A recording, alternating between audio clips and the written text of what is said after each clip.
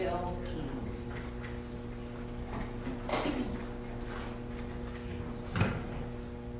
And Your Honor, may we approach?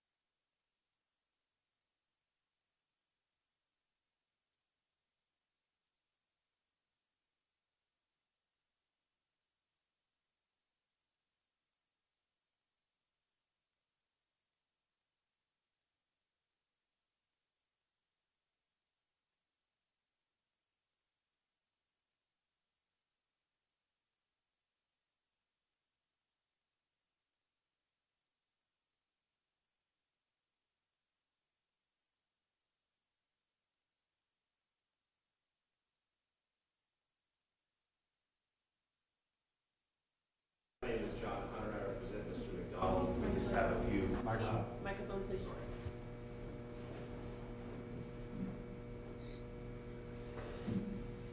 My name is John Hunter, and I represent Mr. McDonald, and I just have a few questions for you before we begin your testimony in front of the jury.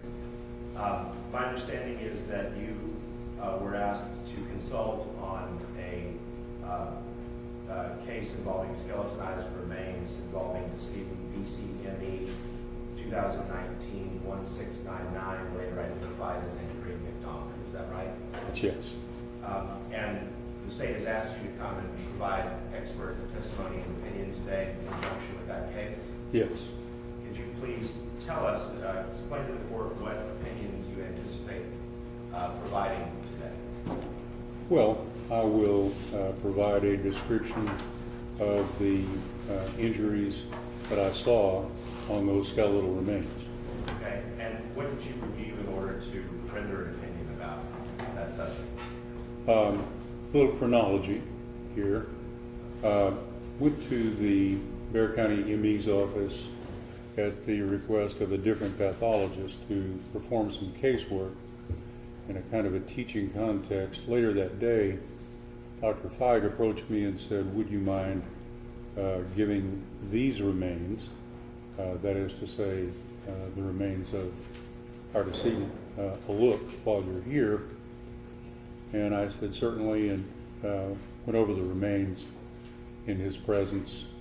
After that examination, we concluded that it might be a good idea if we would send the remains to our laboratory for a bit closer scrutiny, which we did. And at that time, I performed my analysis and so forth, which will be the sum and substance of my remarks today. Okay, so specifically, are you going to be providing any testimony regarding an opinion as to cause of death? I am entitled to do so under the code, although that is typically done by the medical examiner. Cause and manner are generally specified, although I will be happy to opine on that. Well, let me ask you, do you have an opinion as to cause of death? Yes. And what is that opinion? Cause of death is homicidal violence. Okay, and is it your belief that the damage to the bones that you identified can be pinpointed to cause of death? No. So you're not going to be saying any specified injury was that you identified on the bones is cause of death?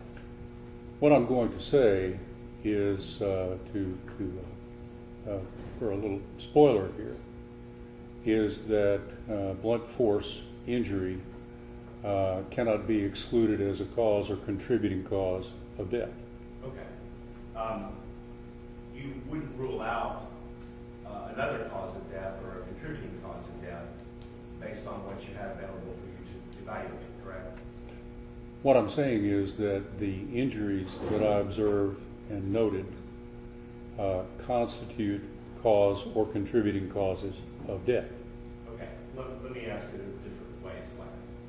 You cannot rule out that the acute cause of death in this case was something involving strangulation, right? No. You couldn't rule out a soft tissue injury as being a There was no soft tissue to examine. Right. And the highway bone in this case was not recovered, I'm right? sorry, what? The highway bone in this case was not recovered, correct? It was not one of the elements that I inventoried. And so, you know, in many cases involving strangulation or damage to the cartilage and the structures of the throat and esophagus, highway bone damage is an indicator of that, perhaps. One of several. But without that data, you can't comment one way or the other, right? In specific or in general. Well, I guess both. What I'm saying is that if you're asking if one can determine that strangulation might have been involved in the absence of the highway, the answer is yes. There are other indicators. But in this case, because there was no soft tissue, you could not. No, not because there was no soft tissue, because there was no additional indication in the hard tissues. It is a common misconception that the hyoid is the only indicator of strangulation. There are other bony indicators.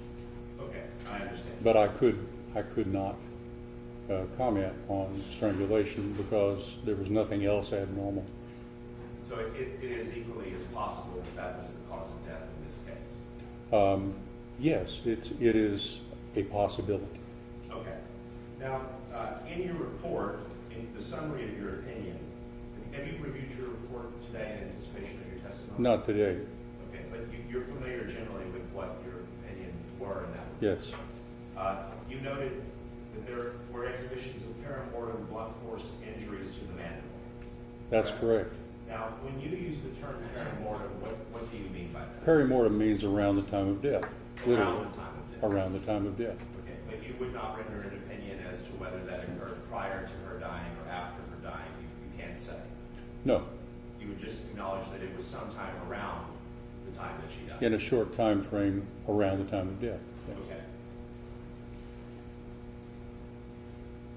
Similarly, when you indicate that fracture patterns on the right manual digits indicate that burning occurred in the perimortem period, you're simply saying that burning occurred somewhere around the time of death, right? Well, I would assume that the burning occurred after death, but not very long after death. Okay, but as to, when you use that term perimortem, you are not trying to imply that it would have occurred prior to her dying. When the term perimortem is used, it simply means around the time of death. Now, in the case of the mandible, could have been slightly before, could have been during, could have been slightly after.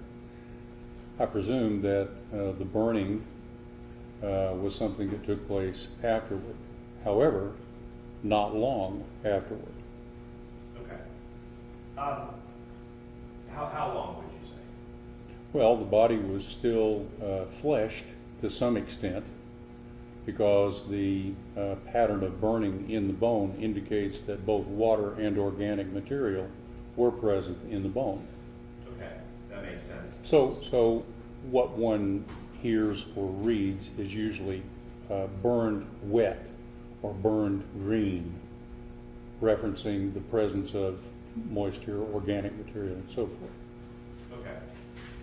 Similarly, when we talk about the fracture to the mandible, and again, looking at that term perimortem, would you say that you're using that term to mean that it would have occurred somewhere around the time of death to include after death, but not long after death? Strictly speaking, yes. However, it is difficult to conceive how such a fracture would have occurred or why it would have occurred following death. Okay, but you would agree with me that that's a question for the imagination more than something you'd be able to scientifically include or exclude as a possibility? I would say that in my 46-year experience, fractures such as the one you mentioned occur at the time of death or slightly before. It's difficult to imagine circumstances in which a body would be damaged in that particular way following death. It could happen, but in my experience, it's remotely likely. But I guess what I'm indicating there is, well, two things. First, let's talk about your experience.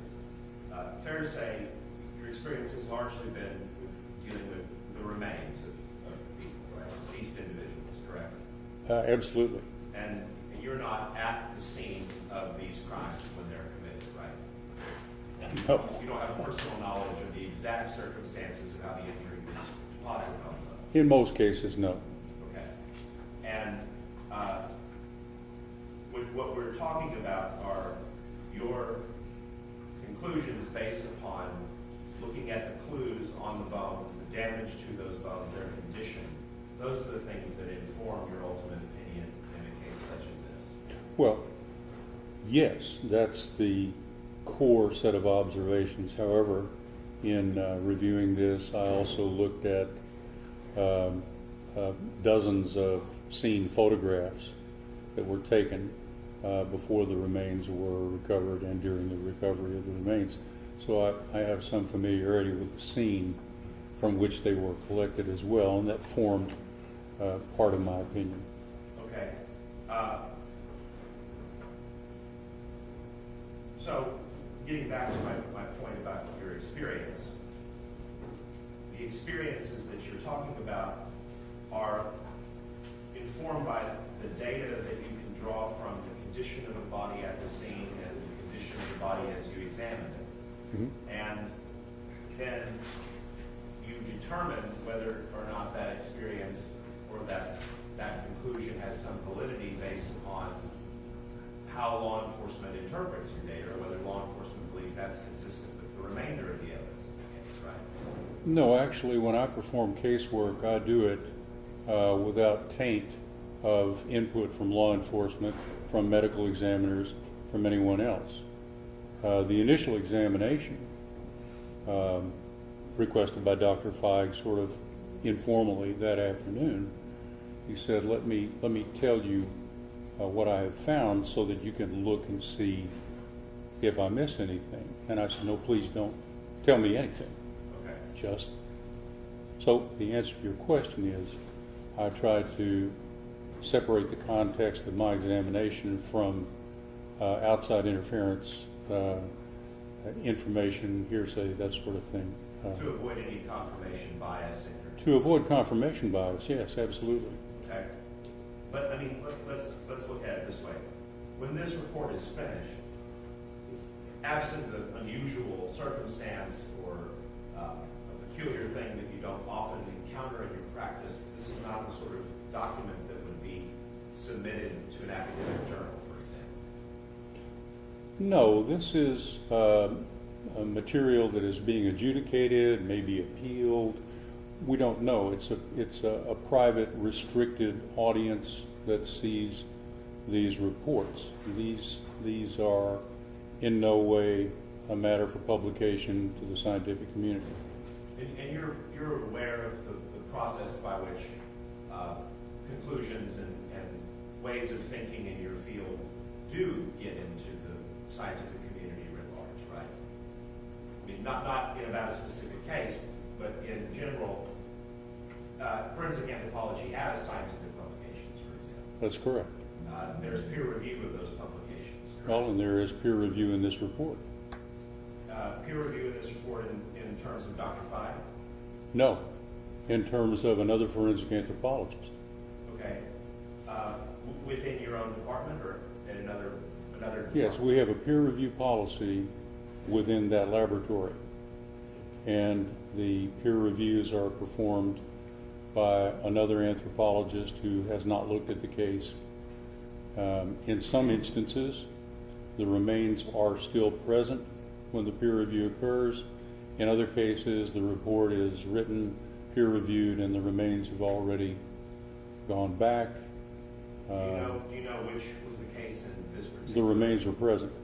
For the independent review? And the independent reviewer, Dr. Wendy Potter McQuaid, made her peer review with the remains available to her. Okay. Did she generate an independent report, or was No. it simple verbal confirmation that she? No, she signed as the peer reviewer. What happens typically is that someone will make their own notes, and they'll say, used a noun phrase here when you should have used something else, or I don't like the way you use this particular scientific term, maybe you want to think about it, use something else for clarity, those kinds of remarks. Then I take those remarks, consider them, whether I want to accept those or not, and then I incorporate the good advice into my report. And that's where the final report comes from. Then the person who did the independent review looks at the report again and signs off on it. Okay. If they agree. If they don't agree, then it goes to a third reviewer. Understood.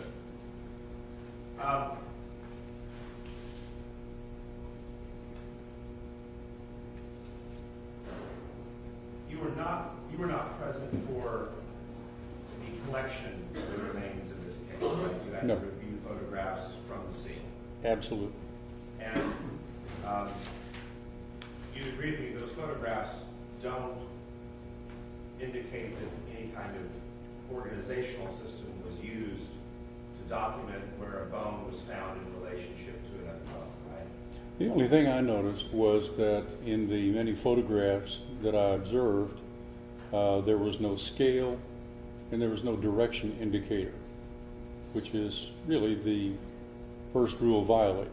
When you take photographs that are going to be admitted into forensic evidence in a court of law, you put a scale in there so people can judge size and distance, and you put a distance orienter in there so we know where north is and so forth.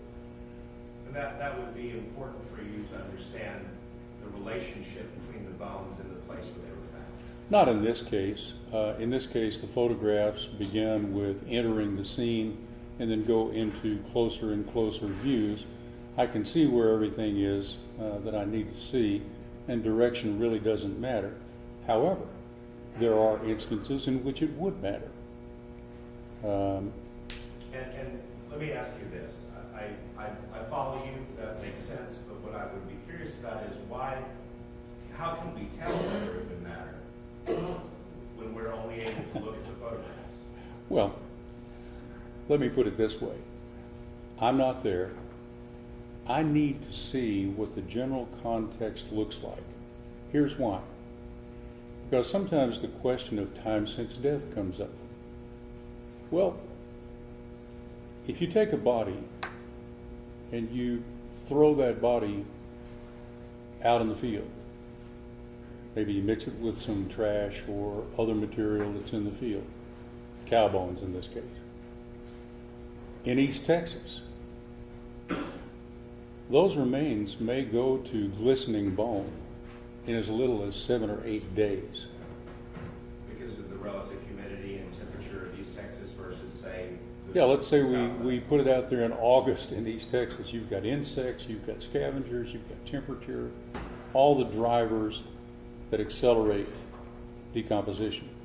On the other hand, if on that same day you drop that body in a crevice where it was protected from predators in El Paso, you'd be able to autopsy that body a year or a year and a half later and find organ tissue because of the relatively dry climate, because sand acts as a wick and removes water from the body and so forth. So if you look at the state of Texas as a whole, there are 6 different biotic provinces like that, each with its own suite of predators, its own climate, its own moisture, and so forth. And so I would be interested in the context, if for no other reason, simply in anticipation of the question about how long a person might have been dead. Because, look, that might exclude suspects, it might include suspects. Sure. If we have that time block. So to answer your question, I need to see that context. Whether I'm there or not, I'd like to have a general idea of what forces may have acted on those remains. Well, and admittedly, you're living in Denton, right? No, I live in Dallas. In Dallas, probably, but you teach at the university in Denton. Actually, I retired 4 months ago. Oh, well, congratulations. You were talking about different biological zones. San Antonio is sort of at a crossroads of a couple of different biological zones. San Antonio is in what's called the austro-riparian zone, which means that it has a fairly temperate climate most of the time, but because it bumps up against another biotic province, it's close. Right, there's some variability. Well, it's Texas weather. If you don't like it, What a difference. you know, if it's, you know, what Texas weather's like, you don't like it, wait 45 minutes. It'll, you know, and San Antonio is no different. So going back to the issues about scale, directionality, mapping, relationship between bones, I guess I'm not quite sure if you answered my question. Well, I can tell you what my observations about it were from those scene photos. But you indicated you would have liked to have had more information in those photographs. I would like to attend. Okay, I need to get one y'all talking over each other. I would like to attend every Hold on, scene. when I'm talking, just wait, Doctor. Can you hear me? Can you hear me? Yeah, Just yeah. wait yeah. till, so she can get the testimony, and if y'all are talking over each other, I can't even understand it. Go ahead. I'm sorry. So what I'm saying, it would be preferred that that type of information be documented as the bones are being collected, right? In my perfect world, I would be at the scene directing the recovery of those remains. Now, in this case, the chief medical examiner went to the scene. Now, But again, to my question, it would be best practice to have that type of information in the photographs that you are reviewing if you can't be at the scene to direct its collection. well, yes, if you're referring to the absence of scale and the absence of directional markers and so forth, yeah, that's a no-no. Okay.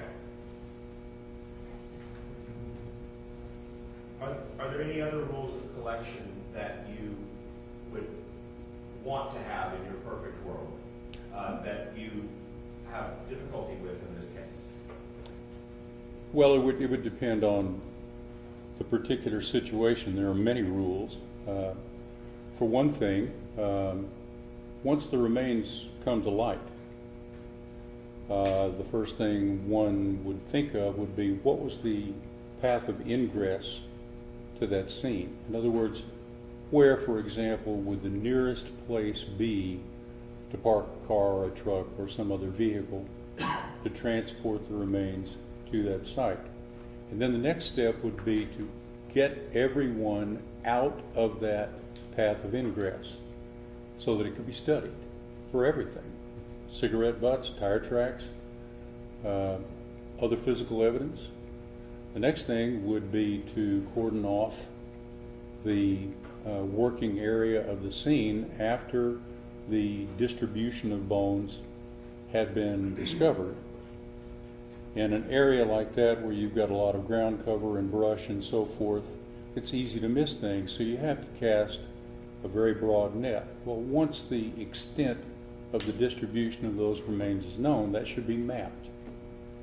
And a variety of techniques are available, from using gridded paper and a pencil to using cameras that do 3D scanning of the scene and establish the GPS coordinates and so forth. And To your so knowledge, were those things done in this case? I don't know the answer to that question. And, I mean, when we're talking about the mechanics of disposing of a body, either getting the body through a fence or over a fence or somehow to the final resting place, those things would be important to know if possible, because they might have bearing on how a particular injury to the skeleton occurred, right? Well, if I'm hearing the thrust of your question correctly, and please stop me if I'm missing this. There is nothing about the transportation of the remains into that particular scene that would account for any of the injuries on the body that I observed. Well, but again, there is some information that you don't have access to, right? You don't have a mapping of the general area where the remains were found. No, but I have many photographs that show me what kind of environmental context or microenvironment I'm dealing with. The bones were, for example, not articulated at the scene. That is to say, the remains were not found in anatomical position. Head bones were found near digits, and spinal elements were found near leg bones. And in other words, the material was mixed up to some extent. It was not. Would it surprise you to learn that the medical examiner who was attended at the scene has delivered an opinion in this case that the bones were relatively in anatomical position? The place where the head was, say, at point X, and then there were some vertebra and some ribs farther away, and then some limbs distributed. What I'm saying is that the body was not collectively in anatomical position. Bones were scattered about. I see. So you're using anatomical position in a more narrow Anatomical sense. position meaning completely articulated, in situ. Maybe you can even see some stains on the earth from biological decomposition, that sort of thing. They were not in that condition. But I mean, without knowing the context of the greater scene and how the body got there. I mean, for example, we have a broken rib in this case, right? Yes, you do. And a broken rib is obviously an injury that requires force and a significant trauma, but in terms of the mechanics of moving dead weight and perhaps having to drop dead weight, it's not uncommon for ribs to be broken in that kind of activity, right? It is relatively uncommon. Okay, but without knowing the greater confines of the scene and how access can be achieved and things like that, we can't necessarily rule out those types of activities as being contributed to those injuries, right? Well, let's say there's a remote possibility that the rib was injured somehow in the transport and disposition of the remains.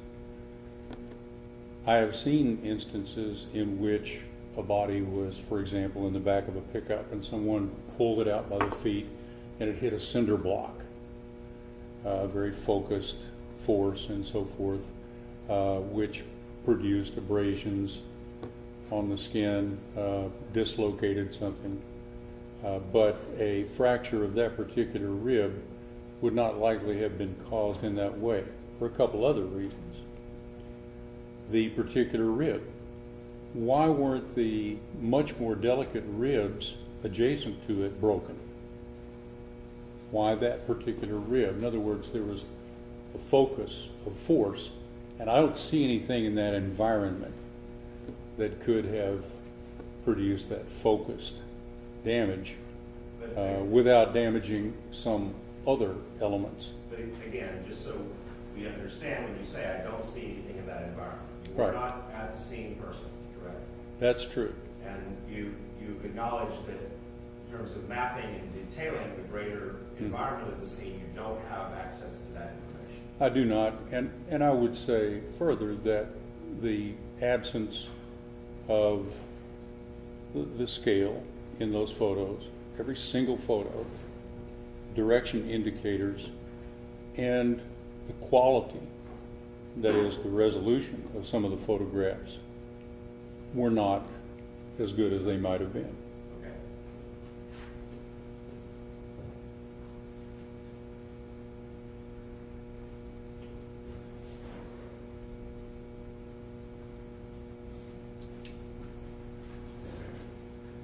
I want to just very briefly ask you a couple of things about the specific injuries in order that they're discussed in your report and what your opinion is based off. So with respect to the mandible, you would agree that that type of injury is consistent with localized force, such as would be delivered by a tool or a weapon, correct? It is a very focused application of force. Okay. Similarly, with the damage to the cervical vertebra and the thoracic vertebra, that is consistent with a localized type of force like you might see with a tool or a weapon, correct? Very focused, yes. Okay. With respect to the rib, are there similar conclusions or thoughts about the damage caused to that specific rib? Again, fairly focused because it is the only rib fractured and there are more delicate ribs adjacent to it. Okay. As far as the phalanges, that you didn't identify any fractures or trauma to the phalanges themselves, you just simply identified that they were burned while flesh. Yes. Okay. Did you get my copy of the references for that? I did. Okay. Yes, thank you so much.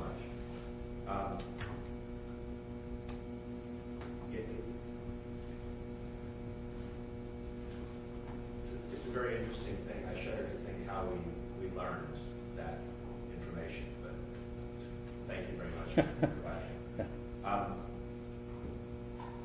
I'll pass the witness. That's great. Your Honor, if we may be able to have a brief argument outside the presence of the witness. Yes, you said that. Step outside until we plug back in. Yes, thank you.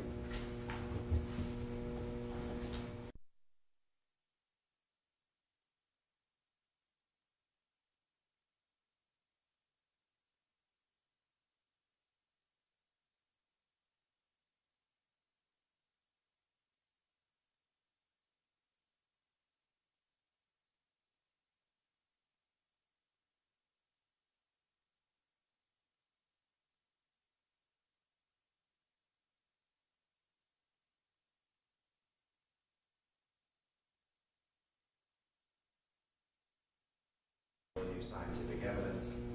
The inquiry is three-part. We need to figure out whether the scientific principles at play are generally recognized and accepted as being largely factual.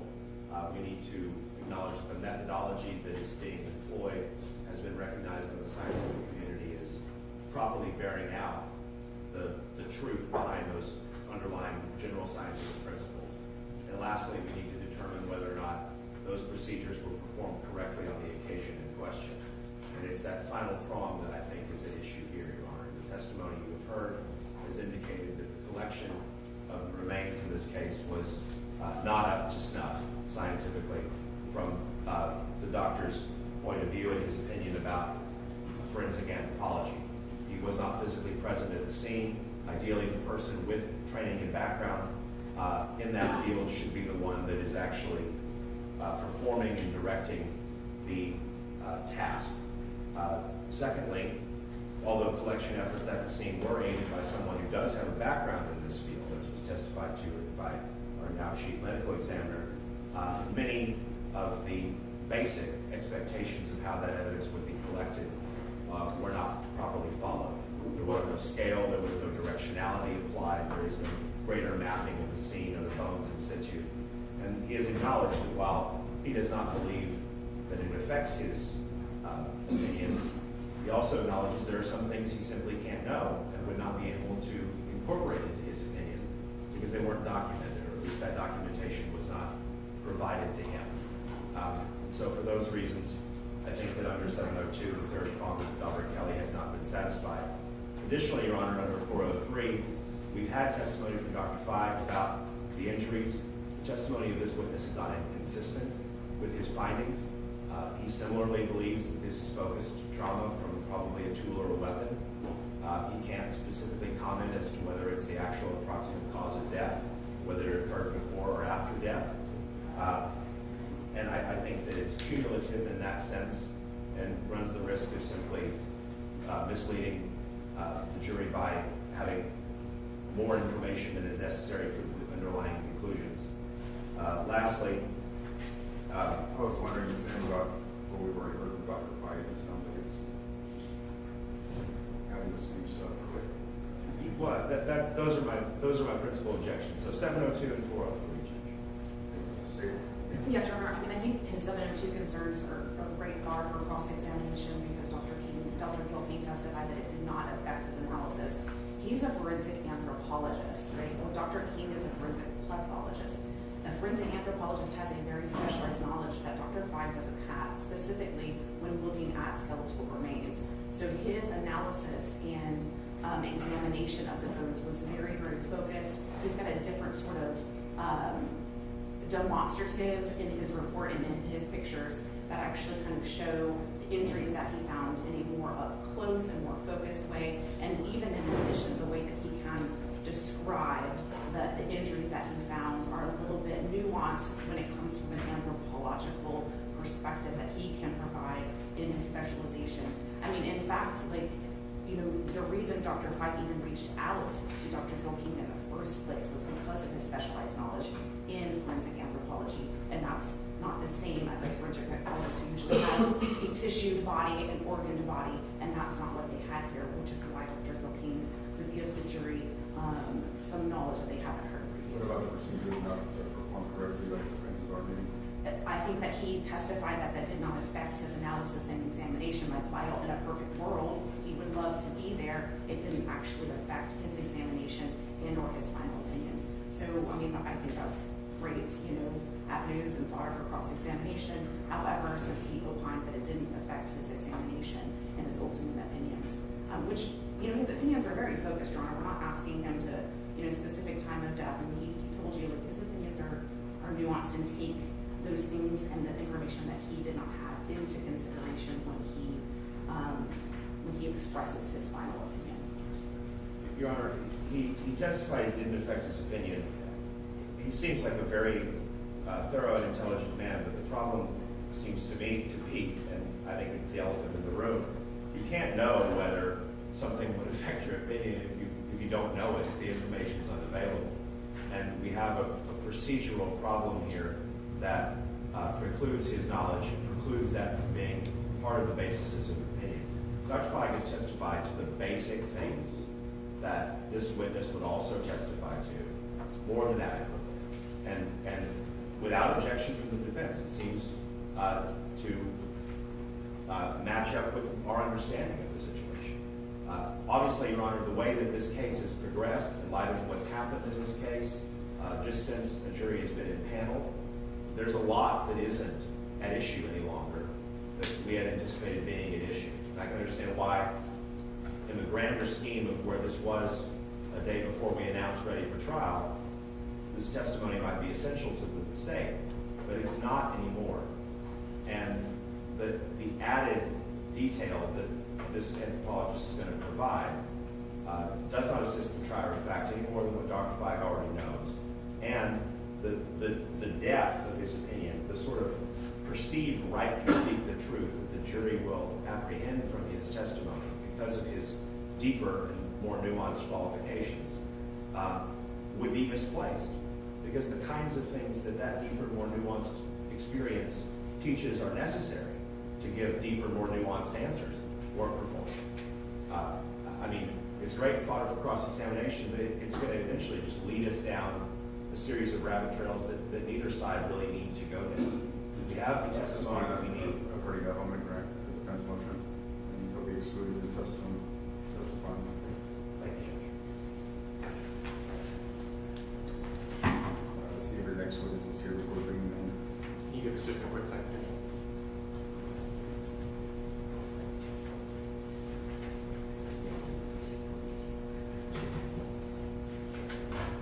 Your Honor, may we start?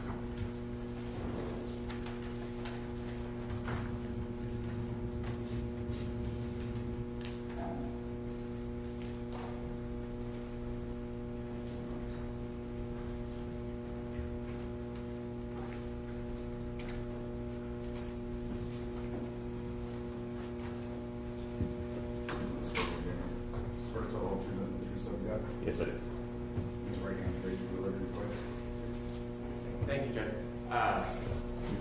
Investigator Coburn, can you reintroduce yourself to the jury? I'm an investigator, Tony Coburn. It's Kobryn.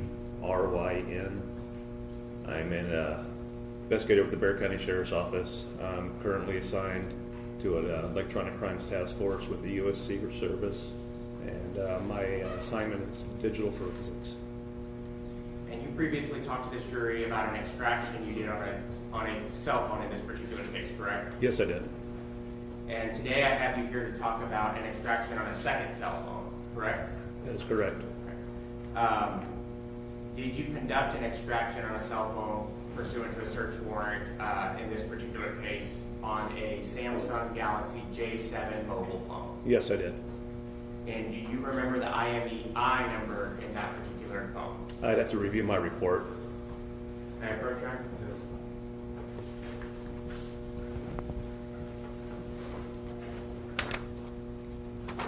Investigator Coburn, is that your report? Yes, sir, it is. And using that report to refresh your memory, what was the IMEI number on the Samsung Galaxy J7 mobile phone that you conducted a extraction on? 35480-70946-99444. May I approach you, Your Honor?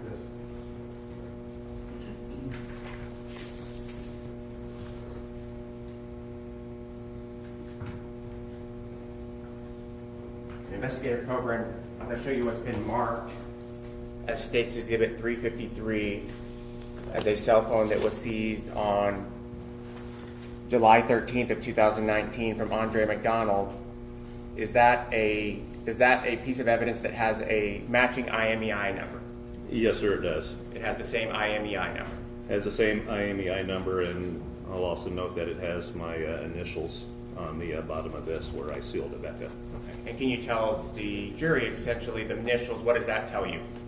That just tells me when I take this out of the property room, I have to unseal this package, and when I'm completed with my examination, before it goes back in the property room, I reseal it with evidence tape and place my initials along the evidence tape.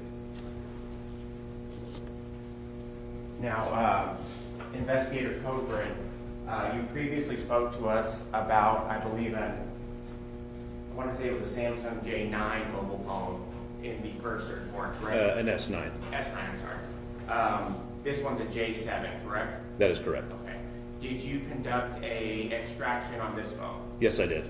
And can you just briefly walk the jury through what the process is for doing that? On this one, I did a physical extraction. Once I collect the device, at first I get the search warrant.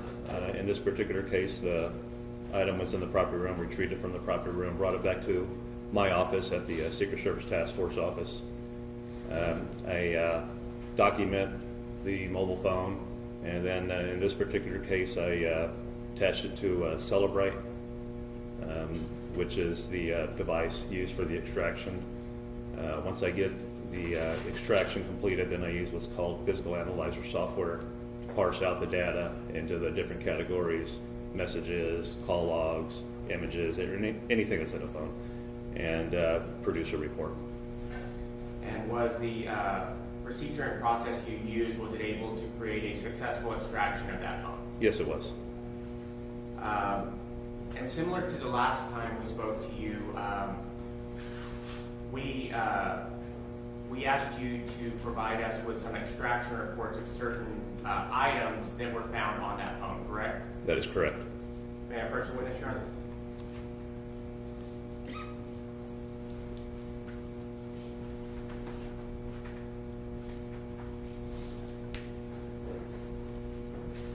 Investigator Coburn, I'm going to show you what I've marked as State's Exhibit 433. Is that one of the extraction reports we asked you to Yes. run on the phone that you extracted? Yes, it is. Okay.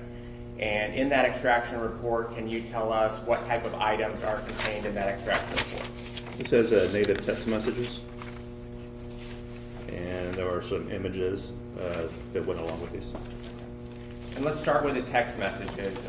In the very first text message, we have an outgoing message from the user who's using the phone And in that message, does the user identify himself by his first name? You want me to read the message? Just tell me if they identified themselves by their first name first. Yes, I did. Okay. And then can you flip to the next page? And is there an incoming message from another phone where another phone sends a message where they call the person, the user who's using the phone, by a first name? Yes, I did. Okay. And there's a second two sets of messages. Do those also contain a first name identifier in the very first message coming to the phone? Yeah, the first message does. Now, if we can go to the images, we have 3 images on this report, correct? Yes, sir. And do these 3 images seem to contain a photo of an individual? Yes, I did. And were these 3 photos found stored on the phone that you extracted, the Samsung J7 mobile phone? Yes, they were. State would offer State's Exhibit 433, pending any objection from the defense.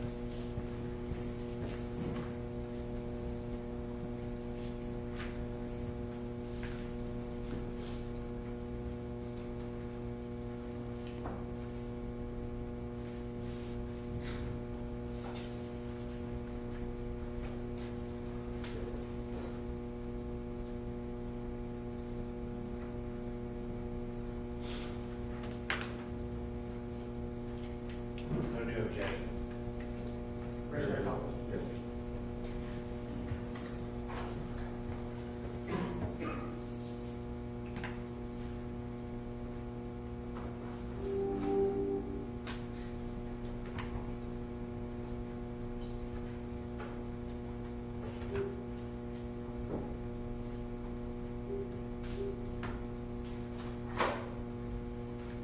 And Investigator Coburn, I think similar to the last time, I'm going to provide you with a copy because it's difficult for you to read from here, correct? I'd appreciate that. Thank you.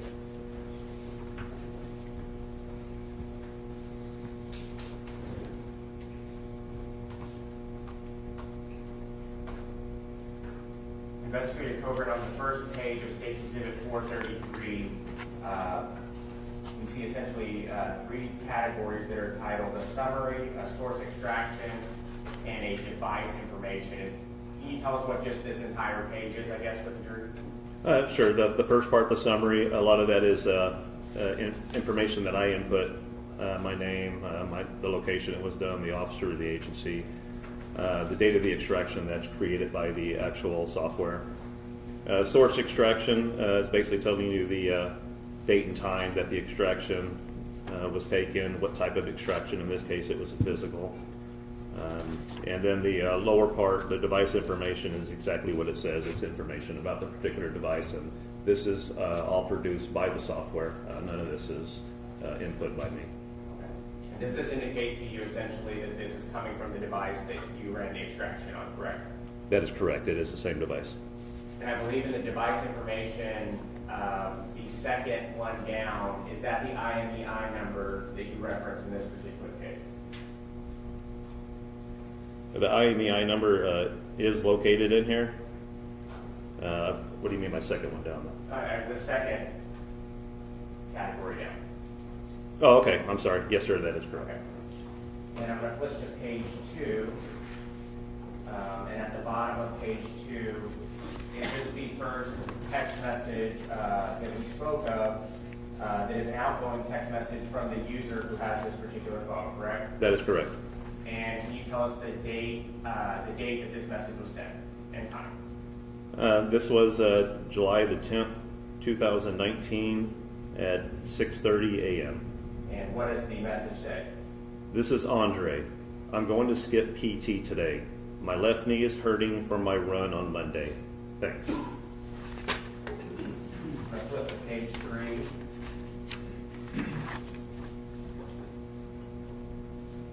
Is there a corresponding message back from that number that he sent the message to? Yes, there is. And what does it say?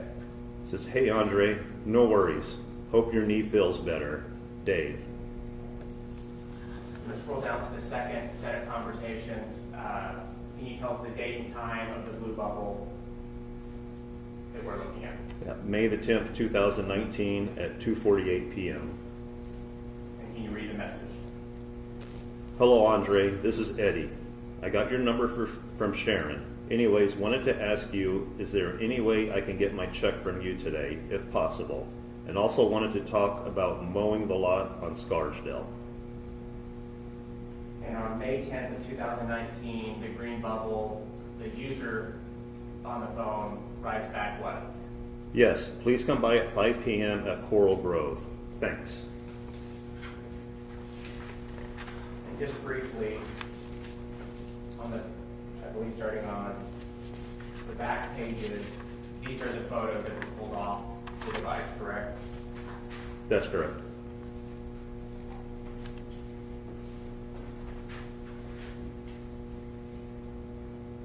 The final one may be slightly blurry, but there's 3 photos and they all appear to be of an individual, correct? Yes, sir.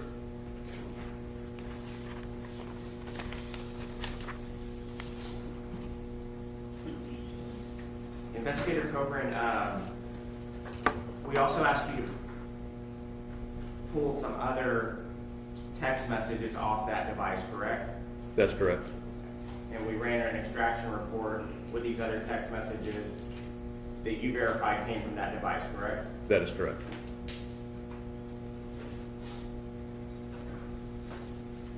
Yeah, first witness, Your Honor.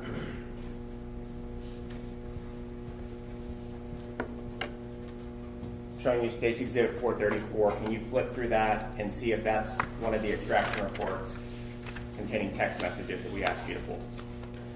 Yes, sir, it is. I verified these came from the original and initialed.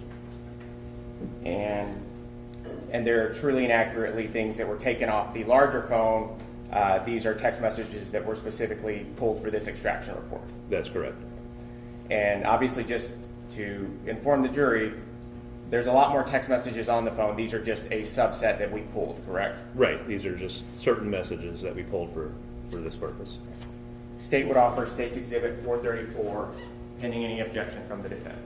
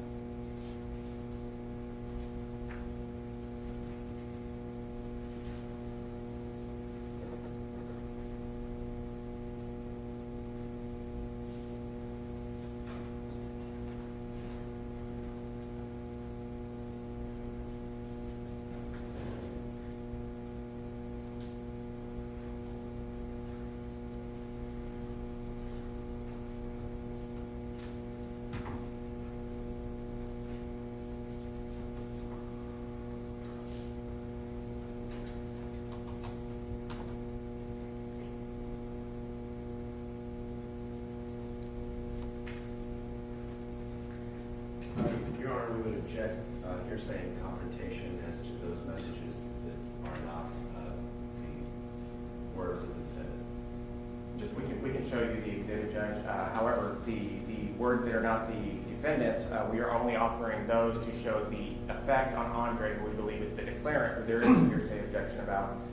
It's no different than jail calls. We're offering Andre's rule. And obviously, we have our original objections, which we don't waive either. So you're what? You're with you? We're not waiving any of our pretrial objections. Permission to publish, Judge. Thank you. And I'm looking to page 2, investigative program. I have a blue bubble coming from a Starlight cell phone, and it is at 5/11/2019 at 1:38:07 p.m. Can you tell us what that message says? Do you think having Andreen on the website is a good idea? It's on May 11th at 2019, correct? That is correct. And at the top of page 2, can you tell us what the user on the phone you downloaded says? Good question. Might need to scrub it. What's your initial thought? The blue bubble beneath it? It needs to be redone ASAP. Now the green bubble. I'll email James. And the blue bubble. I thought it was done already. I just checked and saw.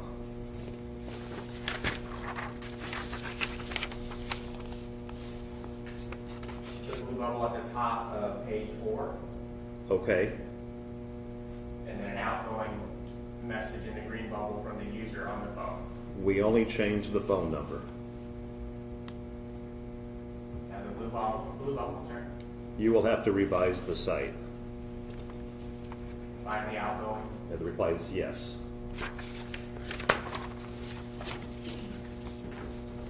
Now a second conversation starts on page 5. And the very first message is on July 12, 2019 at 8:55:29 a.m., correct? That is correct. And it's coming from an individual who is named in the phone as Sharon, correct? Yes. And can you tell us what that first message says? Jenny just sent me a news clip that they found a body on Speck Road, and Salazar is saying it is Andreen. And the first message from the user on the phone to that number says, Okay. and then following this up, we have another message right here. Can you tell us what you know about that message? Yeah, it's got the red X. It was either not retrieved by the software. It could have been deleted. It may just be a false signal from it with the same date and time. But for whatever reason, there's no message on it.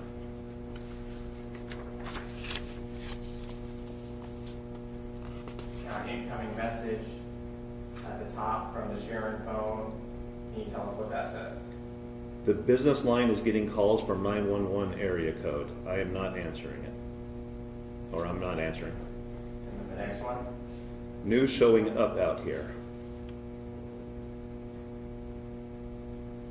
That one is sent, the news showing up here is sent at 8 p.m. 002 UTC time on 7/12/2019, correct? Yeah, 7/12/2019, 8 o'clock p.m. local time. And in that same minute, there's a incoming message from the Sharon phone that says what? Do you want pho, pizza, or wings for dinner? And an outgoing message, is that the same thing we? That's the same thing. It's just there's no message there.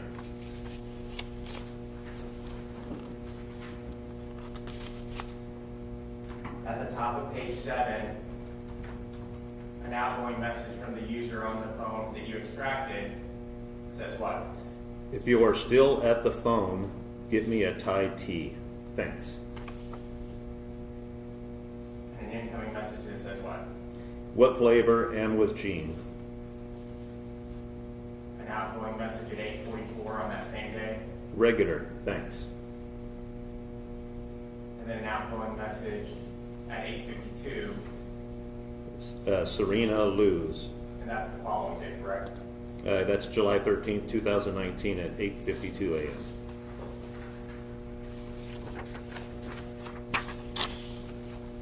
Another outgoing message on July 13th of 2019 at 9:06 a.m. says what?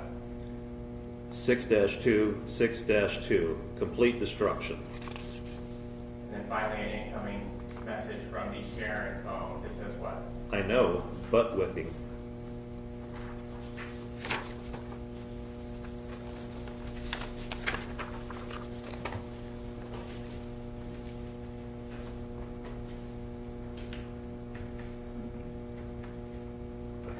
Investigator Coburn, we also asked you to make a extraction report regarding a number of searched items on that phone, as well as web history, correct? That is correct. And can you remind the jury what those two categories would contain? This is going to be search categories and web pages from whatever web browser is on the phone. In this case, it's an Android phone. And there's a couple of different, Android has a stock browser that they use. It could also have Chrome. There's different browsers you can have in your phone. But basically, search engines on a web browser. And did you provide an extraction to us with those categories and certain items from those two categories. Yes, I did. May I approach, Your Honor?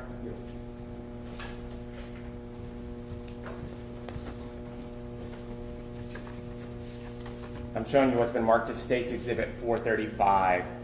Can you look at that and tell me if that's the extraction report that you pulled regarding those two categories?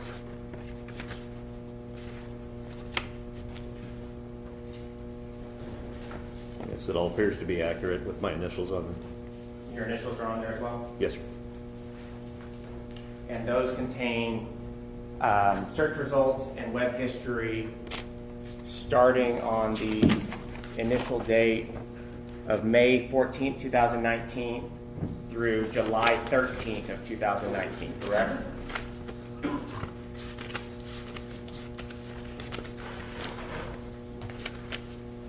That is correct. And those are search history and web history that have been pulled off that phone that we've been speaking about, correct? Yes, sir, from the Android browser. State would offer State's Exhibit 435 pending any objection from the defense. No, we would object under Rule 801. Isn't a statement by party opponent, isn't even a statement, as that term is defined in Rule 801, nor is it admission by party opponent, so there's no exception. Judge's information is found on his phone. I believe it would assist the jury in being able to determine. We've established that Andre was the user of that phone, and we believe that those searches contain information that, based on the terms of the search, based on what the jury has already heard is involved in this case, would show that this was Andre and these were things that he was searching for. Because denied or admitted.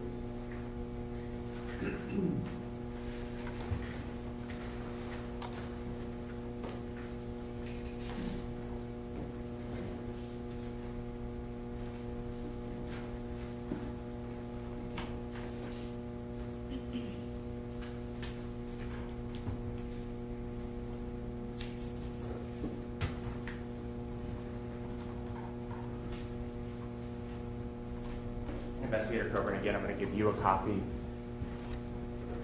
And permission to publish, Judge?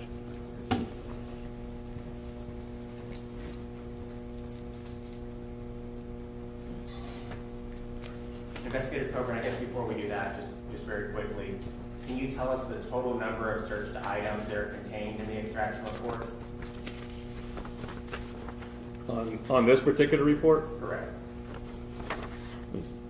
on search items, 393. And how many web history items are on the report? 847. And the item is in evidence, and I don't expect we'll go through all of those, but I did want to call your attention to a few of these.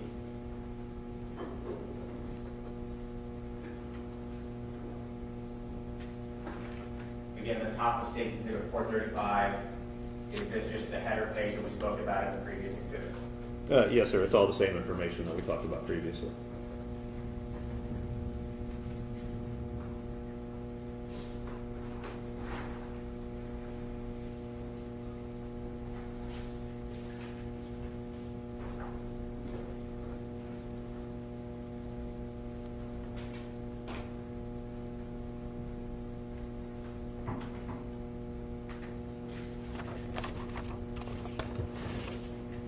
And on page 2, I'm going to ask you to look at what's under number 11, and can you tell us what the search item was in State's Exhibit 11, or I'm sorry, in number 11 on the report?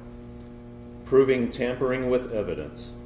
And what was the date of that search? That was May the 14th, 2019 at 3:13 p.m. Okay. And then I'm going to ask you,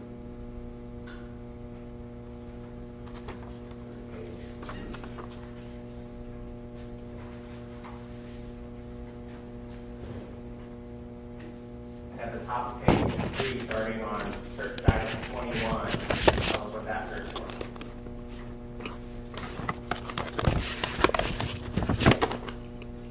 Clips it away. Number 21 says importance of autopsy in criminal investigation. Okay. And number 22, Determining cause of death from skeletal remains. And number 3 is the same search, it replicated it, correct? That's correct. Okay. What is the 24th? Proving murder beyond reasonable doubt. And can you keep going down until I tell you to stop? FBI investigation. Cases without eyewitnesses. Forensics only cases conviction rate. Murder without weapon. Blood stains and the environment. Blood stains sunlight. Effects of sunlight on DNA. Can you recover blood samples after a year? What happens when death is declared undetermined? Undetermined death investigation. How to determine location of death. How to determine location where death occurred. Body found 1 year later. Andreen McDonald. Cold cases. How fire affects DNA. Illuminate lights, blood evidence. Spray luminol for detecting blood. Vulcan Materials Company. San Antonio high-profile cases. What happens if autopsy can't determine cause of death? How do you determine cause of death? How do you determine cause of death from skeletal remains? Ways to identify skeletal remains. How to determine cause of death from skeletal remains. FBI San Antonio. Andreen McDonald, Malibu. And let me actually, let's go to, and those, those searches that we're looking at on that first page, on page 3, the first one you read was on May 24th of 2019, and it stretched through May 25th of 2019, correct? Yes, till the following day. I'm going to ask you to flip to page 6.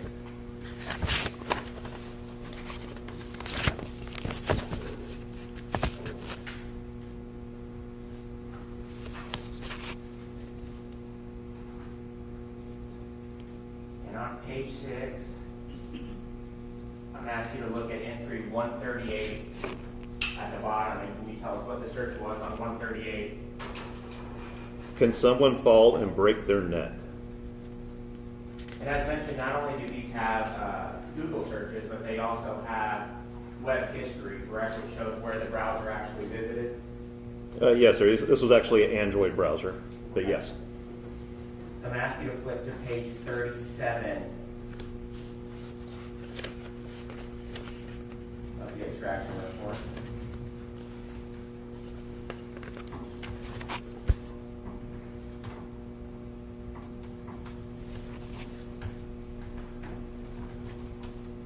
And on page 37, starting at 240 at the top, is the first browser report the web history mark from doing the actual search.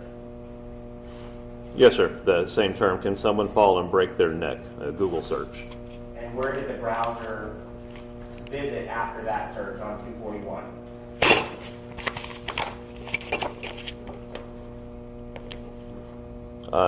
After on 241, healthline.com/health/broken-neck. Okay. And then on 242, back to the Google search that we previously spoke about, correct? Right. That went back to the original one. And then 245, can you give us the description or whatever you see there regarding where it visited at that point? The web page you're referring to? It's www.quora.com. Why does breaking someone's neck kill them? 246 is back to the same Google search, correct? That's correct.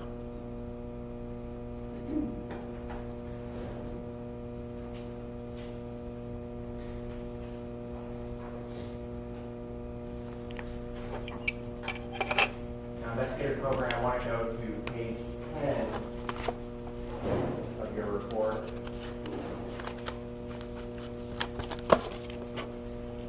And if we can start at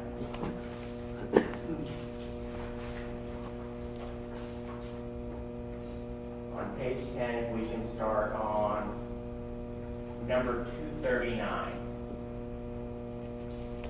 Recovering DNA indoors versus outdoors. Okay. And can you tell me the date and time of that search? July 7th, 2019, 1:35 p.m. can we start going down from that period, and can you read us the searches that we see at that point?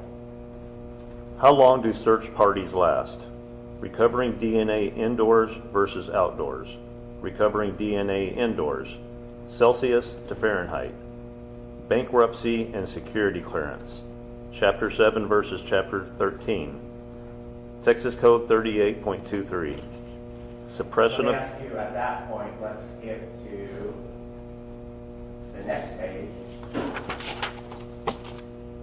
And can you tell us, starting at 265, can you tell us the date and time of that search? July 9th, 2019, 7:18 p.m. And can you tell us what the search was for? Missing woman, San Antonio. All right, and can you start reading down from there? Woman murdered in Portland, Jamaica. Missing persons. Missing person CT. Missing person San Antonio. Open murder charge. Fingerprints. How long do fingerprints last? Non-porous. Porous versus non-porous. Are bones porous? How long do fingerprints last? How long do fingerprints last on paper? Fingerprints. Fingerprints on wood. Fingerprints on concrete. Fingerprints on trees. Do latent fingerprints degrade outdoors? Does rain affect fingerprints? Fingerprints on wood. Finding fingerprints outside. Finding latent fingerprints outside. How long can fingerprints be detected? How long do fingerprints last on skin? How long do latent prints last? How long do latent prints last once again? And let's go to page 12 and start at the top. How long do latent prints last on different material? How long do fingerprints last on door handles? Does rain wash away fingerprints? Best materials for fingerprints. Fingerprint found outside. Latent fingerprint found in woods. Latent fingerprint found on trees.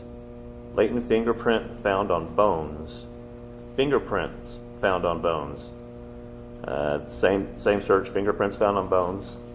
Latent fingerprint found on bones. Can't detect fingerprints on bones. Best surfaces for fingerprints. What are bones made of? Are bones porous? Fingerprints on aluminum. Fingerprints on aluminum last how long? Can fingerprints be left on all surfaces? How long does DNA last? How long does DNA last outdoors? DNA and the environment. How long does blood DNA last? Evidence degrades with time. How long does DNA last outside of the body? Weather and DNA. Recovering DNA indoors versus outdoors. How long does blood DNA last? Same search, how long does DNA last in saliva? How long does blood DNA last? How long does DNA last in saliva?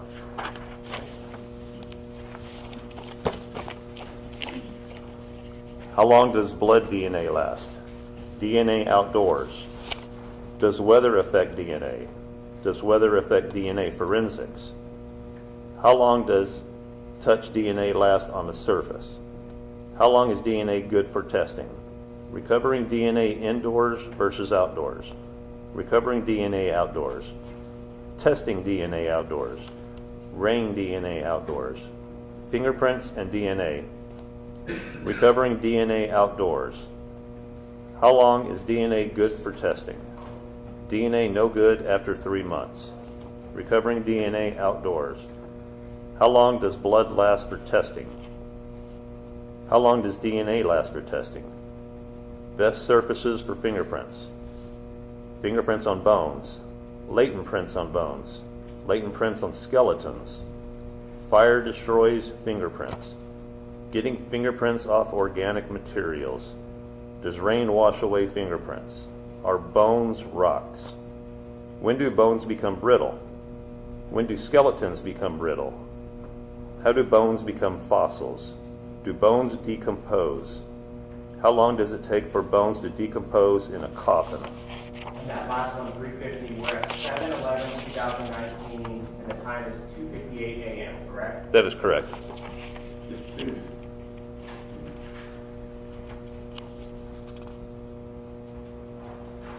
turn to page 14, 351, where do we start? 351 starts at July 11th, 2019 at 3 o'clock a.m. And can you start reading there? How long does it take for a body to decompose outside? How long does it take for an unburied body to decompose? Skeleton decomposition. How long do bones take to become dry and brittle? Is Austin humid? Is Texas humid? DNA decay in humid weather. How long do bones take to become dry and brittle? DNA profiling after 6 months. Collecting DNA for testing after 6 months. Effects of outdoor weather on DNA testing. Does cooked meat decompose? Do maggots eat cooked meat? Maggots in cooked meat. How to preserve a body.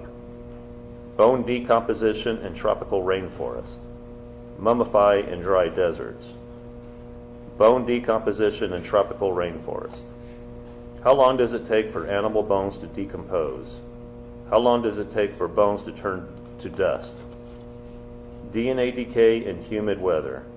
Is Texas soil acidic or alkaline? Is Texas soil acidic? When do skeletons become brittle? Taphonomy. Grass dries in winter. How long do trees live? Latent fingerprints. Do you always leave fingerprints? Making brittle bones. I believe the last page we have at this point where is page 15 of that report, and we're at 7/11/2019. Can you start at the top and read the remaining searches? How to make bones brittle. Celsius to Fahrenheit. Heating bones make them brittle. Heating bones make them brittle. How long does it take for bones to turn to dust? Now on 386, we've jumped to 7/13/2019, correct? That is correct, at 8:01 a.m. Thank you. Read the remaining searches. How does an autopsy work? Autopsy results. Autopsy results again. What happens if no cause of death is found? How can autopsy be inconclusive? Autopsy ruled undetermined. Undetermined death investigation. Autopsy ruled undetermined. And like I said, you can actually see it there at the bottom, web history. There's 847 web history entries that were pulled off the phone, correct? That is correct. And out of the 393 search histories, even though you read for a long time, we didn't read all of them, correct? No, we did not read all of them.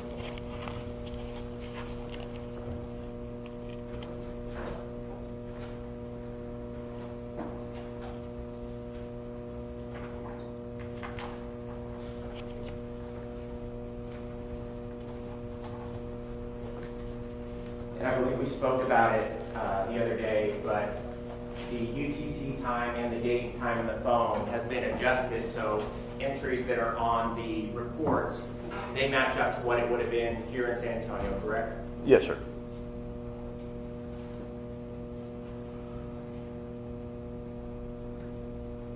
We'll pass the witness, Your Honor. Thank you, Your Honor. Good morning, sir. Morning. In addition to the work that you did on 2 phones attributed to Andre McDonald, were you involved in any of the data analysis of some of the other devices that were obtained? I believe there was other devices that I did, yes, sir. And you're aware that there was also an effort to obtain information directly from Google, both for Andre McDonald's email account and for Andreen McDonald's account? If there was, I'm not aware of that. I only do basically dead box things, computers, phones. I don't do the cloud services. I see. You wouldn't have reviewed any data from Andreen McDonald's email address that was stored natively within Google? If it was stored in Google, no. Only if it was stored on the device. Understood. That's what. Nothing from the State, Your Honor. May you be excused? Yes, and you excuse me.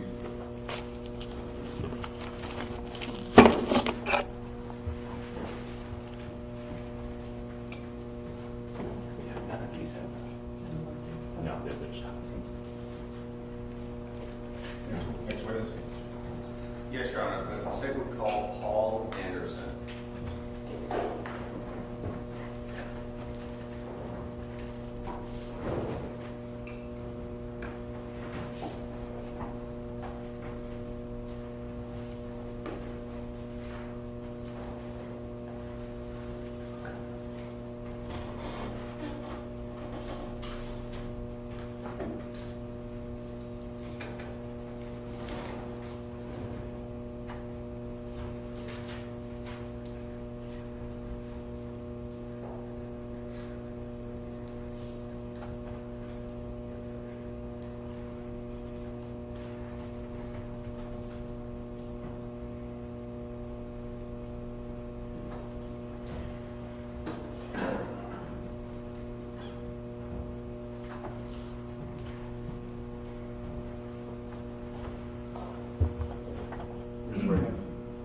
tell the whole truth, nothing but the truth, so help you God? Yes, sir. You have a seat, you adjust the microphone and meet you.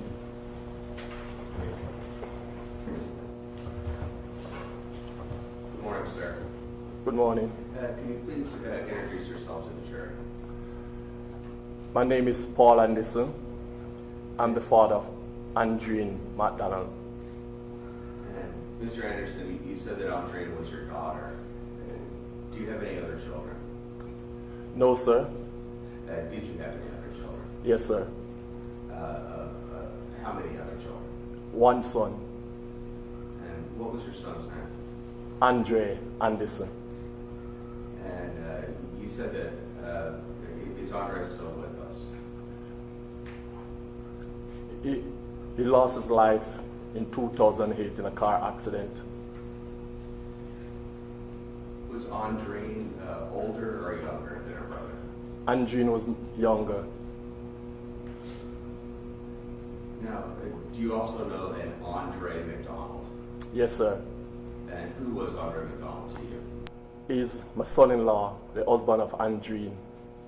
Do you see him in the courtroom today? Yes, sir. Could you please point to him and just tell us something that he's wearing? He's over there in a white shirt and a gray jacket. Thank you, sir. The record will reflect that you've identified the defendant's cause.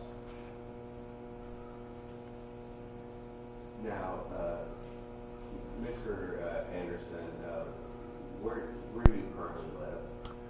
I'm living in England, in Sheffield. Now, prior to your daughter's disappearance,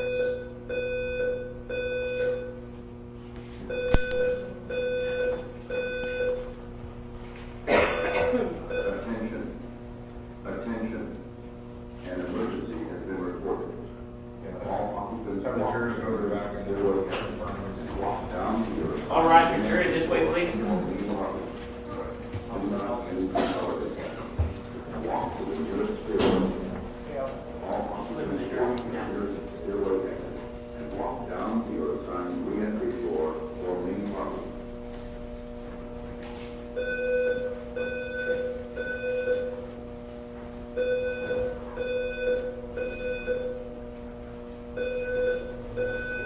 Attention.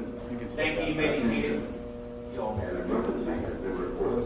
Yeah, we'll absolutely let you know. Walk to the nearest stairway and walk down the If you want to make sure to get the jury I am. Do not use the elevator. Walk to the nearest stairway. All occupants walk to the nearest stairway exit and walk down the assigned re-entry floor or main lobby.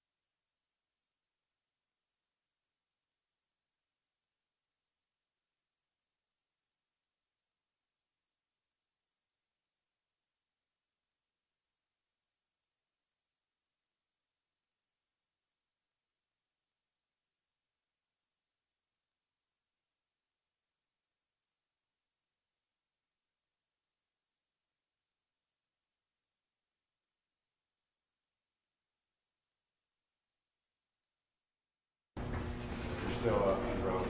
Yes, sir. Thank you, Your Honor. Did I swear him in? I swore him in, right? You did, Your Honor. We actually did some testimony. So. And Mr. Anderson, I believe where we left off is you were telling the jury where you currently live. Yeah, I live in Sheffield, in England, And how long have you lived in England? 19 years. Now, prior to that, did you grow up in Jamaica? Yes, sir. And were both of your children born in Jamaica? Yes, sir. Now, Mr. Anderson, obviously you being in England, would you visit your daughter, Andreen? Yes, sir. Roughly, how often would you come to visit? Most time, once a year. Would you stay in communication with your daughter? Yes, sir. How so? How would you do so? When I'm in England, by telephone. How often would you speak with Andreen? Very regular. Maybe like 3 times a week, but generally Friday. We speak on Friday mostly. So Friday was kind of your schedule. Time Yes, to speak sir. to her. But you'd also speak to her on other occasions. Yes, sir. Now, Mr. Anderson, may I call you Paul? It's okay, sir. Thank you, Paul. Paul, were you aware that Andre and your daughter were having marital issues? Yes, sir. Now, would you try to counsel both of them when you have these phone calls? Yes, sir. Would you would speak to Andreen? Yes, sir. Would you also sometimes speak to Andre? Yes, sir.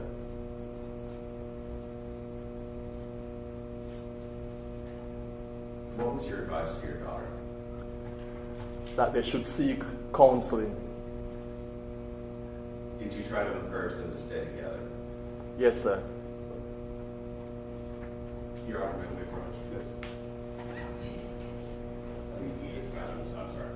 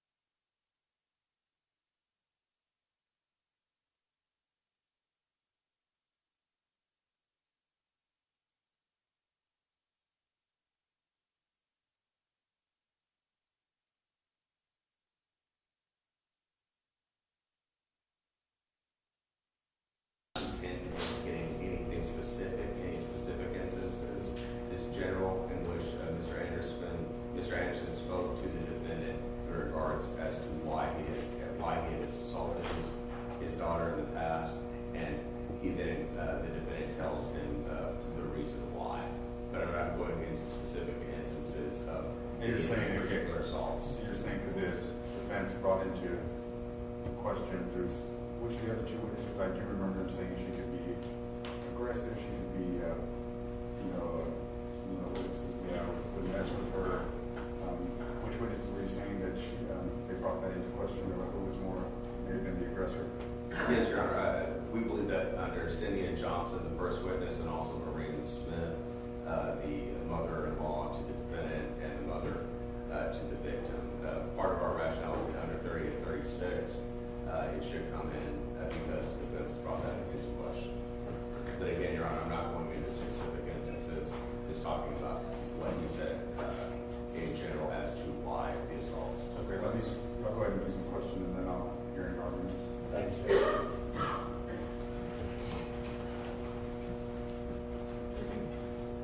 Now, Mr. Anderson, you said that you spoke with your son-in-law, Andre, on the phone on occasions. Yes, sir. Now, Mr. Anderson, did you ever speak to Andre McDonald as to the reason why he had assaulted your daughter? Yes, sir. And did he give you a reason as to why he did so? Yes, sir. What reason did he give you? He said he was angry. That he was angry? Yes, sir. And, Your Honor, that is what the state intends to elicit from the jury in a cross, or ask for a cross. Well, Your Honor, that is a specific incident of conduct, and it would be, if it's admissible at all, it would be brought in under 404B. The witness can elicit a general opinion and reputation testimony without triggering any of those procedures. But what is being asked here is essentially the 405 equivalent of the loaded question. You know, when did you stop beating your wife type question. You did bring into a lot of those other witnesses a lot of, you took call who was the more aggressive one, and if you look at 38, 36 and Burr case, all relevant facts regarding killing and the previous relationship existing between both of them, together with all the relevant facts and circumstances showing the condition of the mind of the accused. What's your response on that Well, okay. at the time of the offense? The problem is, I don't have, it's not clear to me from the testimony elicited what event we're talking about, when it occurred, how he has a basis of knowledge of it, anything about whether it actually happened or not. There's Let me an ask this attempt- thing, you all know more specifics you're just not getting into? Or you decided not getting that in, or you're just... Your Honor, I know that there was one particular conversation as to an incident that happened, but we're also talking about globally as to other incidents that happened. I'm not just pinpointing those specific instances. Also, just for the record, Your Honor, as well, but we have certain notice of these allegations to defense counsel for I don't know which one we're talking about now. I understand that they notified us of specific instances of conduct that they might try to get through I think they're trying to leave it just broad. You want them to get into specifics further? I mean, Well, if they want to leave it broad, then the way they do that is through Rule 405, and they would ask him if, knowing Andre and having experience with Andre, he's formed an opinion about whatever pertinent character trait they want to ask. He'll say, yes, I have an opinion. They'll ask him what it is, and then we're entitled to cross-examine under 405 about specific instances, or have you heard or did you know questions regarding the underlying basis of that testimony. 404B is not implicated in any of that, and through that process, that's fine. But they can't say, we're not going to go into specific instances, it's a reputation and opinion question, and then through the way that they word the question, conceal that they are in fact talking about a specific conversation with Mr. McDonald, and a conversation which ostensibly is about a specific incident that triggered the conversation. Because now they're trying to have their cake and eat it too.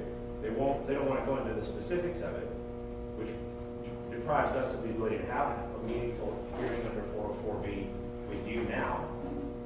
And it forces us to have to make a decision, assuming that testimony gets admitted, of how vehemently we want to cross-examine about the particulars of it now in front of the jury. So we've undermined the point of both 404B and 405 in terms of why order of dialogue in the testimony has to be a certain way to protect Mr. McDonald's rights here. So, I mean, however they want to do it is their decision. I'm not going to grade their paper tactically. But they have, if they're going to go into a general reputation opinion question, then they can't ask it with that kind of detail. Like, when you spoke to Andre, what did he tell you about why he beats your daughter? That is just concealing a 404B specific instance of conduct through the lens of 405. So they want to ask him what his general opinion is, that's fine. Okay, go ahead. Yes, Your Honor, we're actually offering under 3836. That's what I'm reading. But 3836 does not qualify how it's admitted. 3836 just says that that zone of information which would otherwise be irrelevant or that might have other protections. Right, I'm going to allow. For just the benefit of the record, Your Honor, so that I don't have to make that objection in front of the jury, understand that that entire line of questioning I'm objecting to, and I have a running objection as to that line of questioning. I'll grant. Thank you, Judge. Just to that objection. Your Honor, just to make sure you're granting the running objection. Yes, Oh. I'm allowing the testimony. Oh, thank you, Judge.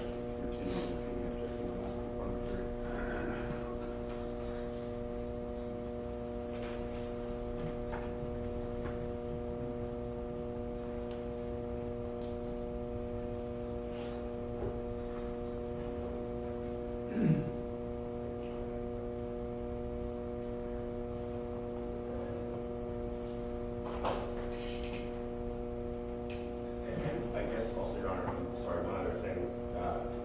If the court's going to allow that line of questioning, if Your Honor could admonish the jury before the questioning begins, that they're about to hear questions related to specific acts of conduct. I'll give them the instruction of the jury charge. I'm going to try and include that. Okay, but you won't admonish them now. What do you want me to give them? What do you want to I would ask that they be admonished that the specific instance of conduct does not relieve the state of its burden of proof to prove the offense charged in the indictment beyond a reasonable doubt, that it can only be considered for very limited purposes. In particular, in this case, that it would be just considered as opinion or reputation evidence for no other purpose. I'm going to go ahead and give it. Go ahead. Your Honor, I think that the jury charge of this when it's appropriate, I think to make comment of it here would be inappropriate. Yeah, I'm going to give that because it'll be to the word direct. You know, I don't want to give off a little over what you're saying and objecting to that. So I'll make sure I get that in the jury instructions.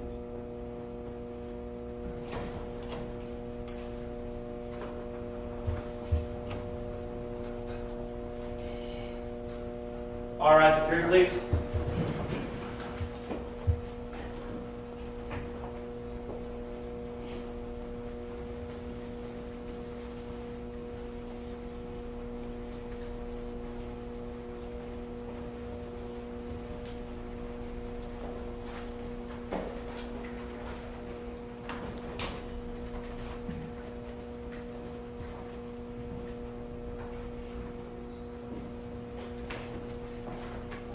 Thank you, Mr.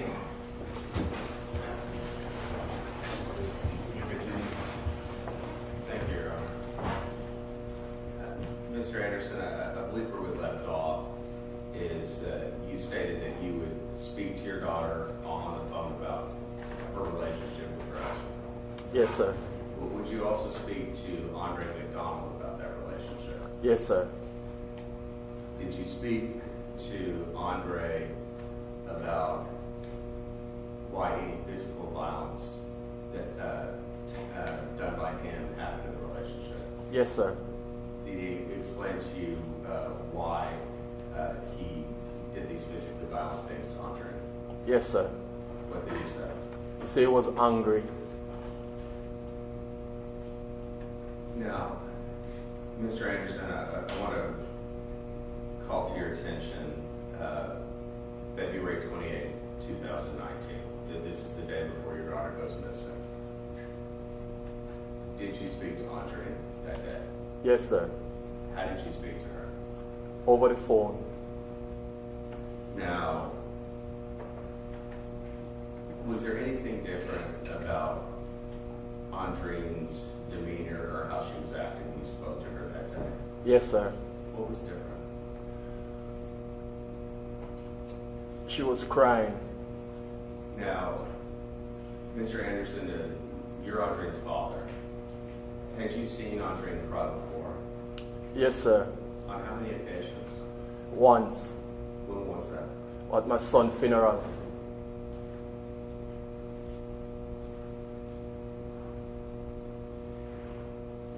When you spoke to Andreen on the phone on February 28th, you said that she was crying. Do you remember what time of day you spoke to her? In England, it will be about 12 o'clock in England. Say 12 o'clock noon or midnight? 12 o'clock in the day.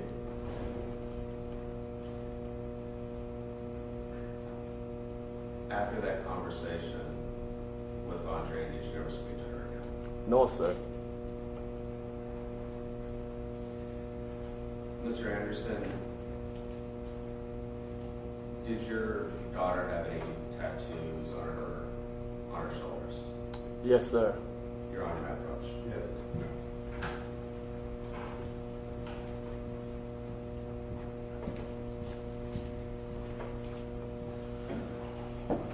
Paul, I'm going to show you what I've marked as States Exhibit 436 and States Exhibit 437. Do you recognize those photos? Yes, sir. Who is depicted? I'm going to backtrack on defense. I'm going to go ahead and give an instruction. Reading some of this stuff here too. I was going to give an instruction in the jury charge. I'm also going to do it now. You're instructed that if there is any testimony before you in this case regarding basically what you just heard from the witness, the defendant having committed an act or an actual misconduct, other than the offense alleged in the indictment, in this case, you cannot consider said testimony for any purpose unless you find beyond a reasonable doubt that the defendant committed such acts or acts of misconduct and any were committed. And even then, you may only consider the same in determining motive, opportunity, intent, preparation, plan, knowledge, consciousness of guilt, if any, of the defendant in this case, or to assist you if it does, in determining the context of the offense committed in this case, if any was committed, and or to rebut a defensive theory if it does, and for no other purposes. It's going to give you that instruction in the jury charge, but I wanted to give it to you now also because he just testified to that. May I continue, Your Honor? Thank you.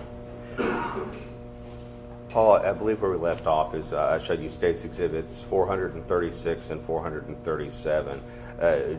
Do you recognize the people in those photographs? Yes, sir. And in regards to States 436, which individuals are shown? Andreen, my daughter, and Helena, my granddaughter. And Elena, is that Andreen's daughter? Yes, sir.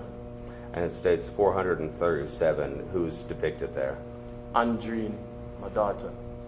And Paul, you stated that your daughter had a tattoo. Is one of those tattoos shown in these photographs? Yes, sir.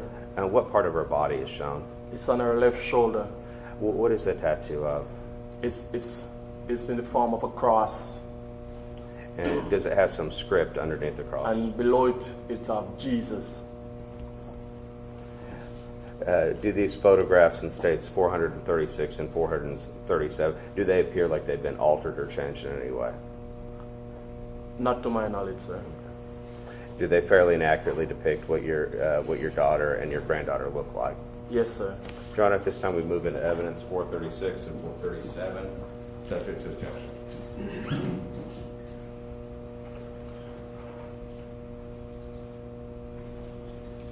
No objections.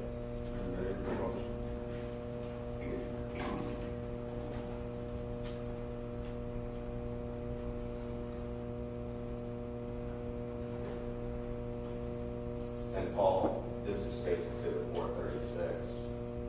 This is a picture of your daughter and granddaughter. Yes, sir.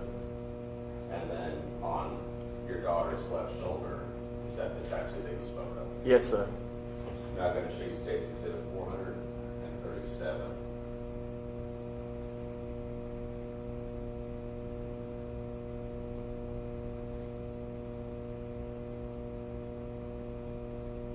Paul, it's at a another angle of that same tattoo where you can see the script saying Jesus? Yes, sir. Your Honor, I have a question. Yes.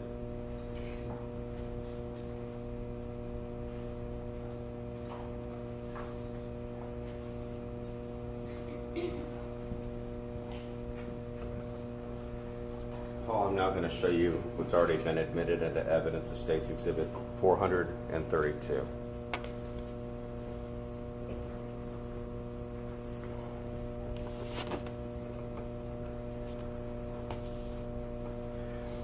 Paul, does this appear to be the same tattoo with script that you identified in the previous two images?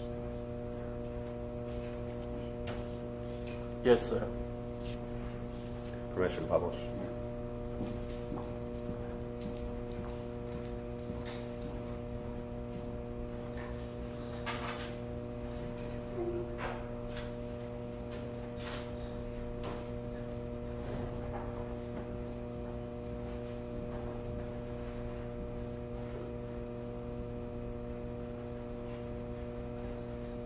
I'll pass the witness. Your defense counsel.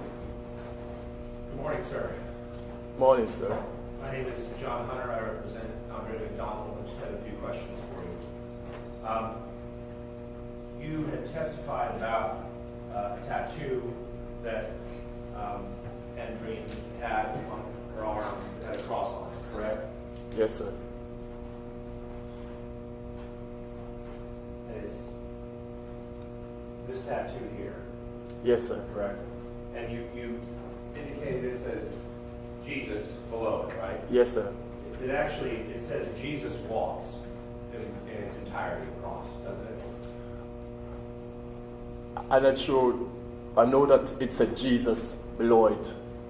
Okay, but you don't know if it said anything else, like Jesus walks or anything like that? No, sir. I never said that on it. Walk. Did she ever indicate to you it was inspired by a Kanye West song? No, sir. She didn't tell me. Okay, one way or the other. She never tell me why she wear it. My son also have that tattoo. Okay. She had other tattoos, correct? Yes, sir. Did she tell you about all of them? Objection, Your Honor, relevance. Your Honor, the door's been open to this. The tattoos in question are part and parcel of, I believe, Can you approach?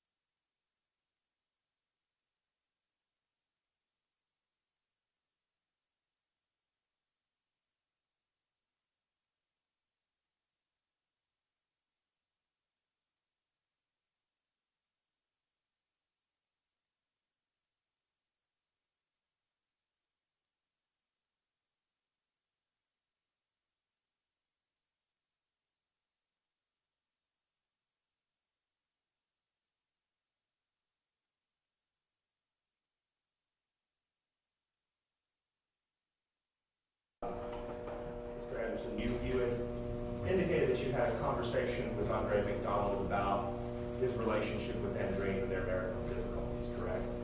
Yes, sir. That would have taken place back sometime in 2018, correct? Yes, sir. specifically the summer of 2018, right?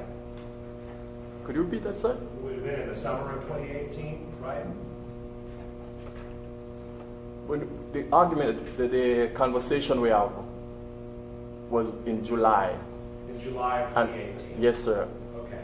And you know that Andre and Andreen had been down to Brownsville to visit Andre's friend Sergio and his wife Holly, correct? I'm not sure who they visited or where they went. But they were on a trip. I know that they went on a trip. They had driven somewhere. Yes, sir. And you know that while they were on that trip, Andre noticed that Andreen had 2 new tattoos, correct? I don't know if it's 2 new tattoo, but I know that there was a new tattoo. I don't know if it's 2 or it's 1. But Okay. And you know that tattoo included the birthday of another man, correct? not to my knowledge. I don't know what the reason of the tattoo was. Okay. Did you ever see those tattoos? No, sir. You never saw them? No, sir. Okay, fair enough. You, when asked about that, were discussing sort of your understanding of Andre's, you're talking about a specific instance when Andre and Andreen had a fight, right? Yes, sir. And that's what you were asking Andre about, was that fight in July of 2018, correct? Yes, sir. After that fight, you still encouraged Andre and Andreen to reconcile and to work it out, correct? No, I asked them to see counseling after that date. Okay.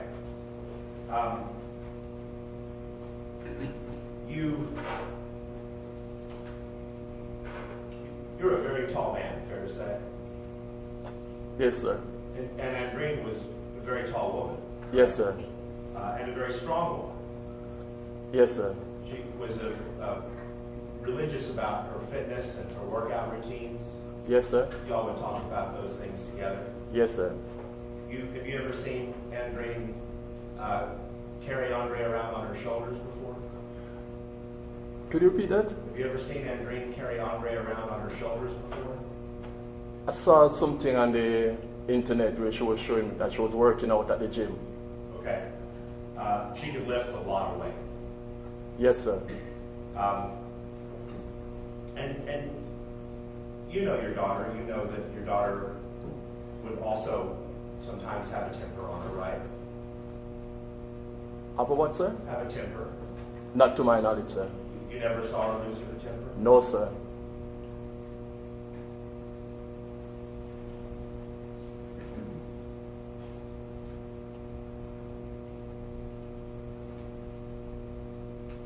Do you know about a man in Jamaica named Ovid?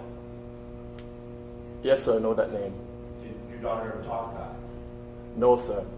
Okay. But you knew that your daughter had been romantically involved with him before, right? No, sir. You live in England now, you've been there 19 years, but you said you grew up in Jamaica, right? Yes, sir. How long did you live in Jamaica? I lived in Jamaica from I was born until I left to England in 2004. Okay. Did you grow up in the Portland parish? Yes, sir. Okay. And is Port Antonio the largest town in Portland parish? Or? Yes, sir. Okay. And that's sort of the north side of the island? Eastern side, sir. Eastern side. Okay. And in that part of Jamaica, there's a lot of crime that happens in that part of Jamaica, right? I believe it have one of the less crime rate in Jamaica. Okay, but compared to your time in England, you've acknowledged Jamaica's had some rough difficulties with its crime rate, right? Yeah, there's a lot of crime in Jamaica. A lot of narcotics trafficking in Jamaica. Sir,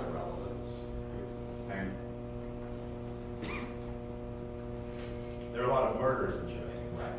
Again, you're saying that relevance.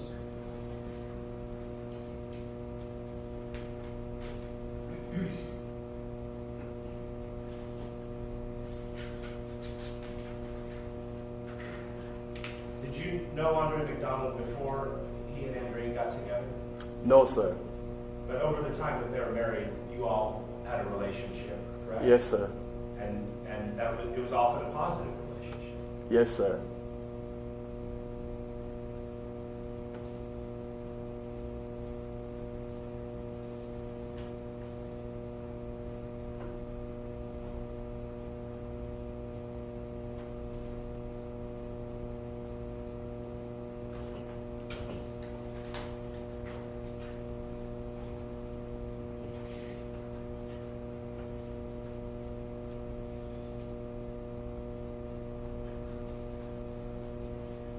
I'll pass the mic. Sorry. Sorry. You don't, I apologize. Oh, I apologize.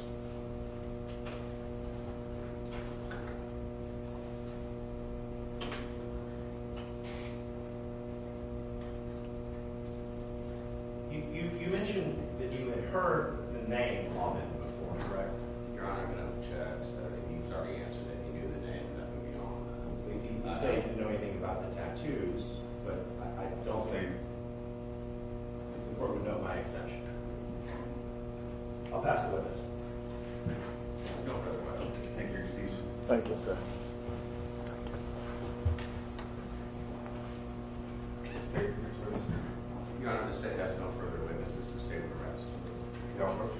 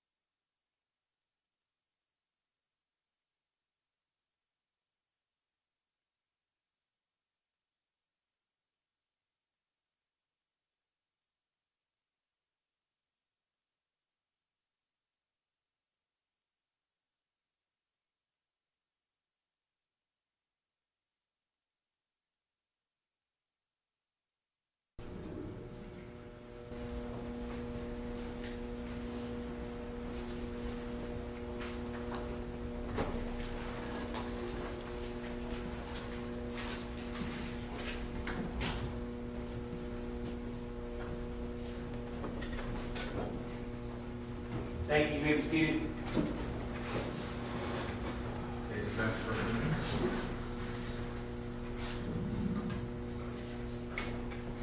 Defense calls Major Andre McDonald.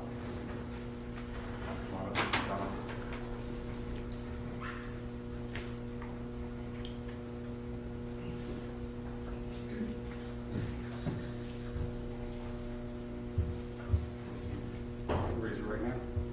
Swear to tell the whole truth, nothing but the truth, so help you God. All of it, sir. Okay, go ahead. Let me speak loud enough and adjust the microphone if you need to. Go ahead and state, sorry. Am I clear? Good afternoon.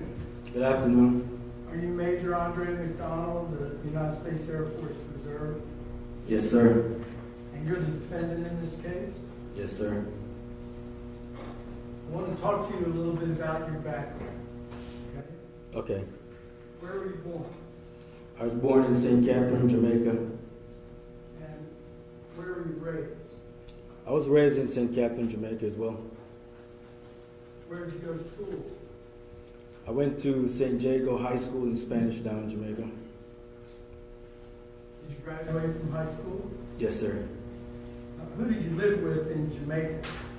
Primarily my mother and aunt. Did there come a time when your mother left Jamaica? Yes. And at the time that you're in Jamaica, graduating high school, did you know Andreen Anderson? Yes, as a small child. Is there an age difference between you? Yes, we're 10 years apart.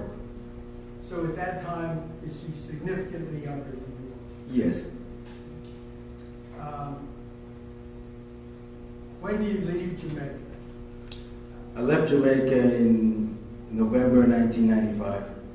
Where do you go? I went to go live with my mother in Florida. Who had you come there? Who brought you? My mom. And had she remarried? Yes, she got married to a man named Tommy Horn. And did you live with them? Yes. Did you get your United States citizenship through them? Yes. And did you continue to go to school? Yes, I did. Where did you go to school? So initially I started going to a community college called Broward Community College. And then after that I went to Florida International University. Did you have to work? Yes, I worked part-time while I was going through school. What did you do? I did like IT tech support. You have an interest in computers? Well, it started out like that, so I suppose. And did you graduate from community college? Yes. What was your degree? Electrical engineering. Did you continue your education? Yes, I continued at Florida International University. I'm sorry, continued it to what? Yes, I continued at Florida International University. What did you study? Same thing, electrical engineering. And did you graduate?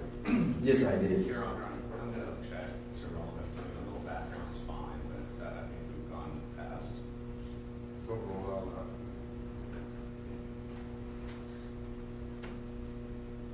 After you graduated from four-year college, what did you do? I joined the United States Air Force. And did you go to officer training school? Yes, I did. Where was that? Montgomery, Alabama. What was your first duty station? My first duty station was in Fort Walton Beach at Edmond Air Force Base. Can you remember what year that was? 2005, February. What did you do in the Air Force at that location? I did two things. So first, I worked for a test and evaluation center. And then after that, I got transferred over to the Air Force Research Lab.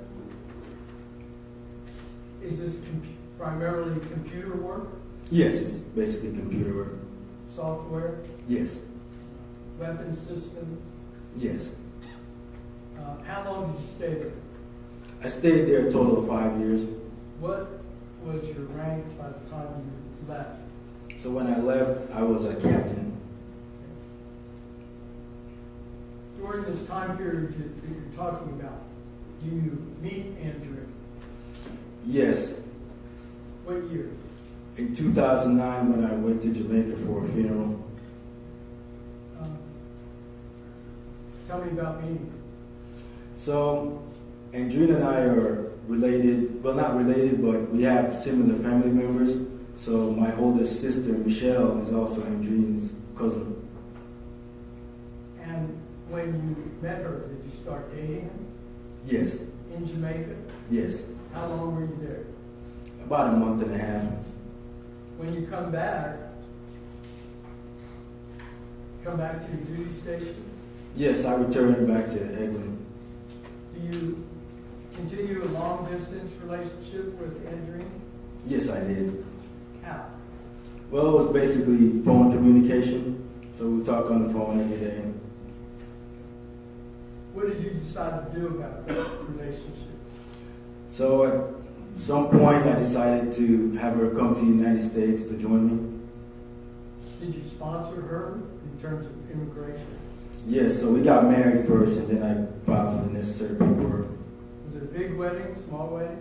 It was just a small wedding with some friends. Where were you at when you got married? What location did you get married? I was still stationed in Eglin. I was now living in Crestview, Florida. Where did you live with Andreen? At Crestview, Florida. Did you have a house? Yes, at my townhouse. And when you move into that house together, what is Andreen doing on a daily basis, if you will, in the United States? So initially, she would just stay at the house as like a housewife. But the following January, she started going back to college. So she enrolled at University of West Florida. Did she already have some courses from a community college in Jamaica? Yes, she did. She was attending Excelsior Community College when I met her in that previous March. At that time, does Andreen have any money? No, she didn't have a job. She was just going to school. Who finances her education? In the United States, I didn't. And do you help her with her education? Yes, I would sometimes, because I already had a college degree in science and stuff. So whenever she'd have some assignments she might have difficulties with, I'd assist her with homework assignments and stuff. How would you describe your relationship at the time? At the time, it was pretty good. I didn't have any complaints. When did you leave Florida? We left Florida together in 2010, May. Left for where? So in the Air Force, routinely, you serve a few years in one location, and then you would get transferred to another location. So I got transferred to San Antonio for Lackland Air Force Base. How did you feel about that? I mean, I pretty much lived when I moved to Florida, I used to live in Fort Lauderdale, which was sort of, a good sized city. So moving back from the country area of Fort Walton Beach, now back to a city like San Antonio, it felt pretty good. Where in San Antonio were you stationed? I was stationed at Lackland Air Force Base. And what did you do? So when I moved to Lackland, I started to become an analyst in radar systems. And do you have any children? Yes, I got a daughter with Andreen. And what is her name? Elena. And when was Elena born? In 2011. The circumstances of her birth medically, were they okay? So during the pregnancy, Andreen had this condition called preeclampsia. So the doctors decided to have an early delivery. So she got delivered in 29 weeks. Give me one moment. Now approach to it.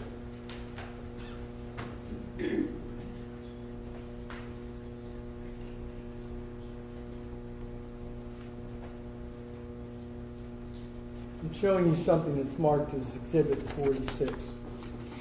What is it? That's a photo of me and Elena. Okay. Is it a fair and accurate representation of you and Elena? She looks there to be, how old is she there? It seems like when we lived at Coral Grove, so she's about 4 years old. Okay. that a happy memory? Yes.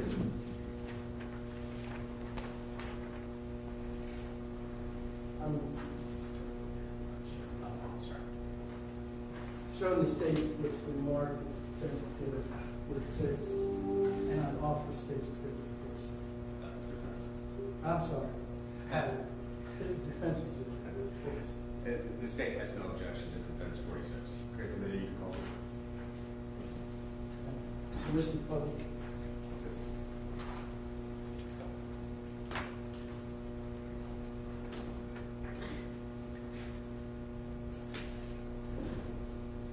That's the photograph you were just describing?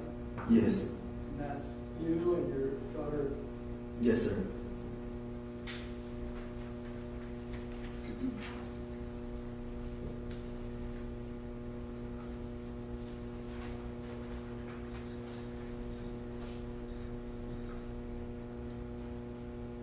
Where did you live in San Antonio? I lived in about 4 different locations. First, I think that we lived in an apartment complex off Blanco. I don't remember exactly where, but it was off Blanco Road.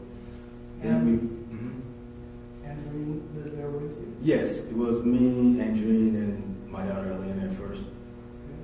And what is Andreen doing at this time?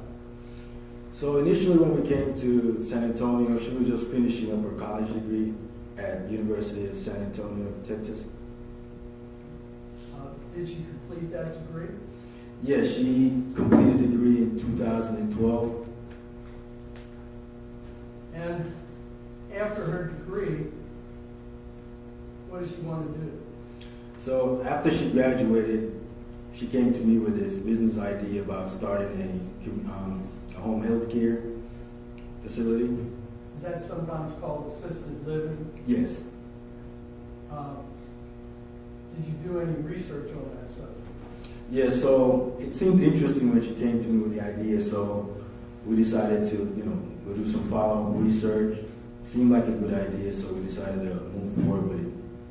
When you do that kind of a consideration, what are you looking at? So it's just different aspects, like what does the business entail?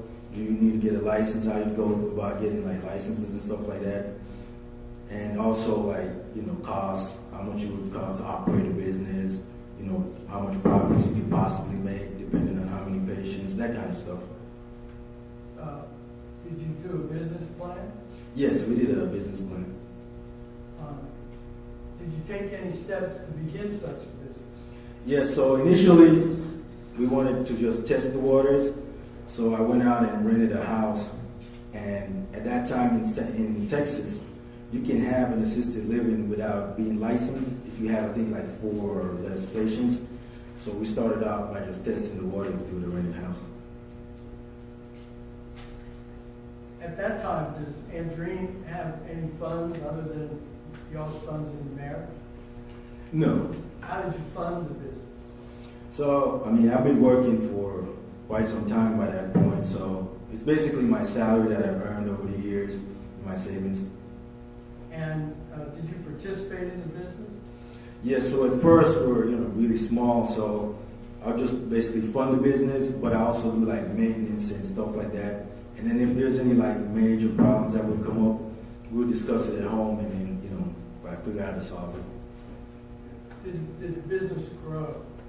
Yes, so after we started to test it with the 4 patients and stuff, it seemed like something that we would pursue further. So at that point, I made a decision to purchase the house, and then we did like some major renovations to the house. So I had to pay for a water sprinkler system because that was part of the requirements by the state of Texas, and did some modifications within the house to set up like additional rooms. And what was going on with Elena in 2014? So in 2014, we got some bad news that Elena was autistic. And just generally, what did that mean? So at the time, I never really heard anything about like autism. So when we went, basically I used to when I was going to work every morning, I used to take her to the daycare and drop her off and then pick her up on my way home. And then one day when I went to pick her up, the director of the daycare facility told me that she thought, based on her experience with small kids, she told me that she thought Elena had autism, and we should, have her checked out just to, make sure. Did you have her checked out? Yes, we did. And when you discovered that she had autism, what did y'all do? Well, at first, after the test, when I, brought her home for like the next few days, as we're trying to figure out like where to send her to, get some kind of treatment. I also did like some research on the internet, and I noticed like some of the patients, well, not some of the kids that I would see on YouTube, they had a lot of similar characteristics that Elena had, like the wandering eyes, and she kept on like repeating something over and over and over. So I knew for sure she had it. Beginning at that point, what do you do between you and Elaine? So at that point, she's no longer a normal kid, so I had to basically start paying a lot more attention to her and trying to teach her stuff so she could communicate. Because in the beginning, she wasn't talking, so she would have difficulty understanding when someone wanted to talk to her. But I figured out, I don't know how long it took me, but in like a few weeks or maybe a couple of months, I realized that I could teach her how to like read words, and then I could communicate with her through, the words. I just write it down. Like if I wanted to say stop, I would write the word stop, and then she would say stop, and then she would know to stop. Do you grow the business again? Yes. So after the location, was pretty successful and we were living in the apartment, we decided to purchase a home, like a 2-story house at Coral Grove. We basically lived upstairs and had like an unlicensed facility running downstairs. So you and your family lived upstairs, the facility was downstairs? Yes. After that, you grow the business once again? Yes, so at this point, I think it's like 2015, we decided to purchase this, property, and we did like some demolition work, and then we built a new facility at Bryn Mawr through a construction loan from Broadway Bank. Are both you and Andreen actively involved in that? Yes. Who does the business plan? So she did parts of the business plan, and then I came downtown at the Small Business Association, that's somewhere down here, and then I had a conversation with the guy, and he gave me like some tools, and so I did like the finance part of it, like, the numbers as far as for the business plan. How would you characterize your relationship with Andreen at that point in 2016? So in 2016, it started off, pretty good. We were, doing the construction, the business is growing, I'm also working, so I didn't have any problems early in the year 2016. What's going on, if anything, with you and the Air Force? So in 2014, that would be the time that I would have to like PCS, that's change station to another location. But because the business was growing and it seemed to have like, a bright future, I decided to transfer from active duty to, reserve duty in order to stay in San Antonio. And so after that, would have your active duty been by being activated or by contract? Yes. And is that the situation in 2016? Yes. And what happens to you? You're a captain in 2016? What happened? So in 2016, I was a captain, and then I got promoted to major. So I became a major in, like May of 2016. Okay. And then what happened? So in August, I had to go to Keesler Air Force Base down in Biloxi, Mississippi, because at that point I was transitioning away from engineering to cyber defense. So as part of the training, I had a 6-month course in Biloxi, Mississippi. That course, is that how computers interface with weapon systems? Pretty much. It starts off by you just learning like, normal computer stuff, operating systems, network architecture and stuff like that. And then towards the end, it gets into like, the actual defensive tools. And did Andreen visit you in Biloxi, Mississippi? No, she did not. What happened while you're there to your relationship? So one day I was, I think it was on a weekend in between classes. I go to the laundromat to do laundry, and all of a sudden I get this strange text from Andreen saying, when I come home, not to come back to the house. How did that make you feel? Honestly, I was shocked because up to that point, we had no indications that there was any kind of issues. When I left the house in August, we were doing perfectly fine. The new location was going to have a grand opening in September. So all of a sudden, it just came from nowhere, so I was pretty shocked. When you finished the course, where did you go? So I went back home in San Antonio. And when you got home, what did you find? So when I got home, the relationship seemed to kind of change. Like before, up to when I left, we didn't have any issues. We didn't argue rarely. And then all of a sudden, like she would get angry over like all kinds of small, petty stuff, without, basically frustrating me. So how long did that go on? So that went on. So I came back home in early December, and then that went on for like the next, couple of months. And then I just basically had enough because, I'm not normally around like that type of, stuff. So I got frustrated and decided I was going to file for divorce. Did you? Yes, I came downtown. I forgot what the name of the lawyer was and filed for divorce. And again, does that change your relationship?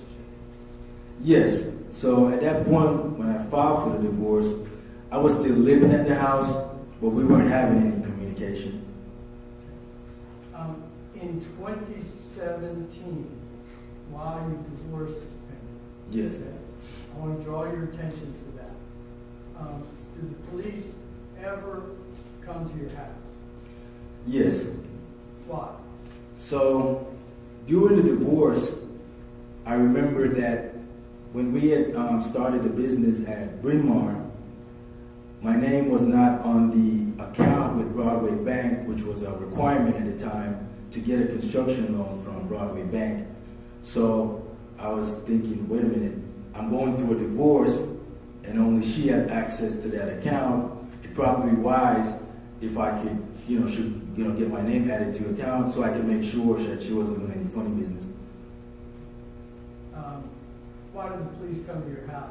So that Saturday morning, we had a conversation about going to the bank so we could add my name to the account because typically, up until that point, she was the one that handled the paperwork. So if we had like stuff relating to the business, she was the one that kept it in the safe.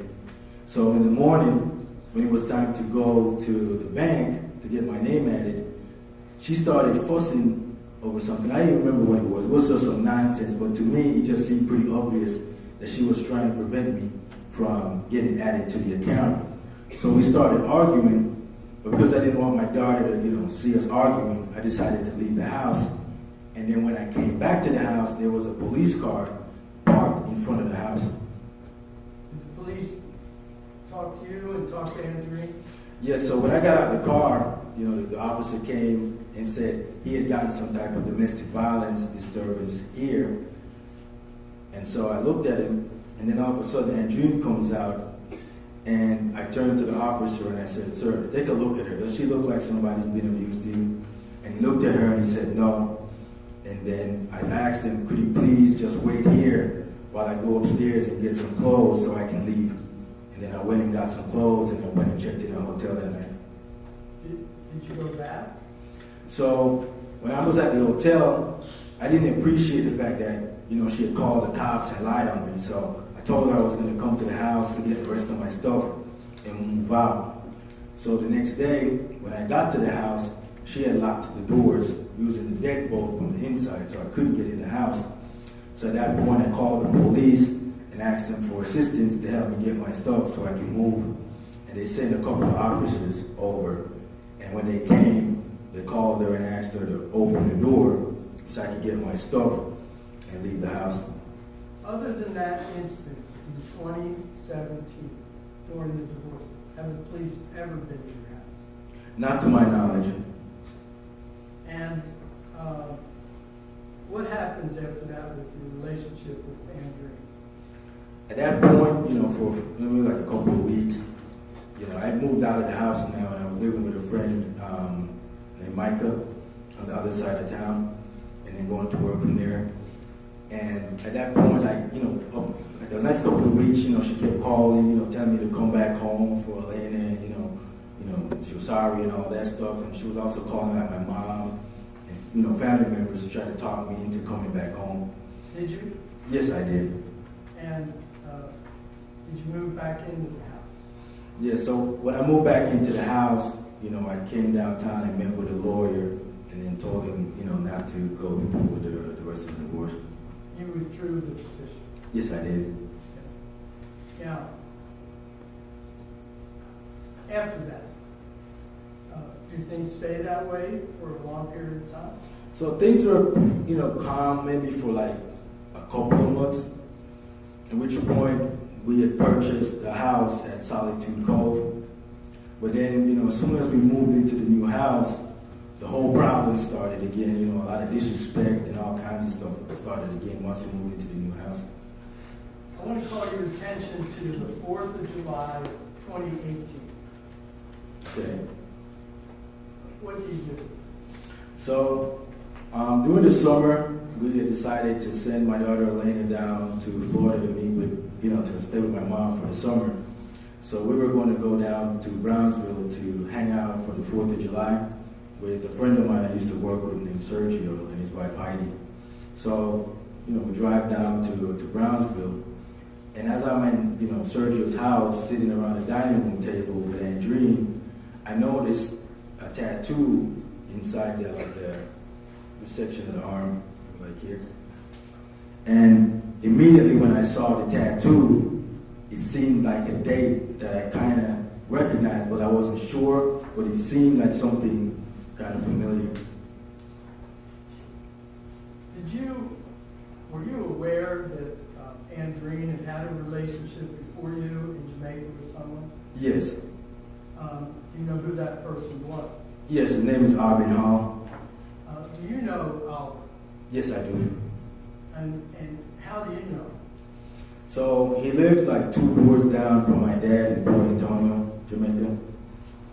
And in Port Antonio, what is Albert? Alvin's a local drug dealer and a gang leader.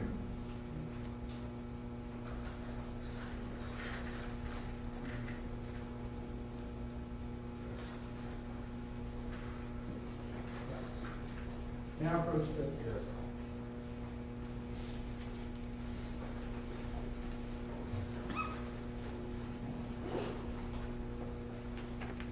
I'm showing you what's been marked as Defense Exhibit 48. Will you take a look at that? Yes. What is it? That's a photograph of Arvin Hall. And is it a fair and accurate representation of what Alban Hall looks like? Yes, it is.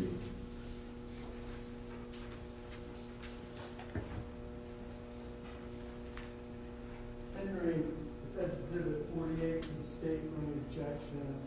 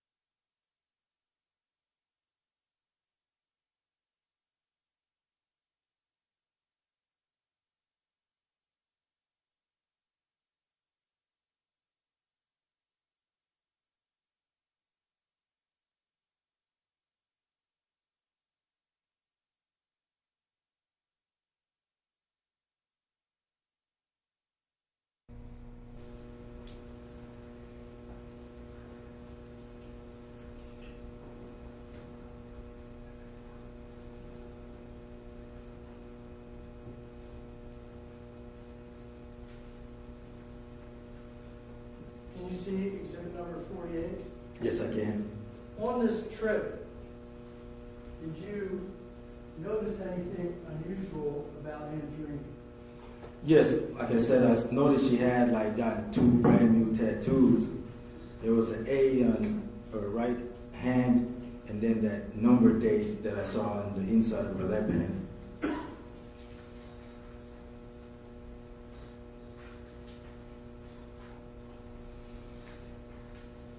Now,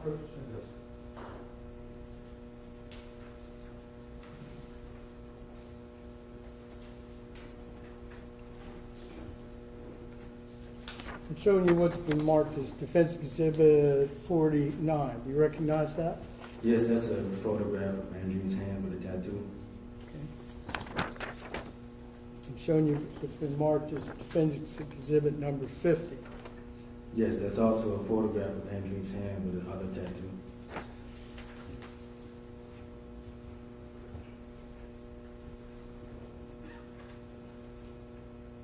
Defense Exhibit 48.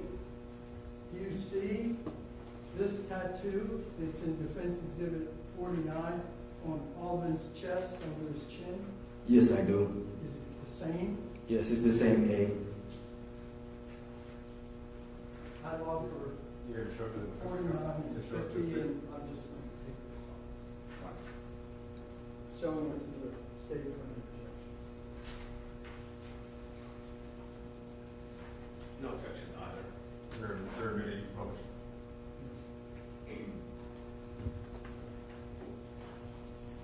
Are these new tattoos? Yes, they were brand new. Andreen has tattoos, right? Yeah, she has like 4 or 5 other tattoos. And the one that you saw earlier with the cross, is that a religious thing, or is it, what does it signify? So the tattoo is a cross with the words Jesus walks under the bottom of the tattoo. So she was a fan of Kanye West. So when that song came out, like back in the day, Jesus walks, God showed me that song, she decided just to get a tattoo for Kanye West. When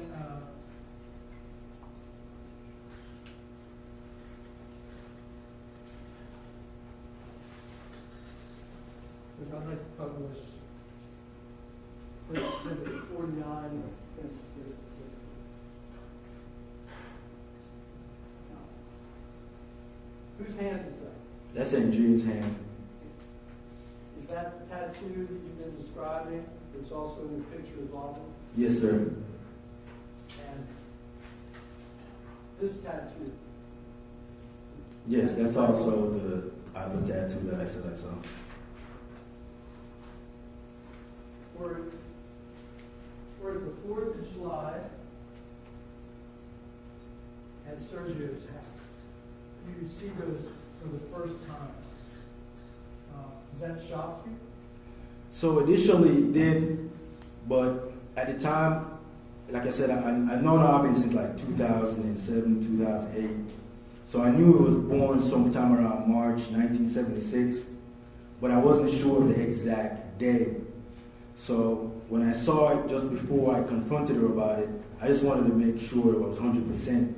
So his brother owns a nightclub, and I figured like they probably had some type of event there.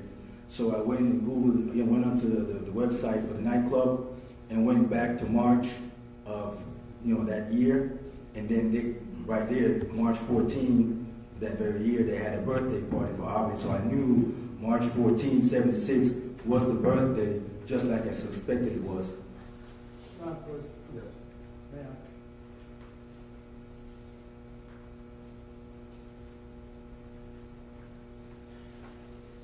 I'm showing you it's been marked as Defendant's Exhibit number 47. Do you recognize that? Yes, I do. What is it? So that's the picture I saw on the website that I took a snapshot of from the birthday for that year in 2018 for Abid. Is it a fair and accurate representation of what you saw when looking into that? Yes, it is.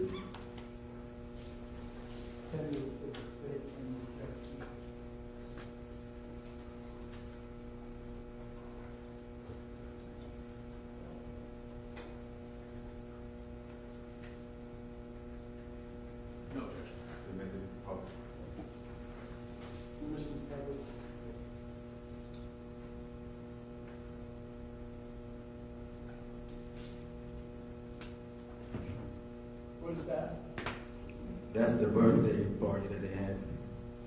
Is the date on it?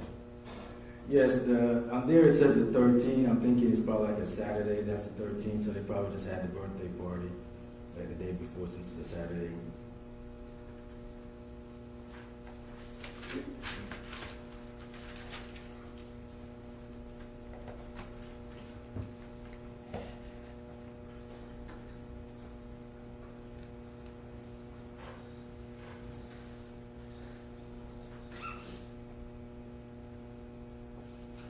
How much older than Andrew is you?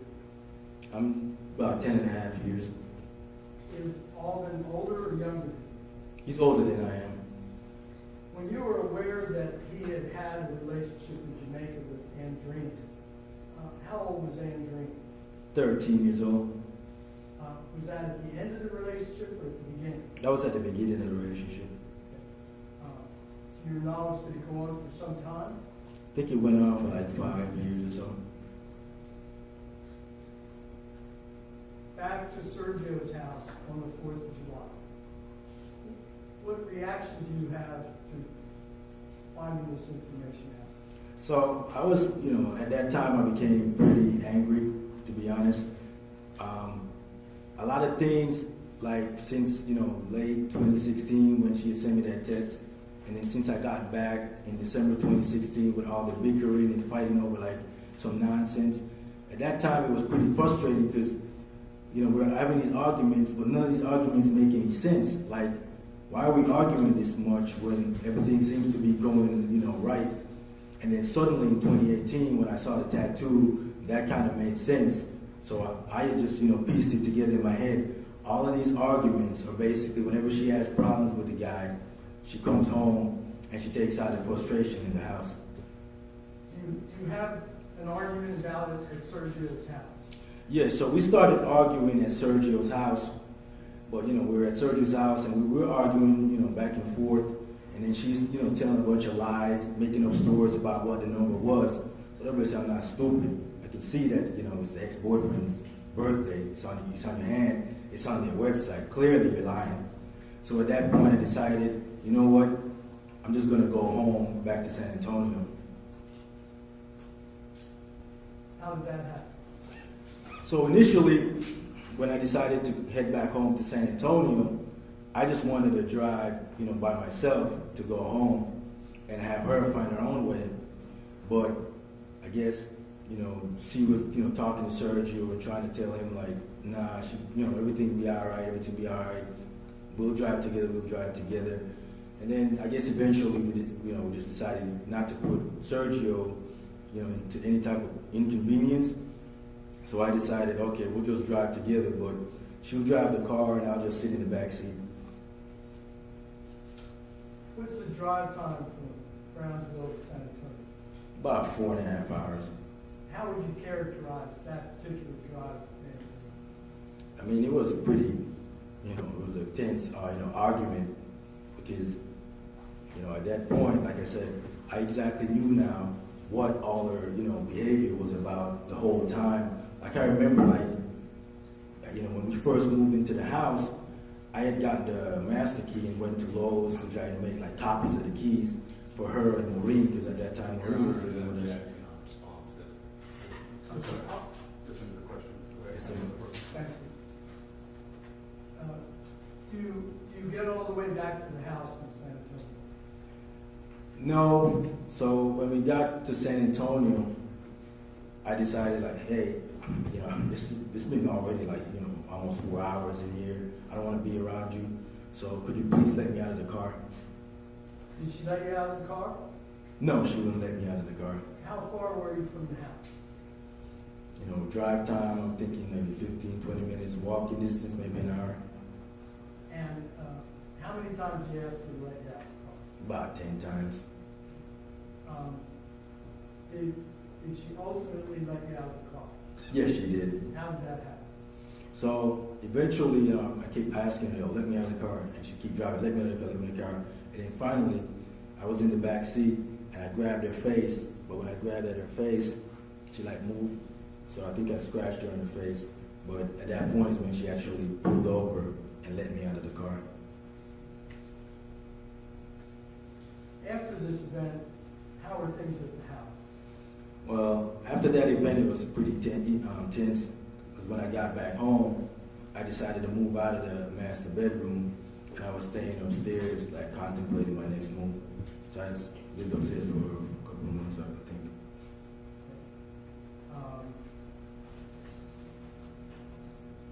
But you stay at the house, Yes, I stayed at the house. and she stays at the house. Yes. And where is Maureen during this time? Maureen is living at the house with us. And just so I'm clear, when did Maureen come to live? Maureen came to live with us, I'm thinking 2015, when we lived in Coral Grove. Has she lived with you ever since? Yes. How would you characterize your relationship with Maureen? So my relationship with Maureen over the years was pretty good. How do you think of it? So at the house, I normally refer to her by the term "mommy." So like in Jamaica, that's what you call like your mom, but you say "mommy." And since she was Andreen mom, my mother-in-law, and we had a close relationship, whenever I referred to her, I call her "mommy." And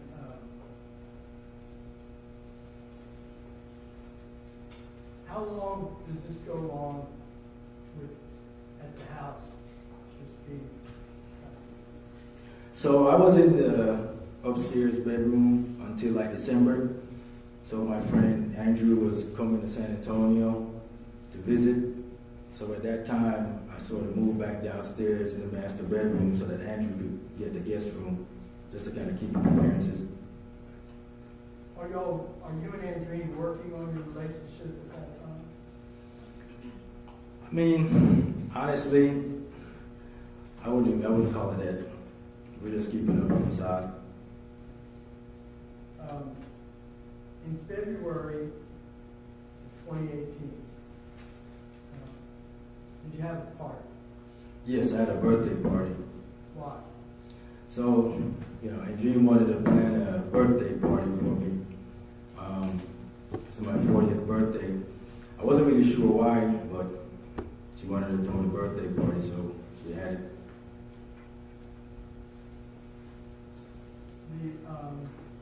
Whose idea was that? That was Andreen's. And how many people were invited? Maybe like 30 or so. Were you excited about that? I mean, it was a party, so we had fun. And how did the party go? The party went well. After the party, is there any difference in the treatment with each other between you and Andreen? So shortly after the party, I don't remember how many days after, she came to me with this idea about us, going to Jamaica. I think she had mentioned it before, but I told her that I'd think about it. But then after the birthday party, I contacted my friend Andrew in Florida to talk about it, just to see what he thought about this whole idea of us going to a concert in Jamaica. So when I called Andrew and told him about the concert, it was for like this reggae artist called Buju Banton. So I told Andrew about it, and he asked me if either one of us listened to Buju Banton, and I told him no. And I didn't know if Andreen listened to this guy in the 9 years we were married. And then Andrew said, Did it seem normal to you? no, it did not seem normal.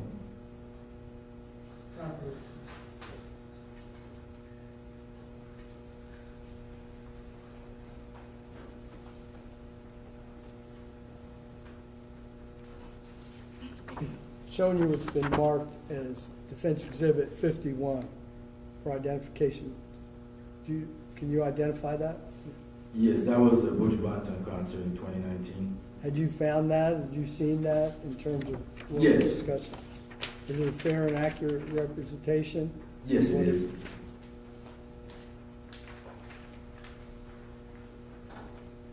Showing state Defense Exhibit 51, offering State's Exhibit 50. Your Honor, I'm failing to see the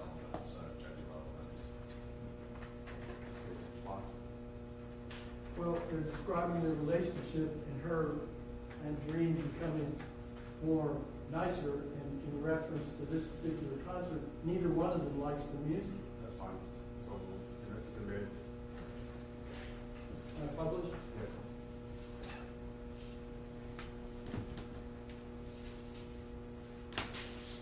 Is this the poster that you're talking about? Yes, it is.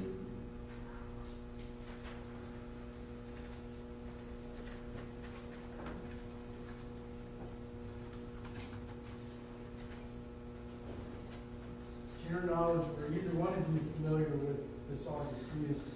I mean, we both knew who he was because he's Jamaican, but neither one of us listened to the guy, so. And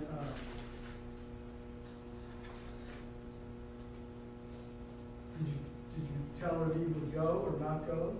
So I told her I wasn't going to go, so it was on the table. What was her reaction to She got pissed off and moved out of the master bedroom.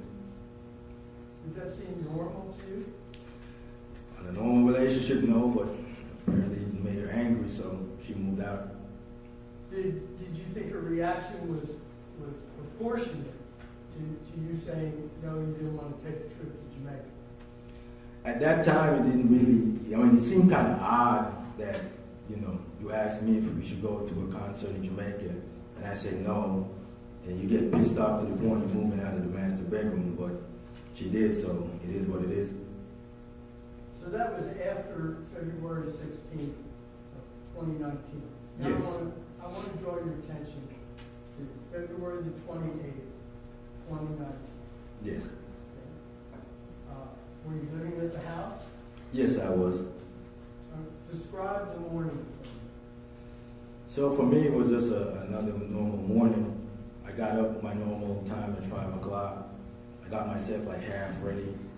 And then around like 5:30, I do the normal routine that I did every morning with Elena. So I pick her up. I go to her room, pick her up, take her to the shower, give her a bath. Then put on her clothes, take her downstairs, give her her vitamin C medicine, and then put her on the school bus. And then from there, go to work. Do you recall what time you got to work? Probably like 8 or something. Where do you go to work at LAC? So I work for the 426 Network Warfare Squadron. So it's a skiff. That's basically a secure facility. So whenever you go in, you'd have to leave your phone outside. When you're at work, you don't have your cell phone. No, I don't.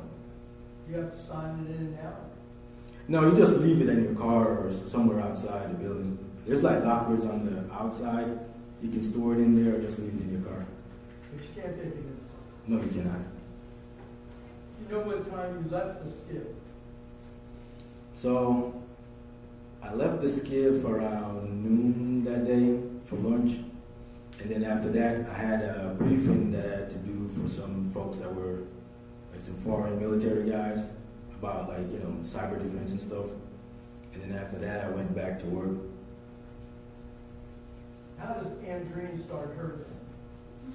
So every morning when I get up, she'd probably leave the house maybe a few minutes before I actually get up. And then she'd go to the gym at 5 and come back home after 7. After that, I assume she eats breakfast, does what she does, and then eventually goes to work about 9:30, 10. One more, please. Are you and Andreen the same size? No, she's bigger than I am. How much bigger than you? Well, I'm about 5'9", and she's probably about 5'11", 6 foot.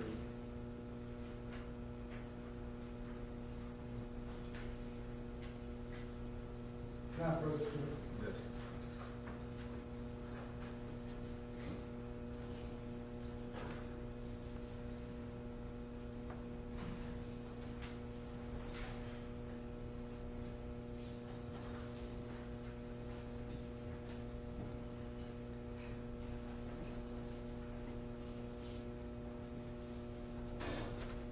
I'm showing you what's been marked as Defendant's Exhibit 52 and Defendant's Exhibit 53. Can you tell me what they are?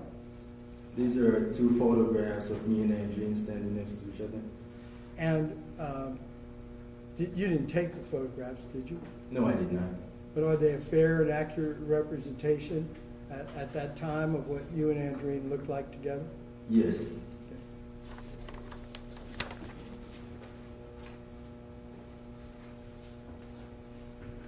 Generating 52, 53 to statement of objection. No objection to 52 or 53. They're very published. Should I publish it?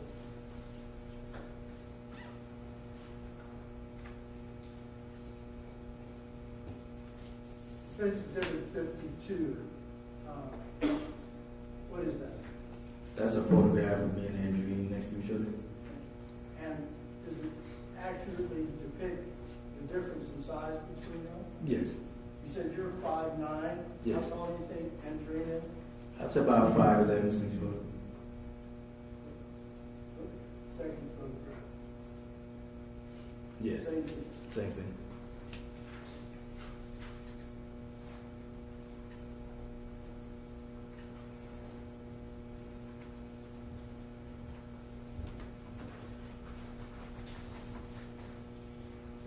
Can you describe Andreen in terms of being her physicality? So, yeah, as you can see from the photo, she's pretty tall, but she does like a lot of CrossFit because she goes to the gym pretty much every morning, and she lifts like a lot of weight, so she's pretty strong. Do you happen to know, in terms of lifting weights, what kind of heavy weights is Andreen able to lift? So I know she does like a lot of squats and deadlifts, and I guess it's called like pull. I'm not sure what the term is when you pick the weight up and like snatch it over your head. But I know she can lift a significant amount of weight, maybe like around 280, 300 pounds. How much do you weigh? Well, today I'm sort of overweight, so I'm probably about 180. But back then I weighed about 168. I want to go back to February the 28th. When you leave work, where do you go? So I think when I got out of the building, I got a phone call from Andreen saying to meet her at the H&R block to sign the taxes. You go there? Yes, I went to H&R block For what purpose? just to do the taxes. And you've seen video earlier of you arriving there? Yes, I did. When you got there, what did you do? So when I got there, Andreen hadn't arrived yet, so I just went inside the building. But we've been doing taxes with Juanita for several years, so I just walked into her office, and she already had like our documents on the table. At which point I just, started to like look through them just to see, make sure everything was good. How long were you there doing that? Before Andreen got there, I'm not sure, maybe 10 minutes or so. Did you observe anything while you were looking at the paper? So when I was looking through the paper, I noticed something that Andreen had started this business named Elena's Property Management, and under the business there was a construction taking place for our fourth facility that was supposed to be taking place for Starlight Homes on our joint property at Scarsdale, which I found shocking because I remember when I did the edits for the business plan and submitted it to Andreen to give them to the bank, they were under Starlight Homes. But here on this form, it says there's a business plan going forward under Elena Property Management, which I knew nothing about, and immediately I just knew she was stealing from me. This would be the fourth location? Yes, because we already had 3 locations before for the assisted living. At that time, what was the status of the fourth location? So the 4th location, we had already bought land, and we were, doing work with this architect who was designing the facility. So every a few weeks or so, we would both go to the guy, take a look at the drawings and stuff like that. Did you do a business plan? Yes, we had done a business plan for it. Did you get a mortgage? So we were in the process of getting the mortgage through Broadway Bank. The documents that you saw at H&R Block, did you sign any documents for a new company? No, I did not. Did you sign any documents for a new account? No, I did not. What did that signify to you, if anything, at H&R Block? So basically, that meant to me pretty much that she was robbing me, and she was trying to you create a new business so she could transfer property to it, and also open up a separate account to which I would have no access to, and in that way she would have control of basically all the business money. Did you speak to Ms. Brockman about that? No, I did not. Did you have any conversation with Andreen? So when she came to the H&R Block, initially I asked her hey, what the hell is going on with this? But I did it in Patois. What is Patois? That's a Jamaican Creole. Is it a separate language? Sort of, kind of. It's more like a dialect, but to the normal ear in America, you probably wouldn't understand Is it a mismatch or mixed match of different languages and cultural? it. Yeah, so it's like a combination of mostly broken English and a little bit of Spanish and African Creole. And did you speak to Andreen at H&R Block in that language? Yes, I did. Did she respond in that language? Yes, she did. And what did you say to her? So I remember saying, hey, what the hell is going on? I said it in Patois, yo, what is the construction we are going with? Which was basically me saying, what's going on with this? What's this construction about? I don't remember what she said, but it was kind of like an aggressive tone. I didn't want to get into a big blow up in front of Miss Brock. So at that time, I decided to let it go. And did you take care of your taxes? Yeah, so we just went through and signed it and paid for the tax, and then we went home. Did you say goodbye to Ms. Brockman? Yeah, so, she had the documents out and allowed me to look through them. So for me, she just seemed like obviously whatever Andreen's got going on here, she's obviously not a part of it. So I just gave her a hug, and then I left and drove home. Do you go home together? No, we're in separate cars. Do you go anywhere else first, or where do you go directly from H&R Block? I go directly home. Is Andreen there? No, I think I got home first, and then, a few minutes afterwards, she pulls up. Do you remember what time she got home? No, I do not. What happens when she gets home? So, I guess she comes in, puts her stuff down, and she's taking off her clothes. And at that time, I think I'd already changed out of my uniform and put on my normal clothes. And so, the first thing I did, because, while I'm driving home, I was thinking a lot about the situation. So the first thing I did when I got home, I immediately Googled, I think I Googled something with divorce and business at the time, because that's precisely what I was thinking at that time. Do you check with the state of Texas, the franchise Secretary of State's office? Yeah, so after I, did a Google search on divorce and stuff, I remember just out of curiosity, because obviously, she's doing some kind of criminal stuff. I just wanted to see how long this scam was going on for. So I went on to, I think, the state property to try to figure out how long ago she had actually started to, register the business, to kind of give me an idea of how long she was, scheming and plotting against me. Dr.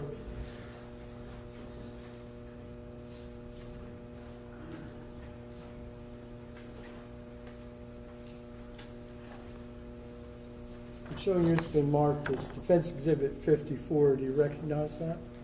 Yes, I do. What is it? This is basically the information for the Atlanta's property manager registered with the state. Is this what you conducted a search for and found at the time that you were just testifying when you get home? Yes, it is.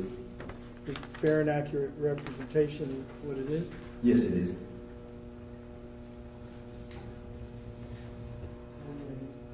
Defense Exhibit 54.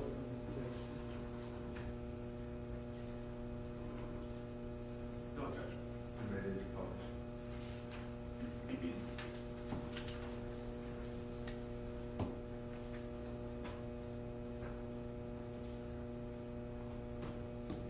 Does this show the information for Elena's Property Management LLC?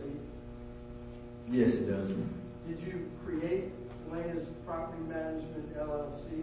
No, I did not. Did you ever sign any documentation for Elena's Property Management LLC? No, I did not.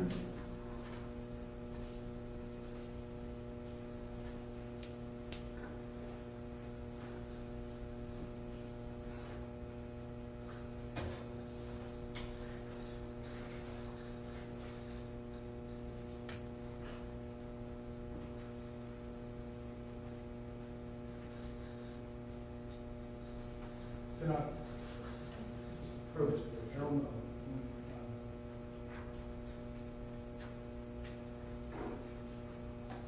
Now, the creation that's indicated on this is 7/10/2018. You see that? Yes.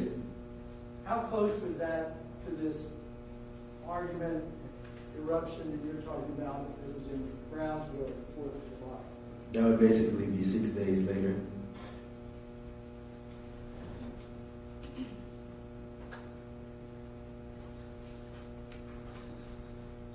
You confront Andreen about this issue at the house on the 28th? Yes, I did. How do you confront?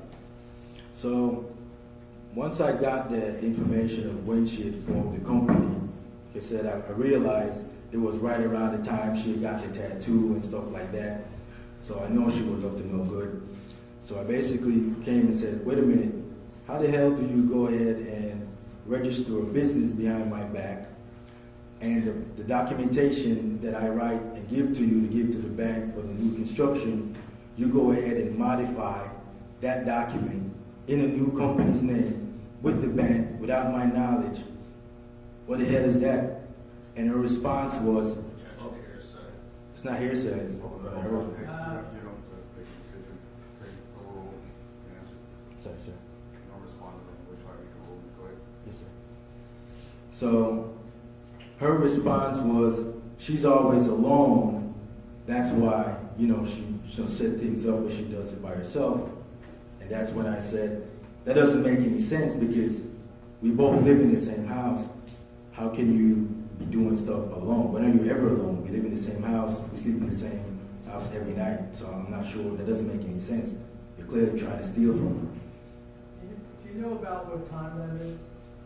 That was probably around 7-ish or so. Yeah. You stay at the house and continue arguing with her? So she started getting aggressive instead of, like apologizing and say, she made a mistake or something like that.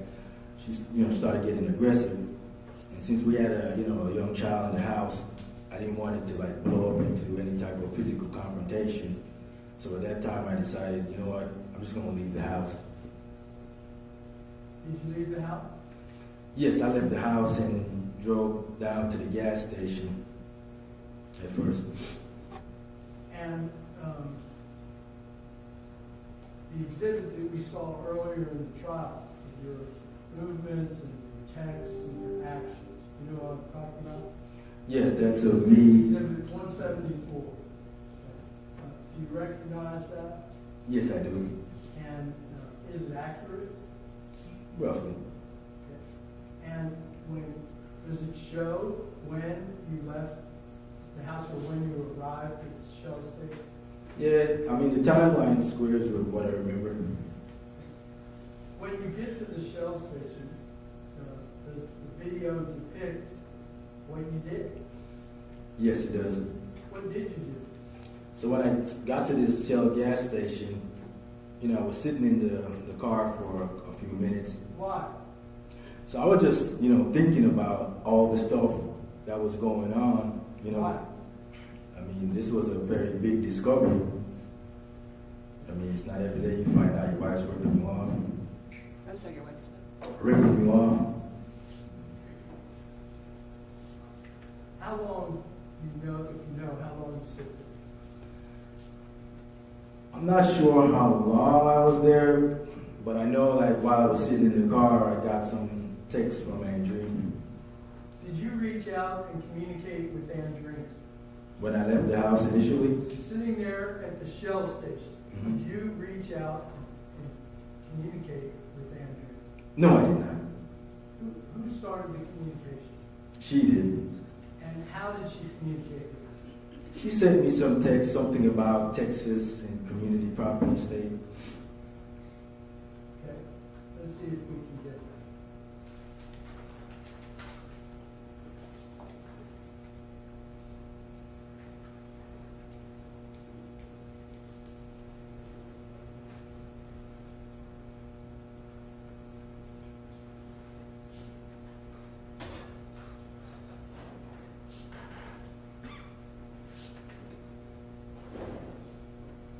Is this your response?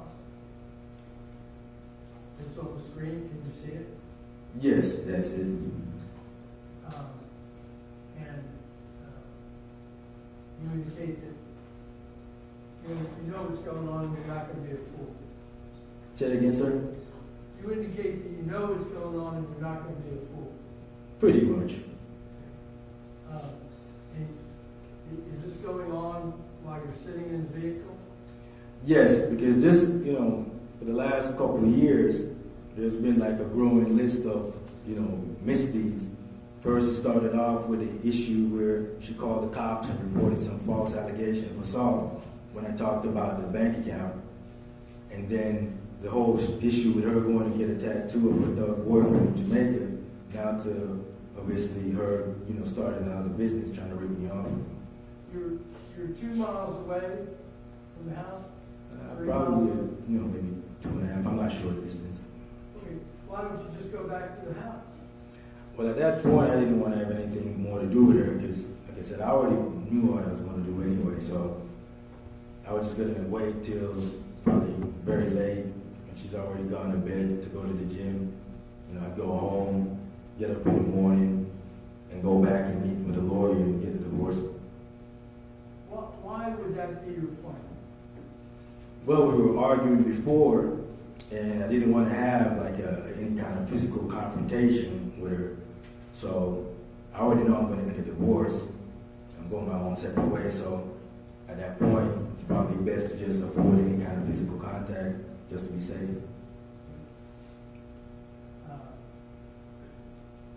After this text exchange, can you go to the end?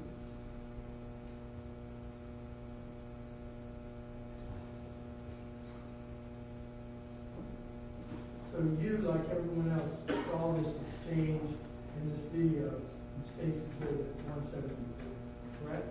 Correct. At the end of it, do you leave the Shell station? Yes, I left the Shell gas station and then I drove to the park that's probably like midway between the house and the Shell gas station. Stay right in the neighborhood. Yes. You go to the park. What do you do at the park? So at the park, I think I was like listening to some music, just killing time, just to let, the time go by.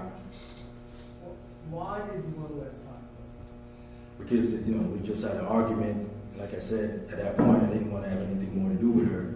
So the plan was, I'll just wait till it's extremely late. She'll be in bed. I go back home to the house, and then I'll just go to bed.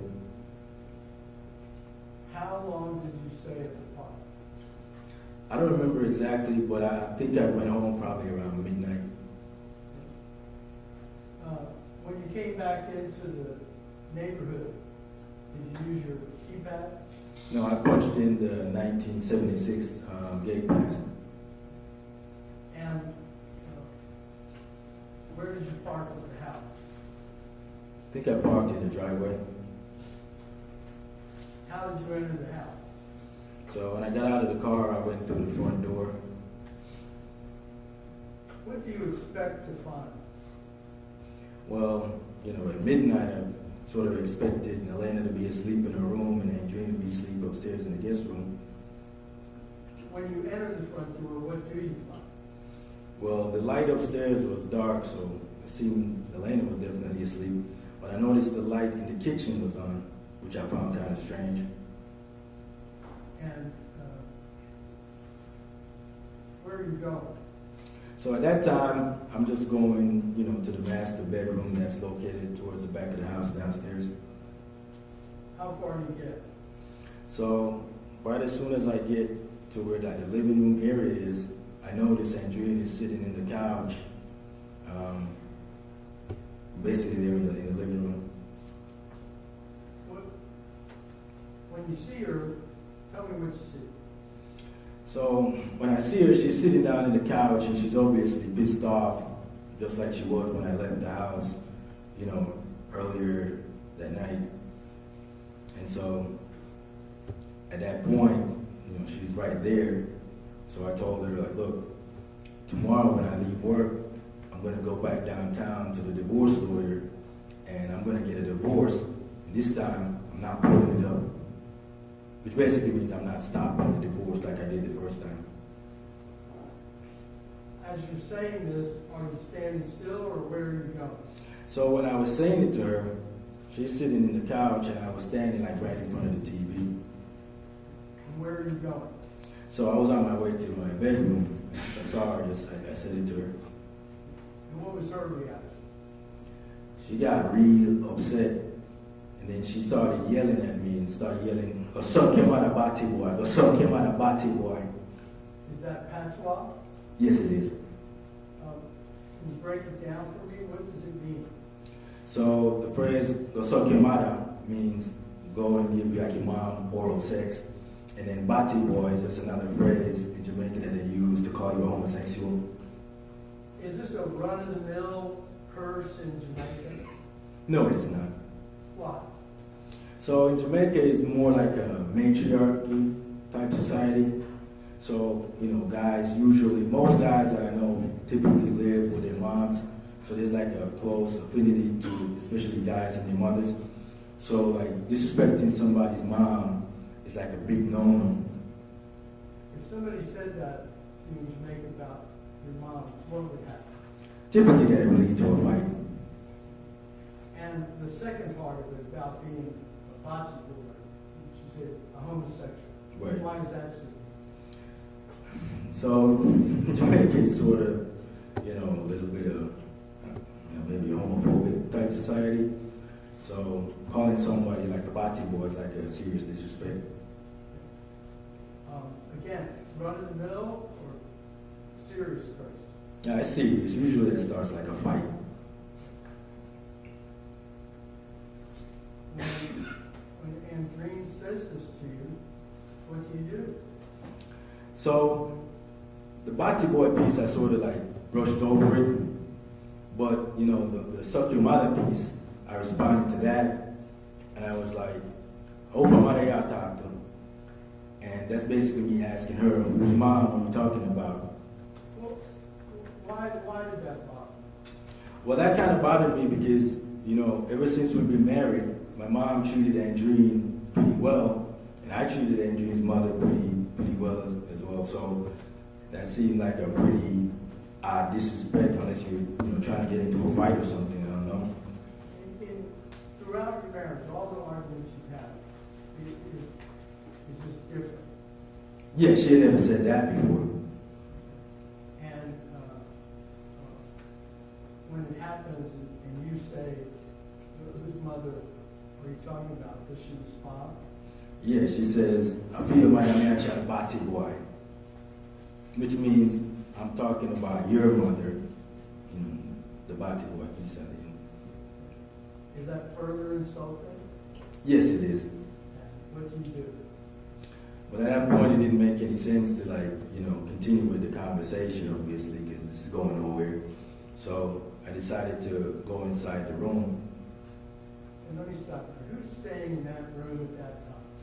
So at that time, I'm staying in that room. Andreen is, I believe, upstairs in the guest room. Elena is in her room, and Maureen is in Maureen's room. Do you make it into your bedroom? Yes, I did. And what's the next thing that happens? So as I'm, going into the room through the door, I responded to her last, insult with, "That's fine. I know when I file my divorce, I'm going to keep my job and I'll have my company, and then you can keep the next half, and we'll go our separate ways." Did she have any reaction? Yeah, she became extremely irate at the thought of, I guess, I don't know, maybe the part about, splitting the business. And what does she do? So she yells out the same curse word again, "Go suck him out of Bati boy," and charges into the room to confront me. What does she look like? She's steaming, man. At that point, she's really angry. Where does she go? So when she comes into the room, I turn around, and she comes like right up in my face and says it again, "Go suck him out of Bati boy." Is she still continuing on forward? Yeah, she's charging, she's charging towards me when she's saying Okay. How close to your face did she get while she's charging it. So she comes like right up in my face, at which point I'm like, "Oh yeah, to move out of my face," which means, "What are you doing? Get out of my face." What was her response? And her response after that is, "Away out of him," which means, "What are you going to do about it?" What do you say? And at that point I said, "You know what, you're trying to get me into, trouble." So. Did she stop? No. Now, after I say that, that's when. Does she leave? No, she does not. Right at that moment, what happened? So at that moment, she then repeats the "suck him out of Bati boy," but this time at the end, she spits in my face. At the moment she spits in your face, what happened? So at that point, it's just like reflex. I grabbed her, because she's like right in front of me, so I grabbed her head. I think we had like a clash of heads, and I think it opened up like a cut somewhere on her face. Because she's a bit, taller than I am, so when the headbutt is like my forehead and like her lower face or something. You all wrestled. So at that point, her initial reaction was to kind of like, reach up and like grab her face to see. And then there was like some blood on her fingers. So she like runs into the master bedroom. How far away is that?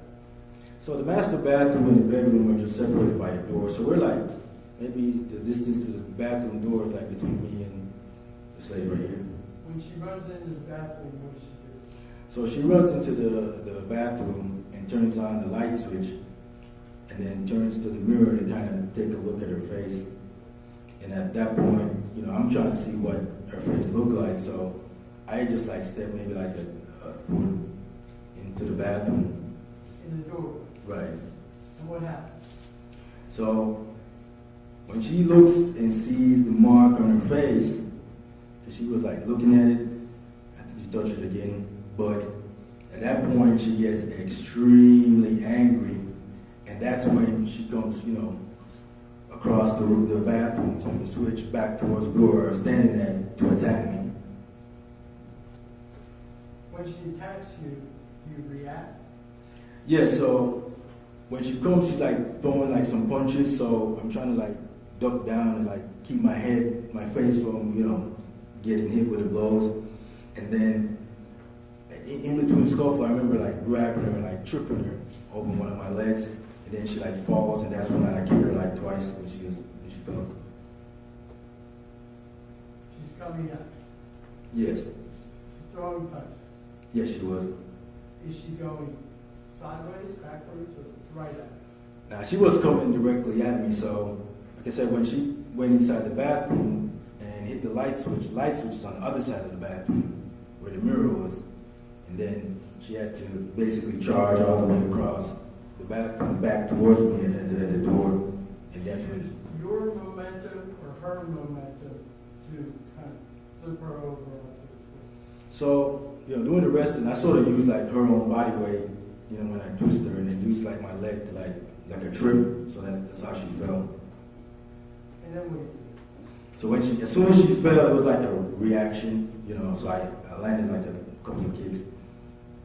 More than a couple or a couple? I'd say probably like about a couple. And right at that moment, what happened? So when she got the second kick, I think I heard like some type of wheezing, coming out of her. And then also, like in the background, I could hear like some footsteps running. And at that point, I was like, oh shit, Elena. So I ran out of the bathroom towards the living room area. And then I saw like Elena, like she was somewhere close to the stairs, back at the front. So I ran towards Elena and picked her up. And we went upstairs. And then I was trying to get her back to bed. Back in the bathroom, when this happened, how long did that confrontation, that violent confrontation, how long did it take?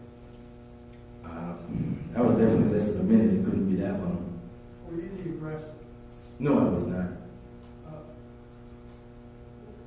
What was going through your mind when you were there when that was happening? So when she was attacking me, I was basically just trying to defend myself. And I guess probably like a normal situation, you probably like, if someone's like a lot smaller than you, it's not a big deal. You probably just hold them. But since she's, significant, she's bigger than I am, and she's pretty strong, so trying to hold her to restrain her or some shit like that, that's probably not feasible. So I just gave her a few kicks, a couple of kicks to like knock the wind out of her and get her to stop. These kicks, are they wind up kicks of somebody, or are they all part of the movement of what's going on? It's just like sort of like in the movement, because like when you flip, you got a leg behind you and you just whip it, and then you whip the next one. When you get Elaine, where do you take her? I took her back upstairs to her bedroom And why? because I didn't want her around, any type of situation where there was any type of family violence or stuff like that. And when you get to her bedroom, what do you do? So I was there trying to get her to go back to sleep. And then, at the time I'm thinking about like, okay, she probably just called the police and Who? Andreen. When you go up to Elena, do you think that Andreen's okay? Now I just thought, because I heard her wheezing, so at the time I just thought she got the wind knocked out of her. So she probably already caught her breath, probably called the police and made up some story. You know how long it takes you to get Elena back to sleep? I'm not sure the exact time, maybe 20, 30 minutes. After you do that, what do you do? So after Elena falls back to sleep, that's when I, go back downstairs and heading back to my room. And then when I, get inside the room, I notice Andreen is still lying in the floor right next to the door. So at that point, I sort of like, go over her and she's not moving. And then I bend over to like check, see. You check? Yes. Tell me how. So I bent over and then I like grabbed her face and then like feel like if I could feel like a pulse or something, and then I put my ear next to like her nose to see if she was breathing, and she was not. What kind of reaction did that make? So at that point, honestly, man, I became like pretty frantic at that point because oh fucking shit, she's dead on the floor. We just had a fight. Obviously, I'm gonna get blamed for this, and I got a 7-year-old autistic kid upstairs that was gonna take care of her. So, I mean, it was a pretty scary situation. Do you stay right there at the doors of the bathroom and master bedroom, or where do you go? So at that point, I'm feeling like the house is like hot. So I went outside just to like get some fresh air and just to like, gather my thoughts and like think about like, what the hell is this going on? So I go outside and I'm, just out there like pacing around and thinking. And I think I actually like went through the gate, and then I came back in to the house. What did you do? So when I got back in the house, I'm thinking, God damn it, I think I need to get her out of the house before, Elena wakes up and sees her in the house.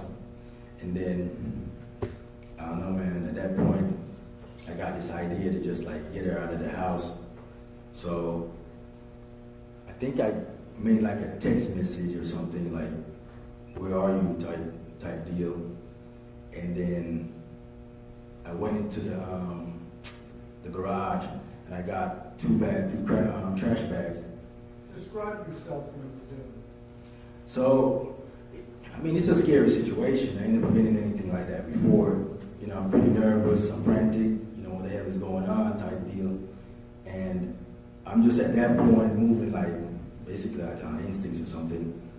But I go inside the garage and I grab like a couple of trash bags, and then I put one over the top of her and then the other one under for the lower leg or something. What's your purpose in doing So at that point, for me, I was just trying to get her out of the house. that? Why? Because first I didn't want Elena to see her, and then at that point, like I said, I'm thinking my life is over now. Obviously, I will get blamed for this, and then she's gone. I'm probably gonna go away, and then my daughter doesn't have any parents. You said that you were going to get blamed for this. Do you think you were guilty of it? No, I didn't think I was guilty, but knowing like the circumstance, there's obviously a dead person in your house, and you're the only adult there, and I know she's like, like issues before with the marriage where she's having an affair and stuff like that. So it just seemed like any run-of-the-mill police that, would be familiar with this situation. It just seemed like obvious, like, oh, obviously we know why you do it kind of deal. So I was just trying to escape the whole situation. What did you do with the body? So afterwards, I put her, she's pretty big, so I drug her in the plastic bags. But before I did that, I think I used like a belt or something to tie the two bags together. And then I drug her through the house, through the front door. Did you pick her up? No, she's way too big for that. So, how did you get her out?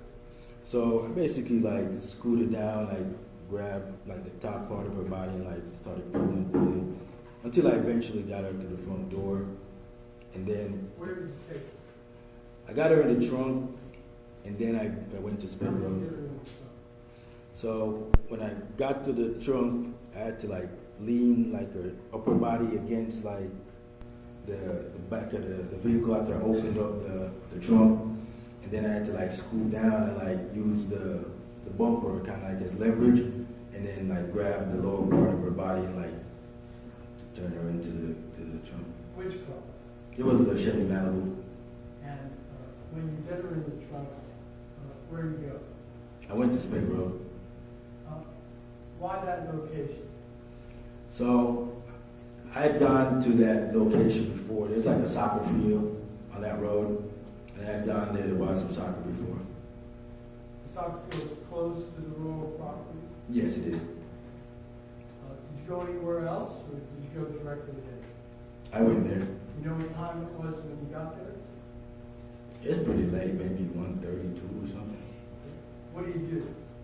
So when I get there, I wasn't aiming for a specific spot. I just was gonna put her on one of the properties. So I pulled up right next to the fence, and then I drug her out of the trunk, and then I kind of rolled her over. I don't remember if it was under the bottom fence or over on top of the first fence. I'm not sure. Describe the fence.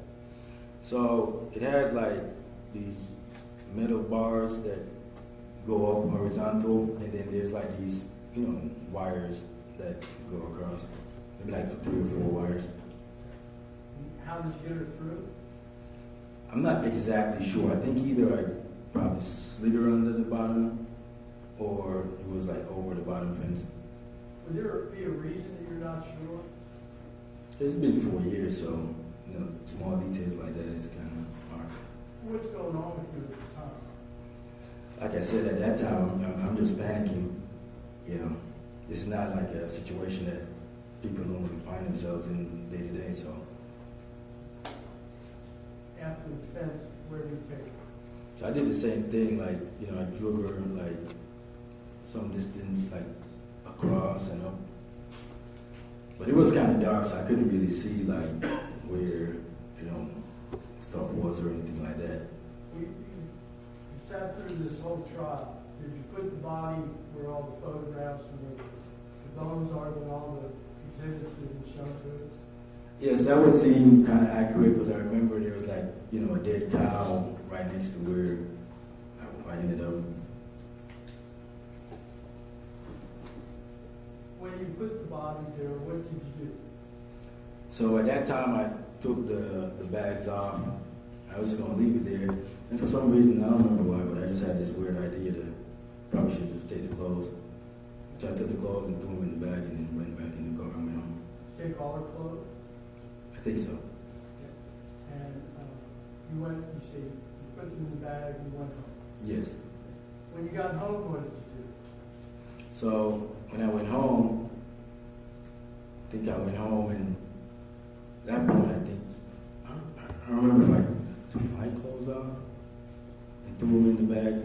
But eventually, I knew I threw her clothes, and I'm thinking I probably threw my clothes off as well, and threw them in like a plastic bucket, and I just got a lighter and lit them. But as I'm Was that doing, a smart thing to do? now that's a pretty stupid thing to do. Why? Because, you know, it's a plastic bucket, so What happened? so the plastic bucket started to melt when, you know, I lit the fire, and so that's where it kind of turned over on the where you see the spot. The mark out back, it's of your yard, is that the top of the bucket?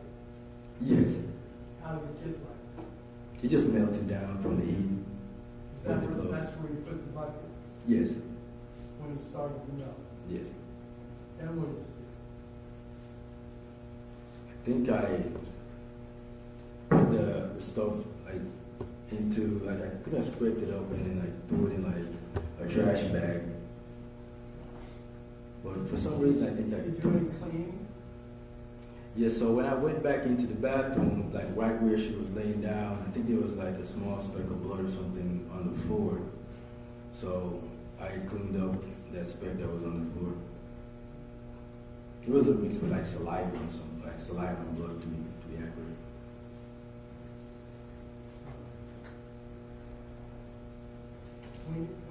I want to go back for just a minute. When this tussle, fight, conflict occurred. Okay? At that moment, were you afraid? During the fight, Yeah. I mean, yes, I was, because, like I said, we never had like any type of big brawls like this, and I hadn't had a fight, like a real fight with anybody since I was like 13 years old. So, Do you have any special training in fighting? no, I do not. Is it part of your workout or anything you do to practice fighting? No, I don't have any reason to practice fighting. I work at computers. And when's the last time you said you had a physical fight with someone? I was 13 years old, going to St. Jacob High School, like 12th grade. And after this happens and you dispose of the body, what do you do? So after that, I remember like going upstairs to Elena's room. She was sleeping. So at that point, I was just like in the room. I don't remember how long I was in there, but I know I was in there crying. Do you remember how long you stayed in there crying? Maybe an hour or so. How did you feel about everything that you described? I mean, at that point, man, I mean, it felt really awful. Like, basically, we had a good life for a while and everything is going good. And then basically this madness just like, you know. So at that point, you know, I'm feeling really sad because, like I said, my daughter got autism. She's 7 years old. She's probably not gonna have any parents. You know what I'm saying? And then at the same time, I'm also like, why me? Why me? Because pretty much the whole night, I tried to avoid the very situation that I ended up in when I left the house. So the next morning, what do you do? You back up. You go to sleep? No, I couldn't sleep at that point. Okay. The next morning, what do you do? So it was like a few hours after that, you know, time to get Elena back up for school. So I went upstairs, you know, to give her a bath, and at that point, she when I picked her up, she asked me like, "Where's mommy?" What'd you say? So, and at that point, like, you know, it kind of broke me down. So I didn't really know what to tell her. So I just told her like, you know, hey, mommy's at the gym. And then at that point, I gave her a bath. We did the same thing afterwards, like, you know, put her clothes on, took her downstairs, you know, gave her like a vitamin C, and then I put her on the bus. Then what do you do? And then after that, after I put her on the bus, you know, I went to walk the dogs, like I can normally do as well. And then I think I sent Andreen like a text, you know, and then like I fed the dogs or some silly like that. And then when I was leaving the house, I noticed, you know, like her phone, I think it's in the bathroom or something, and then it popped in my head like, wait a minute, you know, when Jeannie left the house, she probably has her phone. So at that point, I think I grabbed the phone. And I don't remember if I smashed it outside or something, but I know I smashed it at some point, and then I threw it in the same garbage bag that I had. And then when I was driving to work, there was like a construction going on someplace. And then I pulled over the side of the road and like dumped it into like this construction, you know, bin that they have. And then went to work. How long were you at work? So it was just normal, like, I was there till maybe like close to maybe 11 or something, I'm not sure, but, you know, it's about lunchtime. And then I decided to go to lunch. And how were you that day? So at that time, you know, I haven't had any sleep, you know, pretty much, so I'm just, you know, kind of like moving along like basically like a robot. And you go in the skiff? Yes, I did. When do you come out of it? So like I said, it's probably around 11ish or something, or 11:30. I'm not sure the exact time, but I know I came out like when around the lunchtime period. And then when I came out of the skiff, I didn't like turn the phone. I don't know. I didn't look at the phone at that time, but I know I went to the Popeyes first. And then as I'm driving away from the Popeyes, I believe, I realized that I got like a bunch of calls on Facebook from Carol. You go home? So not immediately. I remember giving Carol a call back, and then when I answered the phone, she's like, "Oh my God! Like I've been looking for you guys all morning. You know, where's Andreen?" And I was at that point. I said, "I don't know where Andreen is. Maybe she's at the house." And then she says, Judy called her saying she was, you know, been calling Andreen this morning, and she couldn't get a hold of Andreen. And so at that point, I told her I'd go home to the house. Maybe she's, you know, in the closet or something. The testimony of Carol Gambar and Elizabeth Cancel about you at the house confronting you, is that pretty accurate? Initially, when I went home and they came into the house, it wasn't really like a confrontation, because as they came in, there's like, you know, I don't remember, I think Maureen came through the door first, and then Carol came behind her. But there was like a brief exchange, because I was like walking out of the house, and I don't know what they were saying something to me, but I couldn't hear, so. Do you remember anybody yelling at you? At that point, no, I did not. Where did you go? So I got out of the house, and then I got in my car, and then I went to the hospital. Why? Well, at that point, I was just trying to get out of the house, get away from these ladies and go clear my head because, you know, this is like a crazy situation going on now.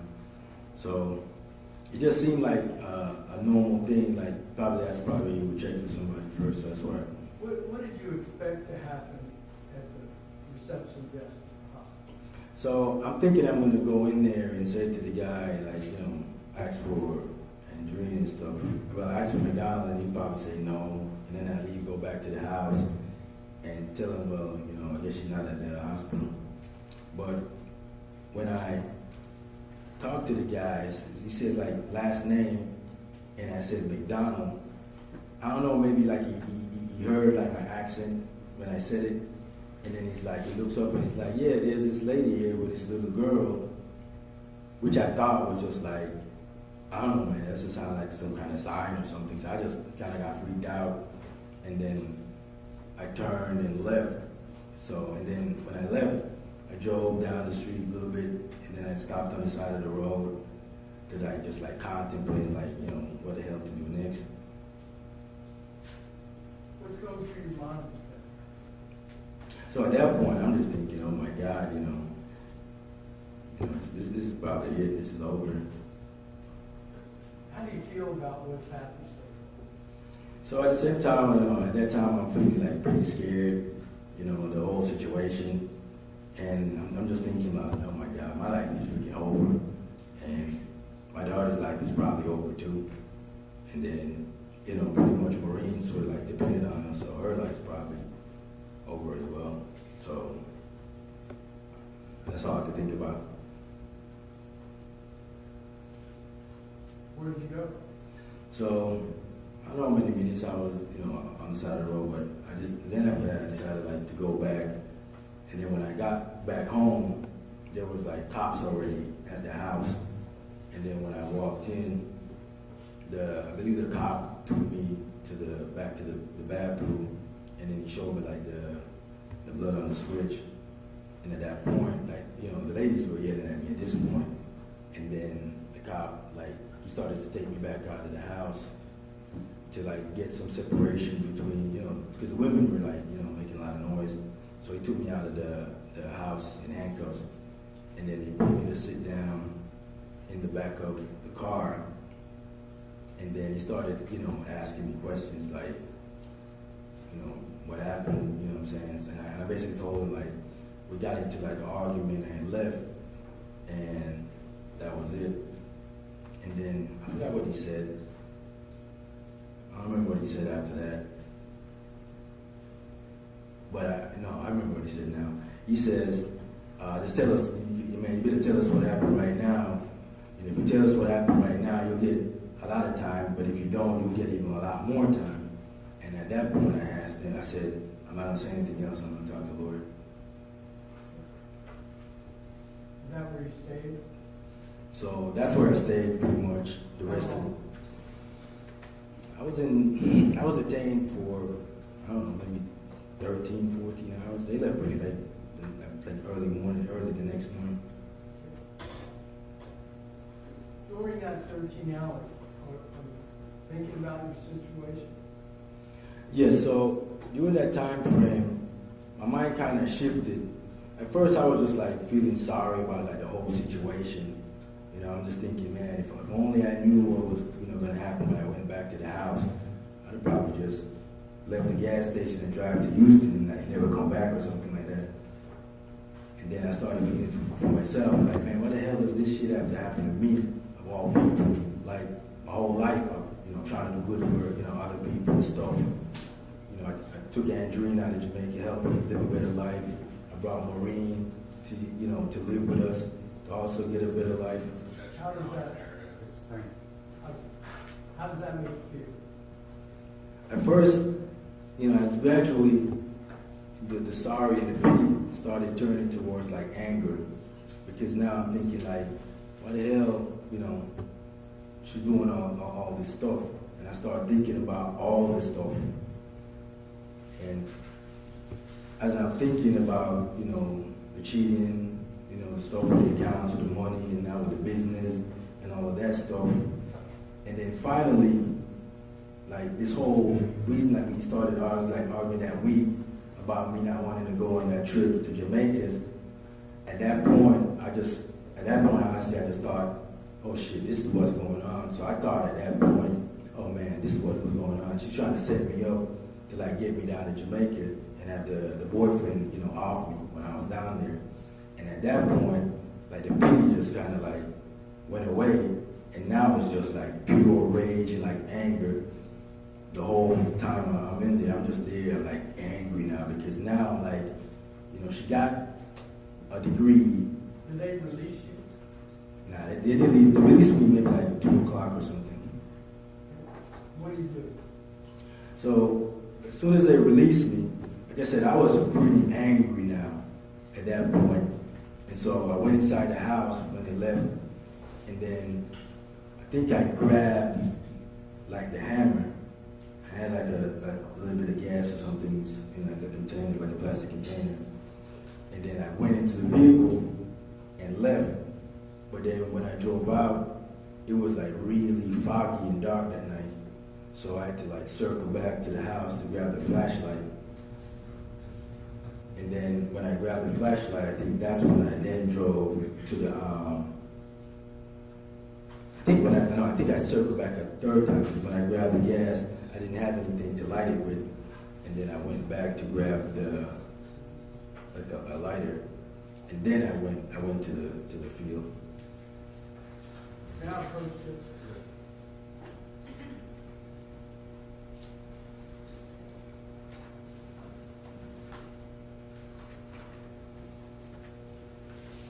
I'm showing you when marked as defendant exhibits 55 and 56. Do you recognize those? Yes, that's a picture of the shelf that's in my garage. Are they both pictures of the shelf in your garage? Yes. Okay. If the exhibit number 55, are these on different days?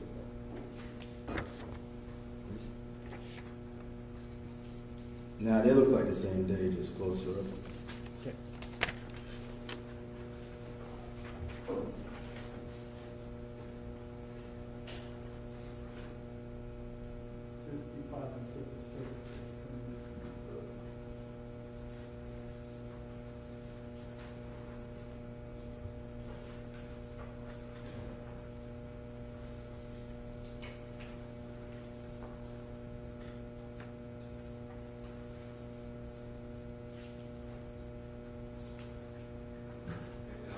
Sorry, Mr. Andre, which day is this? March 1st. March 1st. No objection, Judge, to 55 and 56. They're both admitted. Yes.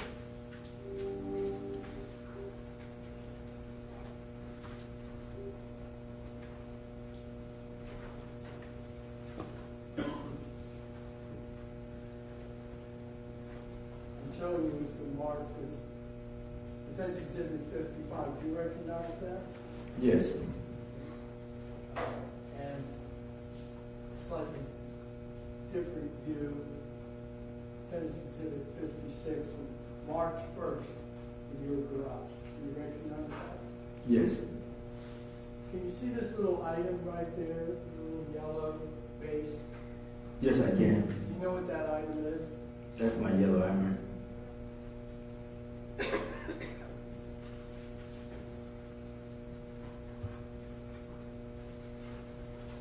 Now, approach.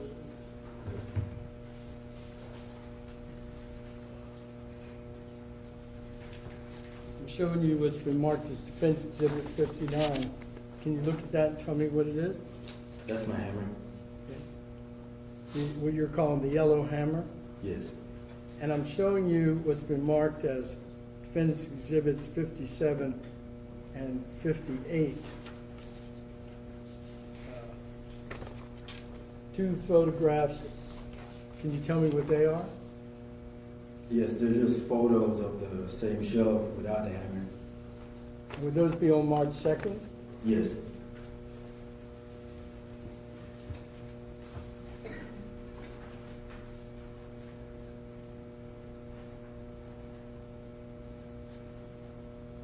'57, '58, '59 defense exhibits tendered for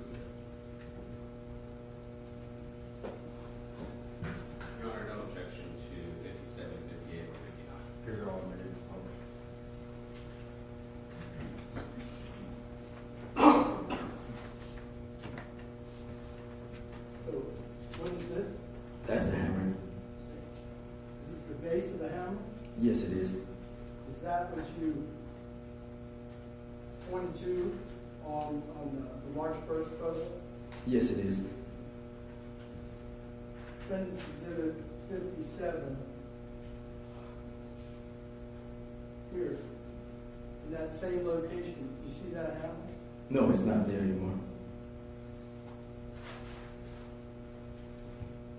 You see it in 58 No, it's not there anymore.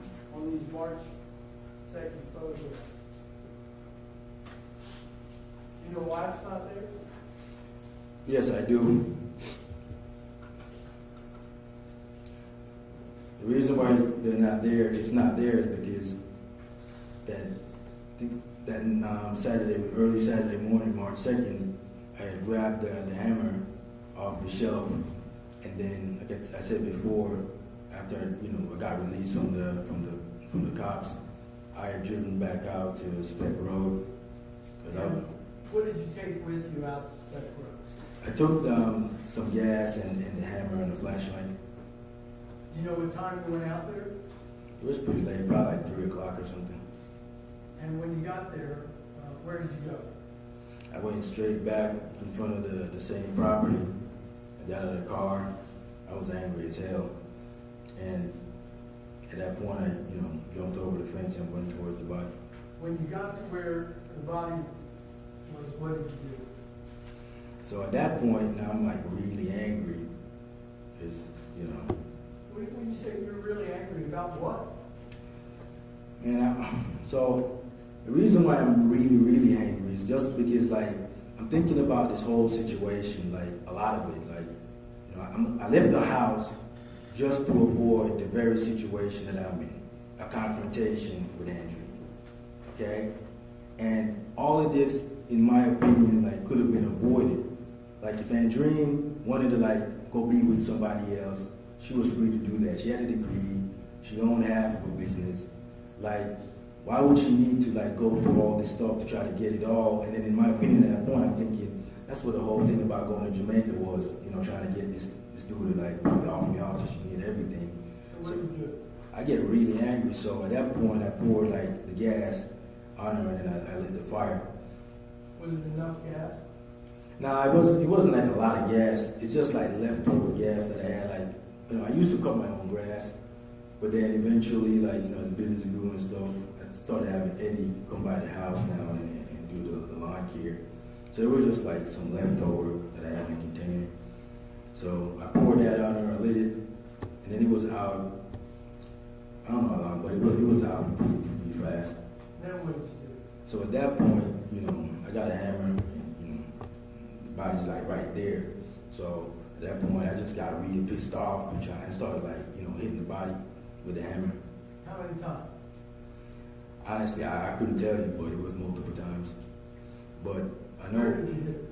So I know I was hitting in the face and the neck area.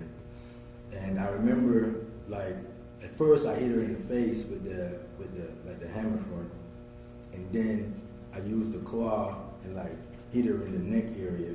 And I remember the claw got stuck in her neck, and then that's when I was ripping the hammer out. And then at that point, I thought I was done, but as I'm trying to walk away, I give it one more whack somewhere on the body. I'm not sure where that landed. How did that make you feel?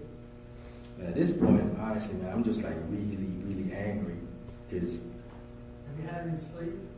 Nah, I didn't sleep at that point. I'm tired, but I'm angry. I'm tired, at that point, and I'm just going off fumes at that point. Because, like I said, I just kept repeating in my head, how the hell does this shit, happen to me and me of all people? Why the hell did this have to happen to me? And like I said, this could have been way avoided, and I'm just pissed off at Andreen at that point because I'm thinking this could have been easily avoided.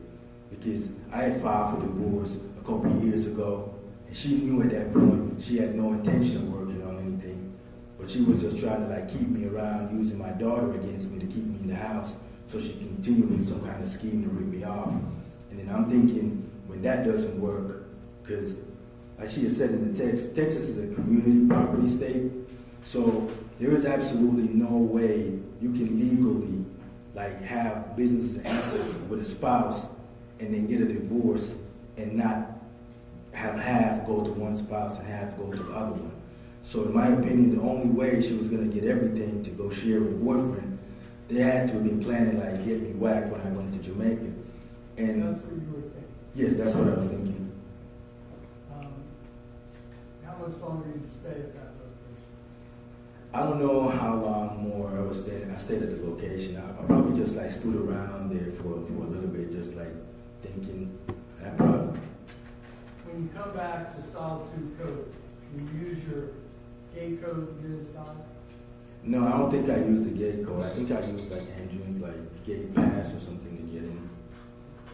When you go out to Spec Road, what vehicle are you in? At that time, I'm driving a car because the cops, they took my Malibu and I believe they took the Traverse from the house that night and they left the Jag and the Porsche. So I had driven the Porsche out there. When you come back to Solitude Cove, where do you park the Porsche? I go back and park the Porsche in the garage. Then what do you do? At that point, I took the clothes off and the hammer and the flashlight, and I basically put them in the trash. And then I think I had some clothes. It was pretty cold because it was winter, so I think I had maybe like another layer of clothes or something. But I didn't think those got messed up when because I had the black sweater and the black pants over it, so I didn't think any of the underneath clothes got messed up. So I think I went into the bathroom and took those off and then put them on a chair or something. And then, I don't know, I kept pacing around for another few hours. Then what do you do? So at that point, I'm just like thinking about like a lot of stuff, man. Like this whole situation, like how we got to this point, you know what I'm saying? Like how my life is going like really great, for several years. I get married, we get a kid, career-wise I'm doing good, got promoted, business is going good. And then for it just to like turn on a dime from that kind of atmosphere to now this whole crazy situation where basically, there's one dead person, and I'm probably, going down for that. And then there's this little girl with autism that basically got no parents, and then all the other people that their lives are gonna get ruined because of this whole situation. And I'm just thinking about all of that stuff. And then in the morning, that's when I'm thinking, man, that the only way out of this now is to probably just go try to get rid of the body. Where do you go? So I think at first I went and got like some cash at the bank, and then I went to Lowe's. That's you in the video we've seen, looking around Lowe's, making purchases. Yes, that's me. Gas can, hatchet, axe. All Yes. the items that are in that. Yes, sir. And where do you go with it? So afterwards, I go back to my house, and then I get to the house, I park the Porsche inside the garage, and then I'm there, just pacing around, basically still thinking. But Let me ask you a question. All those items, that are, many of which are piled up there, all the items from Lowe's, do you ever use any of those items out on Spec Road? no, I did not. The gas can, the axe, the shovel, it's a new shovel. Right? Yeah, everything that was there was brand new. It's still a new shovel. They're all new. The axe is a new axe. Other than what you described, lighting the body on fire, hitting it with a hammer, do you ever go back out to Spec Road? No, I did not.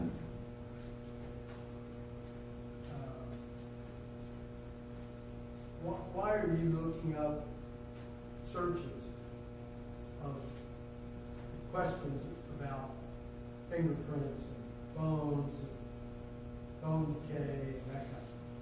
So at that point, that's like in July or something, and I've already been arrested for this case, so this case is pretty much, set in stone. So now I'll go to court and then we'll have a trial. But a lot of the stuff is just like curiosity. And then some of the stuff, like there was like another case where they had found like this other lady out in the woods that was burned around that time. And then also kind of like, drive some curiosity. And then there's like other stuff going on. So there's a lot of different searches. I think just out of curiosity, because they had come to the house and searched the house, and there was like the DNA stuff on the light switch. So I think that's what prompted like, DNA tests for like newer stuff. And then like I knew the body was somewhere out in the woods out there and I expect, so that's probably what drove the like DNA fingerprints type thinking. Just thinking about like what the case would look like basically. There's been testimony in the trial that you were arrested for the receipt, for the Lowe's receipt for tampering with evidence. Right. Did you remain silent on that? Yes. Was that months before the discovery of the body? Yes, it was. Did you exercise your right to remain silent with respect to any part of the investigation? Yes, I mean, when you were going to tell your story about what happened, where were you going to tell?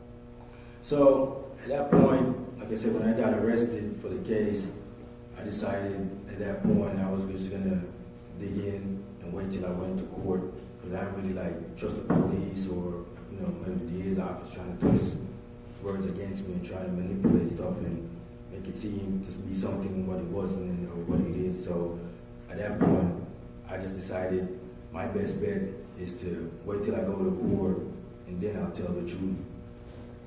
In March and then July of 2019, have you done nothing but try to get into court to tell your story?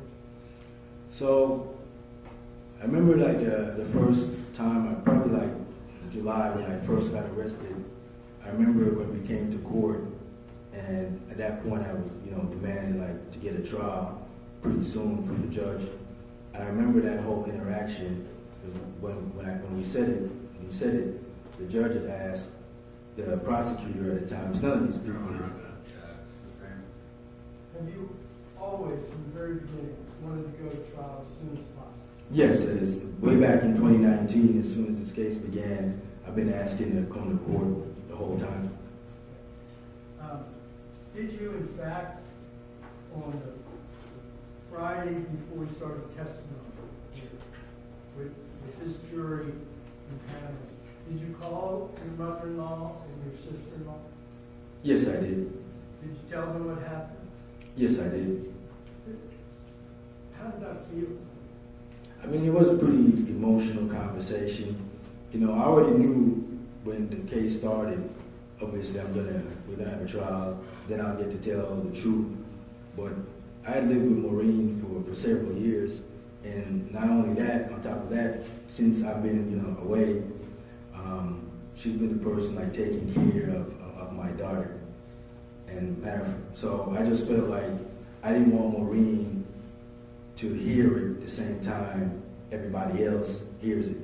I just thought out of courtesy, I give her a heads up, let her know what went down, tell her the truth, and then eventually I'll come to court and say it. Is what you told them what happened?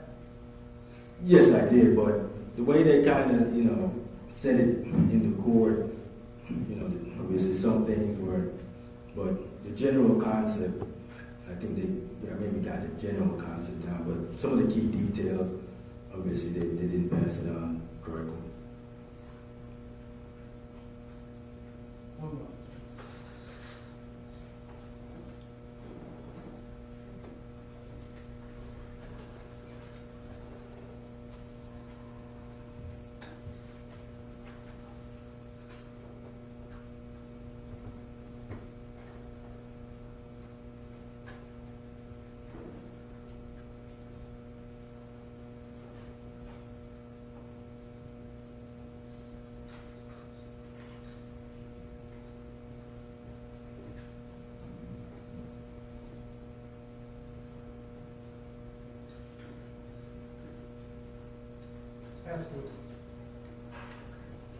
been at it over 2 hours. Any of the jurors want a 10-minute break, or they want to keep going? Raise your hand if you need a break. I see something good for the break. All rise for jury this way, please.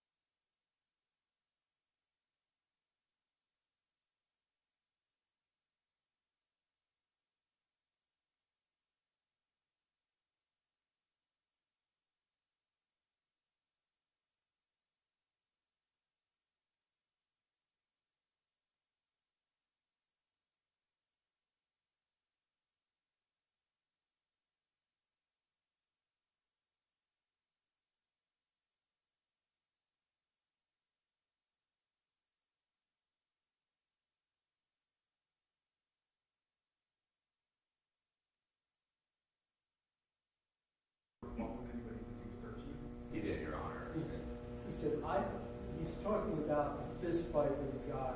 I haven't had a fist fight with a guy since I was 13. Can we, look at the record, just go back and say, I haven't had, search, high research. In What- Your Honor. Hold on, so she. Let me look. Oh, I apologize. I guess I don't have a fight with anybody, you guys have a, let me go back. I haven't had a real fight with anybody since I was 13 years old. Haven't had a real fight, and then say guy or anything like that. That's what the defense is saying. It's full answer what it is. I mean, yeah.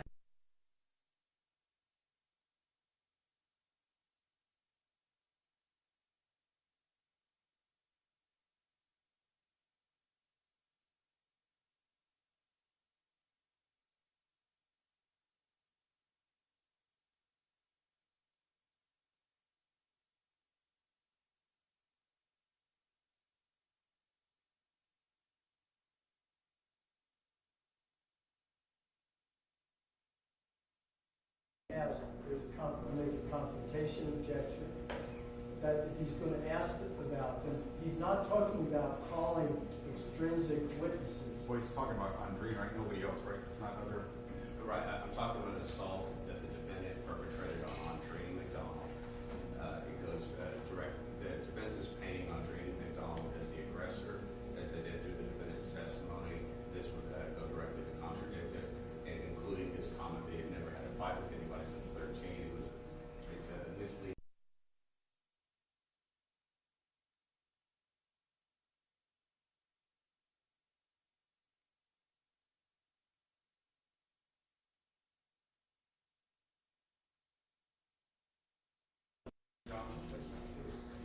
Let's get back in the stand.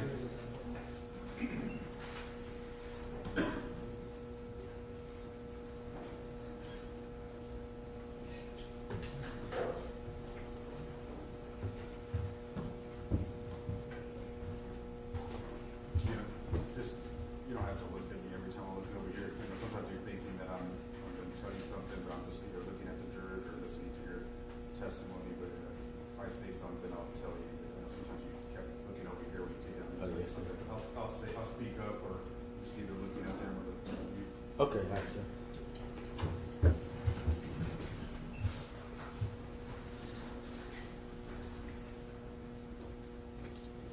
All rise, the jury, please.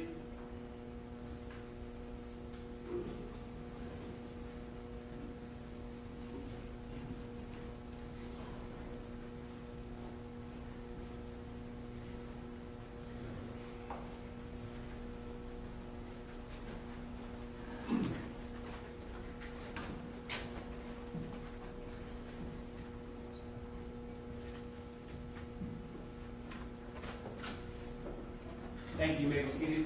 You're still under oath, state? Thank you, Your Honor. The business that you and Andre had, what was the name of it? The home health care business. It was Starlight Homes. And when did the company come into effect? When did it start? Probably 2012, 2013. Now, you had your job with the Air Force, correct? Correct, sir. So the day-to-day business, was that conducted largely by Andre? The day-to-day operations were conducted by Andreen. But you were the one who provided the seed money to create those businesses, correct? Correct. In terms of either renting the property and then ultimately purchasing the property. Correct. Now, you said that throughout the years, it began with a small operation and it grew, correct? Correct. And as the business grew, the business made more money, correct? Correct. And did the relationship still stay the same? You still had your job at the Air Force, and Andre would run the day-to-day of the business. That is correct. Now, at the time in late February, early March of 2019, how many businesses were there? There was 3 in operation, and 1 was still in the planning stage, design stage. Okay, so 3 operational, and a 4th would come sometime in the near future, was the plan. Correct. Now, you said that you're about 10 and a half years older, is that correct, from Andreen? Correct. Now, you gave her this money so she could start these businesses, right? Well, we were both married at the time, so it's not giving her the money to create his business, but creating a business for our family. But you were the one who had the means to do so. You had a job as well as some savings, correct? Correct. At the time, she was still going through school. She did not have the type of capital in her own name that she was bringing into the equation. Correct. Did you feel like you helped her create these businesses? I did help her create these businesses.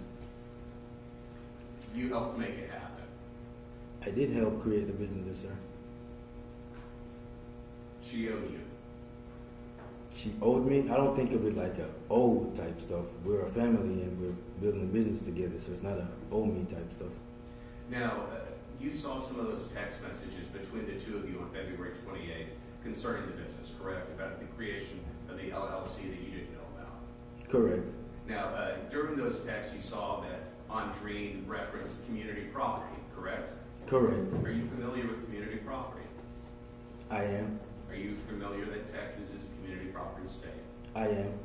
That the assets owned by the wife and the husband, you essentially own them 50-50? Correct. Now, I now want to call your attention to a visitor that you had back in 2017. Do you know Kadeen Harris? Yes, I do. Who is Kadeen Harris generally to you and Andreen?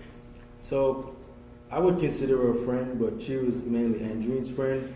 But during the course of the marriage, I came to know her, so I would consider her a friend as well. So she was initially more a friend of Andreen's, but then you began to know her more so, correct? Right. She grew up in Jamaica with Andreen of some sort. And did she come and visit you in San Antonio in 2017? Yes, she did. Do you remember her bringing her young child with her? Yes, I do. Do you remember during that visit you attacking Andreen? I did not attack Andreen. Do you remember knocking Andreen over into Kadeen and into the child? Would you like me to describe the incident, sir? I'm asking you, do you remember that? So, I remember getting kicked in my back while I was holding Sir, the it's a yes or no question. Do you remember that incident? Yes, I remember the incident. Do you remember the child getting knocked over? I don't remember the child getting knocked over. Do you remember Kadeen getting knocked over? I don't remember Kadeen getting knocked over. Do you remember Andreen getting knocked over? She fell on the bed. Do you remember Maureen being present when this took place? Yes, she was. I also want to call your attention to what you testified earlier to July 4th of 2018, when you, Andreen, and Elena went down to Brownsville to visit Sergio and Heidi. You went on July 4th of 2018, correct? Correct. Now, you had testified that you discovered that Andreen had a tattoo, a matter of fact, 2 different tattoos on her wrist areas, correct? Correct. Well, kind of almost like an infinity tattoo and one with a date on the tattoo itself, correct? Correct. Do you remember speaking to Sergio that day and him trying to calm you down after you're doing that research in terms of the tattoo? Yes, I did. Do you remember telling Sergio that you wanted to have him drive you down to the outlet mall so you could confront Andreen about that? No, I did not ask him for that. Did you go to the outlet mall and confront Andreen about the tattoo? No, I did not. So, do you remember both Sergio and Heidi trying to calm you down after your research that you had done on this tattoo? I remember them trying to calm me down as we were arguing inside their house. Do you remember them telling you to stop calling Andreen names and being disrespectful in their household? I remember them telling me to calm down. Do you remember them telling you to stop calling her names? I don't remember the exact conversation, but I do remember Heidi in particular telling me to calm down. Now, you, Elena, and Andreen returned to San Antonio in the same vehicle that evening, correct? That is incorrect. Okay, when did you return? It was just me and Elena that went down there, not all 3 of us. I'm talking about when you came back to San Antonio. How did the three of you drive together back to San Antonio? It was the 2 of us, not the 3 of us. So you're saying Elena was not there? No, she was not. So Sergio and Heidi said that she was there. That would be incorrect. That would be incorrect. So where did you sit when you were driving back? I was in the back seat. And I assume that Andreen was driving? That is correct, sir. You said the drive was roughly 4.5 hours. Is that roughly accurate? That is accurate. Now, you stated to this jury that you had asked for Andreen to let you out of the car, and she refused to do so when you were in San Antonio. Is that right? Correct. And that you said that you reached up from behind in the back seat and did something to her face. What did you do? I said I reached up and I grabbed her face, but as I was grabbing her face, this is a normal reaction for somebody to move. So I had nails, so the nails scratched her on her face. Why are you reaching up and grabbing her face as she's driving? That was just out of frustration because I asked her like 10 times and she wouldn't let me out of the vehicle. So did it matter to you that she is driving the car and you were putting your hand in her face? Isn't that a safety risk? At that time, I was not thinking about a safety risk. I was just thinking about getting out of the car. Do you recall that Andreen was on the phone with her aunt, Lorna Anderson, during this incident? She was not on the phone with her aunt during that incident. So if her aunt were to say that she was, that's inaccurate. That's a lie. That would be a lie. Do you recall what Andreen looked like the following day after you said that you scratched her in the face? Yes, she had, I believe, 2 streaks, like one across here and one coming across down there. Your Honor, may I approach? Yes.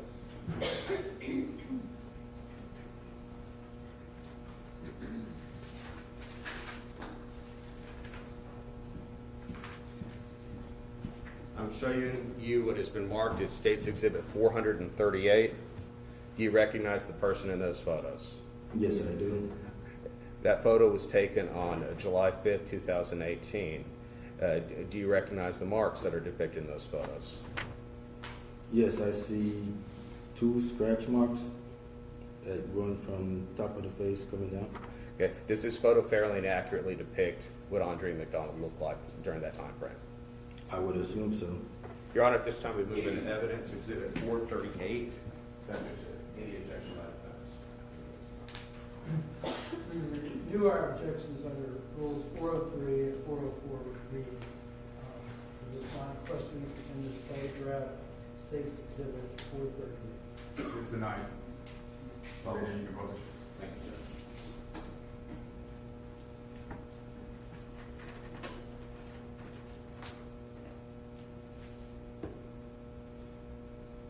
Who's this photo of?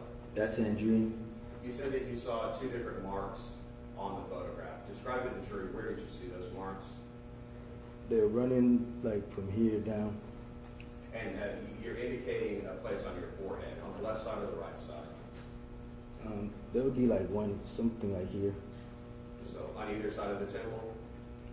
Roughly like coming down the middle of the face. You said it was also going down. Going down to where? Like going down the face because it's a scratch. Where does it end on the face? I can't really tell, but it's coming down. Is it around her nose? I can't see any marks on the nose.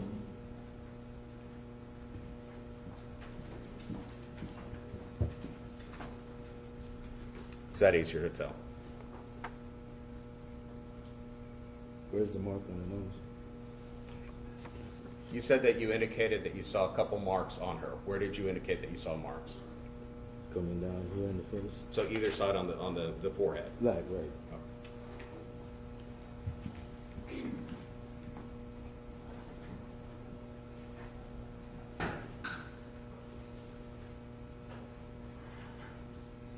Permission to approach?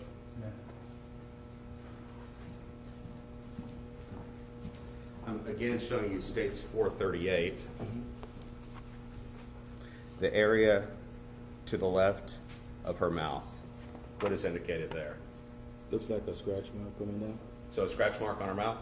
Right. Out next to her mouth, I So should say. it'd be, right.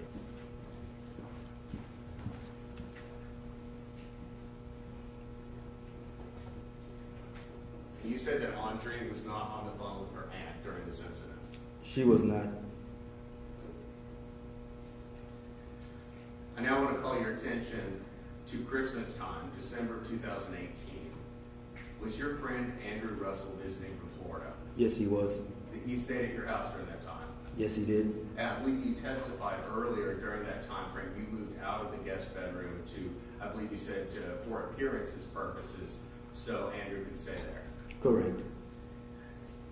Do you recall a conversation that you were having with Andrew on your deck area that evening?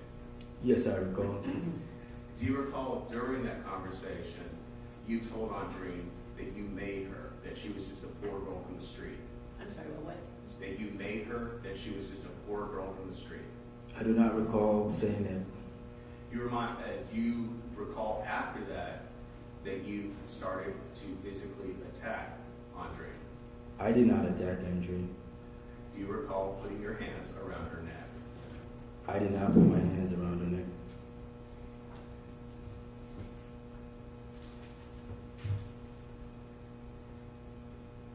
I now want to call your attention to February 16, 2019. Okay. Is that when Andreen threw a birthday party for your 40th? Correct. That birthday party was at your house, correct? Correct. You said 30 to 40, roughly 30 to 40 people attended, correct? From what I can remember, yes. Now, you said also around that time that Andreen had asked you if you wanted to go to Jamaica to see I'm not sure if it's a band or some type of concert. So she had actually asked me before that, but I did not give her a response. But I know I gave her a no afterwards, after the birthday party. And I believe you said a few days after the birthday party, is that right? That would be a rough estimate, yes. Now, you have family in Jamaica? Yes, I do. And Andreen has family in Jamaica? Correct. You both grew up there, correct? Yes, but in separate parts of the country. But Sorry, you separate both, But in separate parts of the country. and you both have friends, connections to Jamaica. Yes, we do.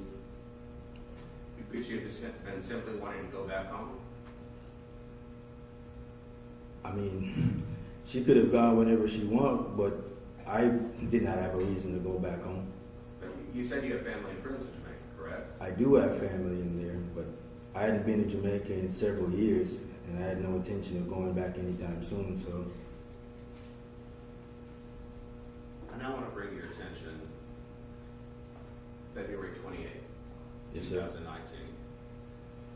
Did you have a scheduled meeting at H&R Block to go over your taxes with Juanita Brockman? I'm pretty sure it was a scheduled one, but I knew I got a call at some point from Andreen that told me to meet her there at later on in the evening or something. And you arrived there first, correct? Correct. And Andreen came with Elena? Yes, she did. And you're aware that that evening that Maureen did not stay at the house at Solitude Cove, correct? Yes, she left the house. I'm not sure when, but she was not there. Did you know why Maureen had left? No, I do not. Just that she was not present. Correct. Now, you said that while you were at H&R Block is when you first found out about this LLC, is that right? That is right. And that you exchanged some words in patois with Andreen. Correct. Now, after those words were exchanged, both of you went back to the house. I believe you said you arrived first, correct? Yes, I arrived first in my Malibu, and then I think she came later in her Porsche. Was it much later? Maybe 10, 15 minutes. Okay, so relatively shortly thereafter. Did she have Elena with her? Yes, she did. Now, during that time frame, did you continue to argue with her about the LLC? Now, it was a brief response, and then I shut it down. I didn't say anything more about it till we got home. Did you text back and forth while you were at the house about the LLC? Not at the house. You called Andrew Russell that night. Do you recall that? I don't recall calling Andrew that night, but I spoke to him on the phone during the day. Do you recall speaking to him for roughly 45 minutes? Yes, at lunchtime. At that time, were you saying you did not know about the LLC? At that time, I did not know about that LLC. And you would confide in Andrew about your issues with Andreen, correct? Not really. Not really. How often would you talk to Andrew? Every day. But you would not discuss your personal life? I would not discuss my personal life with my wife and kid. So you wouldn't discuss that with anyone? No. So when you get back to the house, you told this jury earlier that the two of you argued about the LLC. and at some point you left to go to that Shell gas station that they saw the video of, correct? Correct, sir. Now, during that argument, I assume it pertained strictly to the LLC, is that correct? For the most part, it did, but I know I referenced something in the text that said three things. The Broadway Bank issue, what you did last year, and the LLC, the new stuff now. So it all concerned the business, correct? No, what happened last year was a reference to her getting the tattoo with the boyfriend in Jamaica. It was the primary crux of your argument in the business. Mostly, well, yes. Now, you said that when you argued at the house, you left. Why did you leave? To avoid any kind of confrontation. Were things getting heated at that time? Yes, they were. And it was strictly a verbal argument at that time, correct? Yes, it was. You recall the testimony of a Gilberto Gonzalez, a deputy for the Bexar County Sheriff's Office last week? I remember the name. The first deputy that you spoke to, correct? Correct. Do you recall telling him that Andreen pushed you and then you left? I don't remember exactly what I told him, but I knew I told him we had an argument and I left. Now, as far as the details, I'm not 100% sure. So you're not exactly sure what you told Deputy Gonzalez? I'm not sure exactly what I told him, but I knew I told him about the argument and I left the house. Now, when you go to the Shell station, we saw from the video produced by Mike Fedley that there were some communications between you and Andreen, text messages specifically, correct? Correct, sir. And the two of you continue to argue about the business, correct? Correct. Previously, you told the jury with argument, I believe it was at Coral Grove, that you left for the night and went to a hotel and then returned the next day. Why didn't you do it that night? So these were two different types of situations. When I said was, when I left the house at Coral Grove, I came back home. It is after I found out she had made a phone call to the police to falsely accuse me of an assault. That's why I left the house again to go to a hotel, because I was going to move out. Well, previously you told this jury that you were pretty upset about this LLC, correct? Yes, I was. And that you were upset that Andreen was arguing with you about the LLC, correct? Correct. It was making you more and more mad. Why didn't you leave at that time? I did leave. Why did you come back? I came back home probably like close to midnight. Now, your daughter is with Andreen, correct? She's at the house, correct? So she's safe with your wife. I don't assume Andreen would hurt my daughter, no. So your daughter's in a safe place. You have means to go to a hotel. You elect not to. You elect just to kind of wait out several hours before you come back. That's what I've done almost every single time, was leave the house and then go back home a few hours later. Now you'll admit to me you were pretty angry about this. I was upset, but as far as like pretty angry, I wouldn't classify it as that at that point. So you felt it was just fine to go back to the house. Well, How many hours did you wait? probably like 3 or 4 hours. So you still felt it was necessary to wait 3 or 4 hours as opposed to just go somewhere else? It is a normal routine whenever we get into an argument for me to leave the house to avoid any type of physical confrontation or arguing in front of my daughter. I would normally leave the house, then I would go back home a few hours later because I would expect things to calm down. I only went and got my stuff and moved out for a hotel that one time because I found out she had falsely accused me of a crime. And so I was trying to get out of that situation. So I actually went back to move out of the house, not to just leave for the night, but move out of the house. You'd agree with me, you could have gone to a hotel. I would agree I could have gone to a hotel. And you also own multiple other properties. You could have gone to one of those other properties as well. No, because all those properties are being used for the assisted living, so there wasn't any place for me to go to any of those properties. When you said that you go to a park and then at some point return to the house. Roughly what time did you return? I'm thinking it was close to midnight because it was pretty late. And you said that you came in the house through the front door and that the lights in the kitchen were on. Yes, they had lights in the kitchen on. Were any other lights on? Yes, in the kitchen. Just in the kitchen. Correct. So when you come in, you said that you see that Andreen is seated on the couch in the living room area, just outside your bedroom. Correct. As I'm walking towards my room, I get close now in the living room area, because there's like a dining room area in the front when you come through the door, and then behind that on the left there's a kitchen, and then there's like a living room area with a couch and a TV, and there's like a center table. So it's when I get past the couch, going around to the room, that's when I see her sitting down in the couch at that point. Verbal argument continues at that point, correct? So my intention at that point was not to have an Sir, argument. My question is, did the verbal argument continue at that point? Yes, there was a verbal argument at that point. Now, the argument itself, does it move into the bedroom area? Yes, when she follows me in the bedroom. And you continue to argue about this creation of this LLC. So when I got home, that argument did not have anything to do with the creation of the LLC. We are way beyond that now.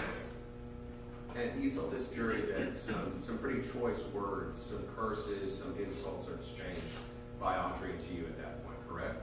Yes, I told them what she said. And this argument continues into the bedroom, and you said at some point your heads collide, is that correct? Correct. How did that happen? So, like I said, when I walked into the bedroom and she follows me in there, cursing at me, when I turn around, she comes up into my face. So she's like right into my face. So when she's spit in my face, she's right there, and I grabbed her face like this, and then that's when the head collided, when I grabbed her face. So the first time either one of you touched each other is when you grabbed her face and hit headbutt her. Right, hold on. I'm sure it's not on or anything like that, but the juror have a spot in his ear right there. Make sure you put that up. I don't know if it's for phone calls or what it is. Is that the first time either one of you physically touches each other? I would consider spit in the face touching, but Other than a spit, is that the first time that either one of you touches each other? yes, Did you grab her with both hands? yes, How did you grab her? Around the ears, the hair, where? on the side of the face. And you said that because she was close to you, are you saying that it was an accident that you headbutted her? I didn't call it a headbutt. I just grabbed her face, but she's right there, so the grabbing motion caused the collision. So when you grabbed her, that's when your heads came together. Correct. And when you said that happened, that it drew blood on her. Yes, it drew blood on her face. Where on her face? It was like somewhere like here, because I'm a bit shorter than her. So somewhere in her cheek area on the right side, I think is what you're indicating. I don't remember exact side, but I know it's somewhere on the face. Did you see any other blood or injuries that you caused when you did that? No. Did you have any injuries? At that point, no. You said that she went into the master bathroom to look at the injury, correct? Correct. You said that she turned the light on Correct. and she observed what you had done to her. Correct. You said that you followed her in, correct? I turned around because the bathroom was right there to see the damage that was done to the face, because there was no lights on in the bedroom or the bathroom at that point when we first walked into the bedroom. How much blood was coming down from her face? I couldn't tell because it happened so fast, but I knew there was blood because I remember blood on her fingers when she touched her face. So you said that she touched her face and got blood on her hand. Yes. Do you know how she got blood on the light switch? I'm thinking when she turned the light on. Did you see that? Well, that's the only way the light would come on, is if she touched the light to turn on the switch. I don't know if there's any other way to do that. Did you see blood and hair on the light switch? I wasn't looking at the light switch. I was looking more towards her, so I wasn't observing the switch. So I didn't see any blood on any switch at that point. I was just looking at her as she was looking in the mirror. Now you're saying at this point Mm-hmm. Andreen became angry? Well, she was already angry when I was leaving the house. She got even more angry when I got home and mentioned the divorce. And as that escalated in the room, she's getting more angry. And then when she looks and sees her face, I mean, it goes up even another notch than that. You said that when she saw her face, you said that she tried to strike you, tried to hit you? Yes, because like I said, when I went through the door for the bedroom and the bathroom, I was standing close to the door, and she's by the other side where the light switch is and the mirror. And then that's when she, came across the room to attack me back by the door. How did she try to strike you? Well, she was throwing some punches, and then I was like ducking down to try to avoid getting hit in the face, and then I grabbed onto her, and then I did a tripping motion, So the way she was trying to contact you was trying to hit you either with her fist or slap you, correct? It wasn't a slap, it was a fist. I'm sorry? It wasn't a slap, it was a fist.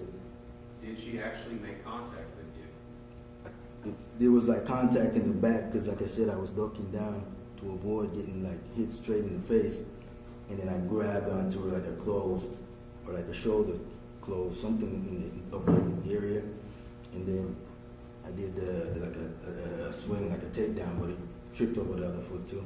So she grazed you with her fist? Probably in the back area. How many times? I don't know, to be honest.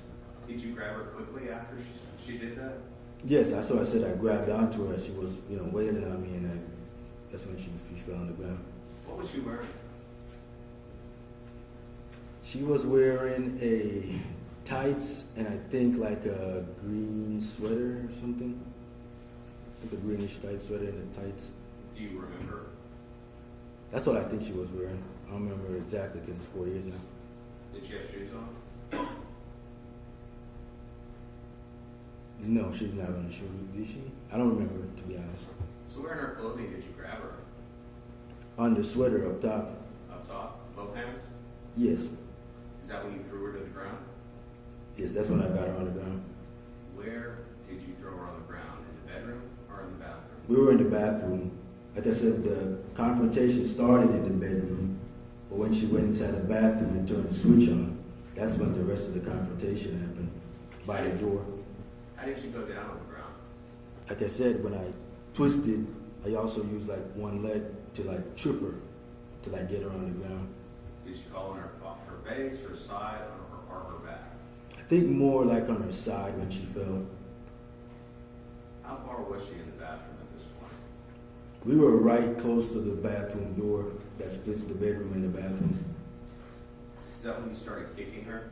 Yes, that's when I kicked her twice. Where did you kick her?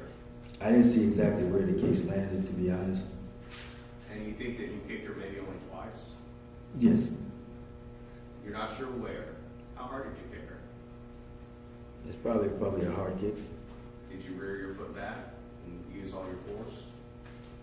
Well, when I tripped her, I knew one foot was already back, so when it swung, and then I kicked her again. What were you wearing on your feet? The shoes that I was wearing when I came back from the gas station, What type of shoes were those? I don't remember exactly, but it's the same shoes. Were they tennis shoes? Were they dress shoes? Were they boots? What were you wearing? They weren't boots, but I'm not sure exactly what kind of shoes they were. I remember it's 4 years, sir. They weren't sandals, they were shoes though? Yes, I think they were shoes. You're not sure where you kicked her? No, I just threw a couple of kicks. I'm not sure where they physically landed at the time. And at some point you noticed or heard that your daughter is hearing or seeing some of this.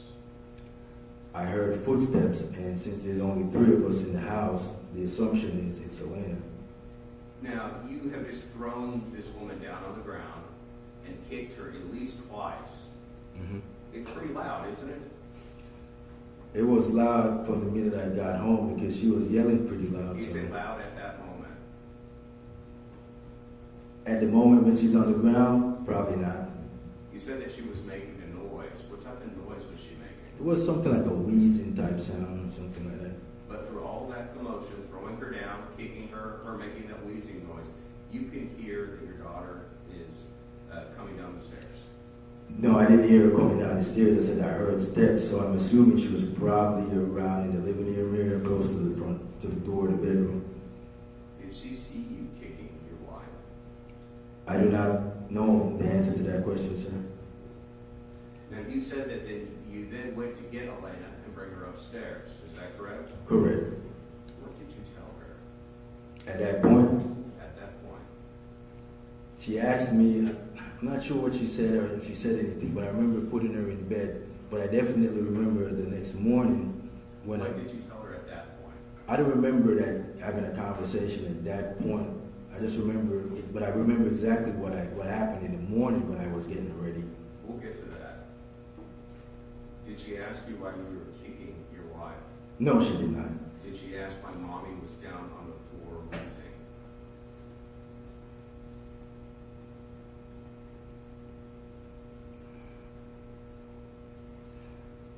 I think the last piece probably that sounded kind of familiar. Like now that his name mentioned that, it does sound familiar. Like she had probably said something about did mom.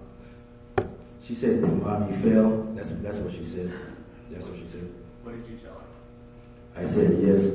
That she fell. Correct. Now, you said that you were up there for about 20 or 30 minutes trying to get Elena back to sleep. Was Elena upset? Not at that point. It took a while to get her back to sleep, though, correct? I mean, this is after midnight, 20 to 30 minutes? Correct. You told her that mommy fell.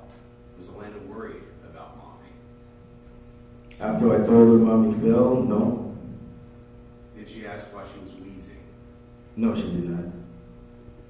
But it still took you 20 or 30 minutes to get her back down. To sleep. Like I said, I'm not exactly sure the time, but it would seem like about 20, 30 minutes. I'm not sure. Is that the last time Elena ever saw her mother alive? I'm assuming that's the last time. Now, after spending this 20 or 30 minutes upstairs with Elena, you returned back to the bathroom, correct? That is correct. At that point, you said that your wife was dead. How did you know? Like I said, when I came back into the bedroom and she was laying on the floor by the bathroom door, she wasn't moving. So instinctively, to check. So I bent over to I moved her face, and I remember trying to put my ear next to her nose, just see if there's some kind of breathing going on. And then I think I maybe checked for a pulse or something, but I definitely remember checking for the breathing through the nose. You said that she was near those French doors that open to your bathroom. That is correct. Did you notice the blood on those doors at that time? No, I did not. Now, you said that when you went upstairs to take Elena up, you heard wheezing out of Andreen. Did you think to call EMS, somebody to try to help her at that time? So at that point, I didn't think she was in some type of critical condition. I'm just thinking she probably got the wind knocked out of her from the kicks. From simply just 2 kicks and being thrown to the ground. That's it, correct? Correct. Now, when you come back downstairs and you find out that she's dead, what time is it?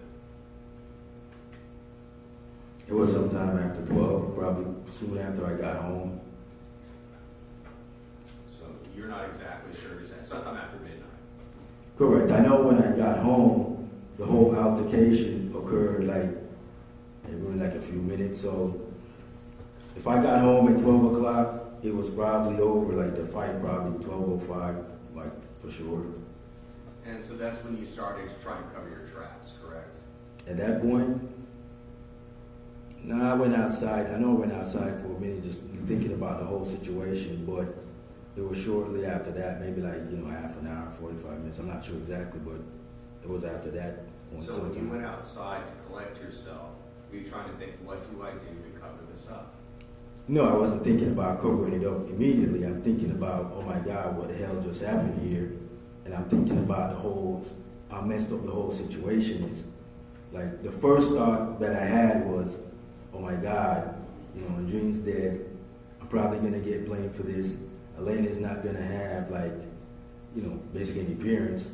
And then the second thought I had was, why the hell did this have to freaking happen to me? Because the whole freaking night I spent trying to avoid any kind of situation like this. I left the house purposely to avoid any kind of physical contact. I stayed out several hours trying to avoid any kind of physical contact. When I got home, I'm not expecting anybody to be up.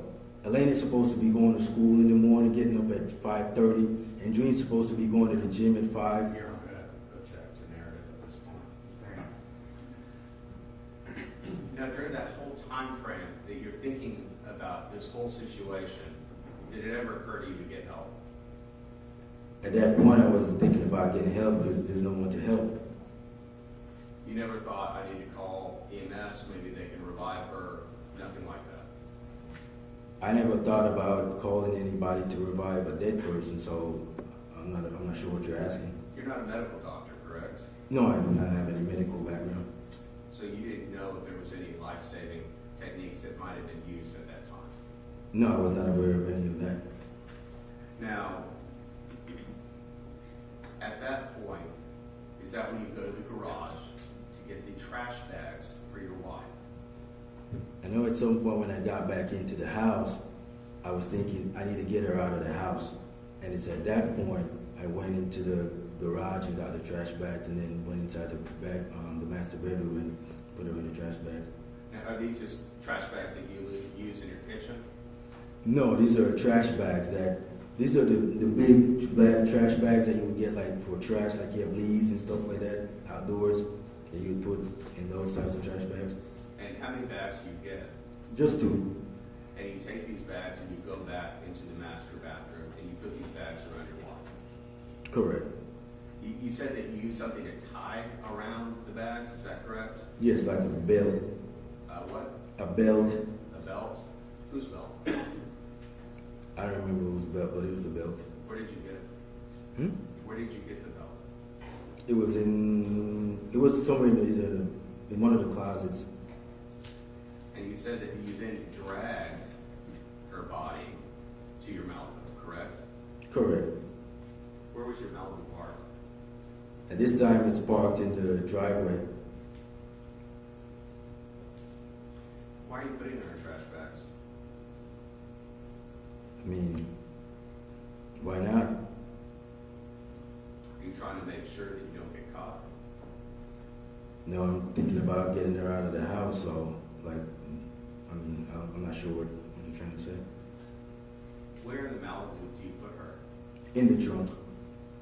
So you open the trunk and you toss her body into the trunk. I wouldn't call it a toss because she's pretty heavy, so it's I described the scene already, sir. Now, you said that she's pretty heavy. Andreen worked out, correct? Yes. Often. Correct. She did CrossFit. Yes, sir. You were in pretty good shape back then as well, correct? Yeah, I do training for the PT test. So I'll do push-ups and sit-ups and run like a mile and a half. Okay, so you would work out as well, correct? Yes. So you get her into the trunk and you go to Spec Road. Why Spec? Like I said, I had gone there the year before for a soccer match. So I kind of knew on that road there was a field just like those types of fields that you saw. So I knew that's how the location looked just from going there the year before for a soccer match. You know it was remote. Well, I'm not thinking about remote because it's pretty close to my house. It's not that far.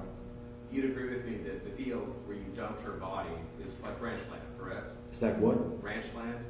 I don't know what ranch land is. They're not houses on that property, correct? Right, there's no houses on the property. It's just a field with high grass and shrubbery, correct? So at the time when I put her there was no field with high grass. It was in the wintertime, so there was no high grass. Okay. So what Mr. Kobandi testified to about the grass being that way in February is not accurate. So the pictures I saw during Mr. Kabandi's testimony was in July. When I went there March 1st, it looked nothing like that.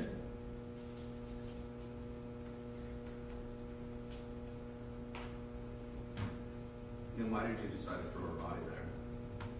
Why? I just had to get her out of the house, and literally in between that location and where I live in my house, there's only houses in between that.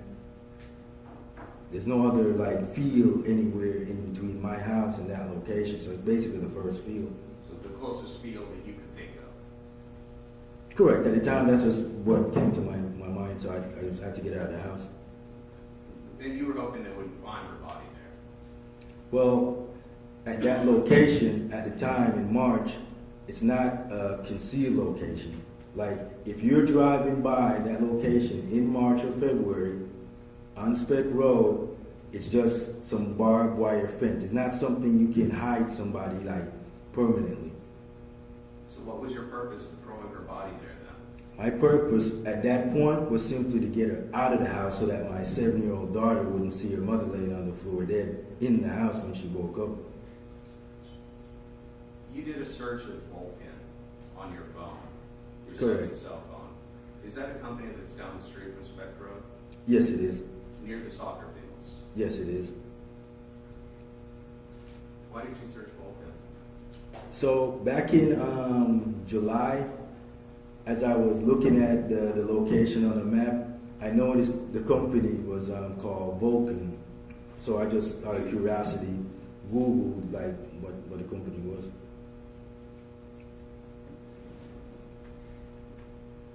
Now earlier,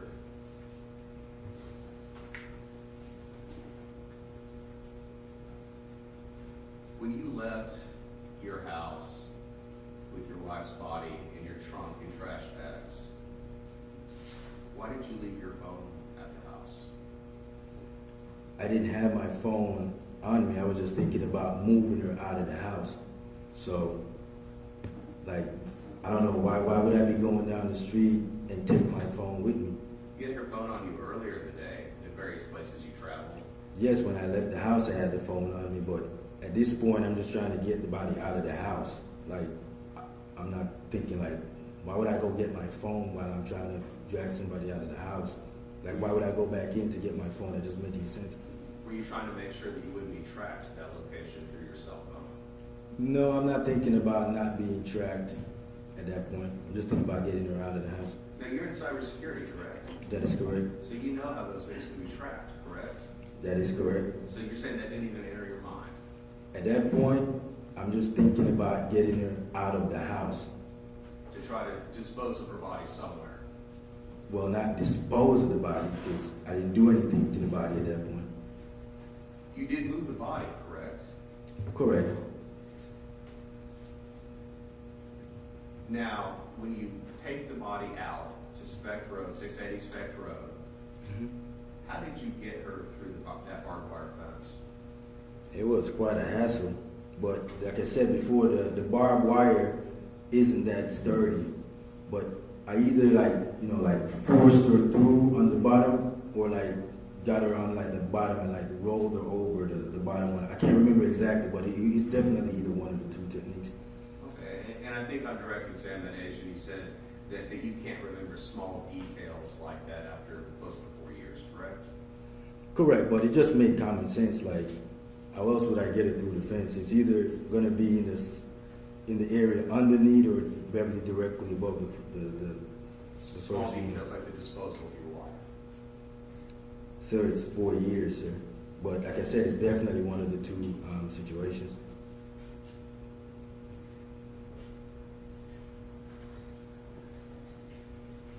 You take her out to that field, and you mentioned that there was cow skeletal bones in that area, correct? Correct. When I drove her across, like the field, like where I actually stopped, at that point when I stopped, because I'm pulling her this way, so I can't really see what's behind me because I'm pulling her and kind of struggling backwards.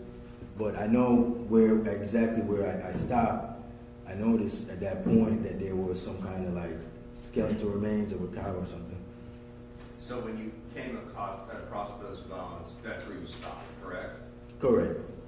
And you put her body down, and you put those cow bones on top of her. At that point, I did not put any bones on top of her.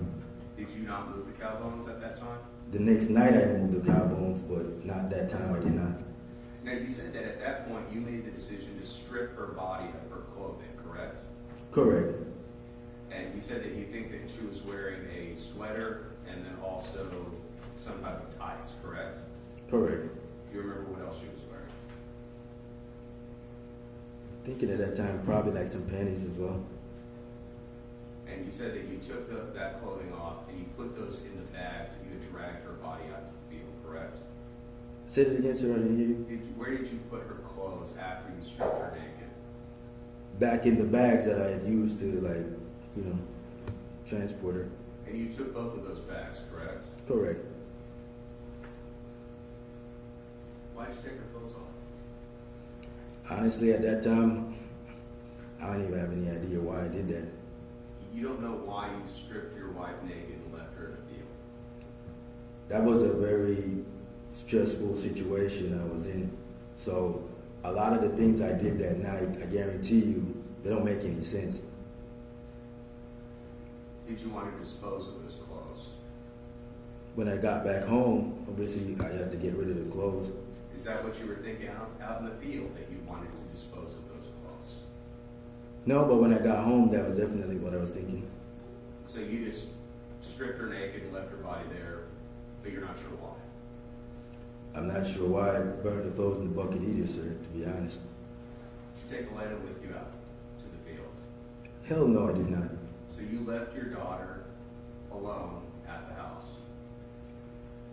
I had a tough choice to make, so it's either get my wife out of the house so my autistic kid doesn't see her mother dead, or leave her at the house. And I chose what I thought would be the better option. Like, why would I want to take my daughter to move her dead mother? That doesn't make any sense in this world. After taking the clothes off of Andreen, putting those inside the bag, where did you go next? I went home. Why did you, when you left when you came back to the neighborhood, why did you use the gate code as opposed to your clicker? If you notice, when I traveled throughout that night, and even when I came home, I used the clicker most of the times. Not the clicker, but the number 1976 most of the times. Why did you do that? Why did you use the gate code as opposed to the clicker? Because that's what I use most of the times. Now, this jury saw earlier that clicker was in the Malibu, the same vehicle that you had that evening. Was the purpose of using the gate code so it would be harder to find who did this? Mr. Spear, most of the times that I go through that gate, I use 1976 gate code. Even when you had the clicker in your vehicle? Yes, sir. What time did you get back to the house? It was pretty late, probably 3 o'clock or 2:30. I'm not sure, but it was pretty late. Were you out at that field for a while? No, I wasn't at that field. I don't know how many times, but like I said, it's park next to the fence, push her through the gate to the fence, and struggle across, and then take the clothes off and leave. So I'm not sure how long that would take.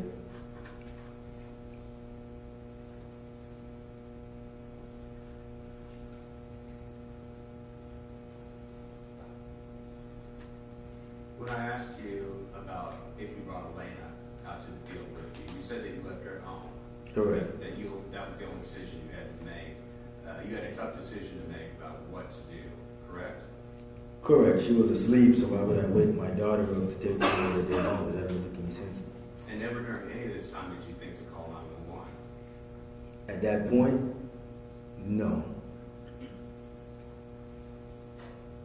Now, the jury saw and you stated that you sent a text saying, "Hey, where are you? Elena is in her room and you're not here." That text at 1:50 and 19 seconds in the a.m. early Saturday morning. Correct. Did you send that text when you got back to the house? No, I think I sent that text before I left the house. So you left the house before, you sent that text first before you took your wife's body out to that field? I'm not 100% sure of the sequence, but I don't know if I left and came back and then sent the text. I'm not 100% sure of the sequence, sir. Then you also sent a text not quite 2 minutes after that stating, "And for your info, this has nothing to do with anyone but us. You shouldn't have opened the LLC without me. That's at 1:52 a.m. That is Andre's correct. dead at this point, correct? That is correct, sir. The purpose of these texts, are you trying to cover your tracks?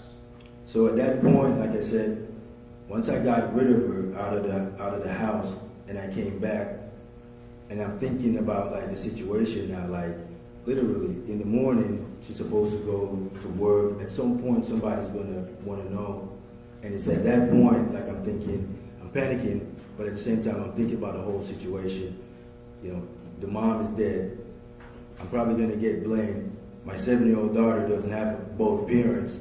And it's at that point, like I said, I start thinking about, okay, I'll just get her out of the house and then I'll just pretend I don't know where she is. So at that point, you're hoping nobody finds the body. I'm not thinking nobody finds the body. I'm thinking nobody believes anything happened to her at my hands. Now, you called Cindy and Johnson, she's your sister-in-law, on Friday, not last week, but the week before, correct? That is correct, sir. And you spoke to Cindy and also your mother-in-law, Hyacinth Smith, who goes by Maureen, correct? Correct. And you said that you even called Maureen mommy, is that right? That is correct. The kind of a term of endearment, correct? Correct. Now, you said that you wanted to tell them the truth, what happened, before they heard it in court, correct? So I actually wanted to tell Is that- Maureen is the that truth. Yes. correct? Yes or no? Correct. But you wanted to talk to Maureen specifically, correct? Correct. That was the purpose of who you were trying to reach. Right. Now, you obviously were here when Maureen and Cindy testified after that conversation. I believe it was 41 minutes in length, correct? Correct. Now, are you saying that they're lying about what they told this jury? I said the framework of what they were saying is somewhat true, but a lot of like some of the key details obviously is incorrect. Are you saying that they're trying to be deceptive and leaving out aspects as to what you told them? I'm not saying they're trying to be deceptive, sir, but during the conversation, Cindy was crying a lot.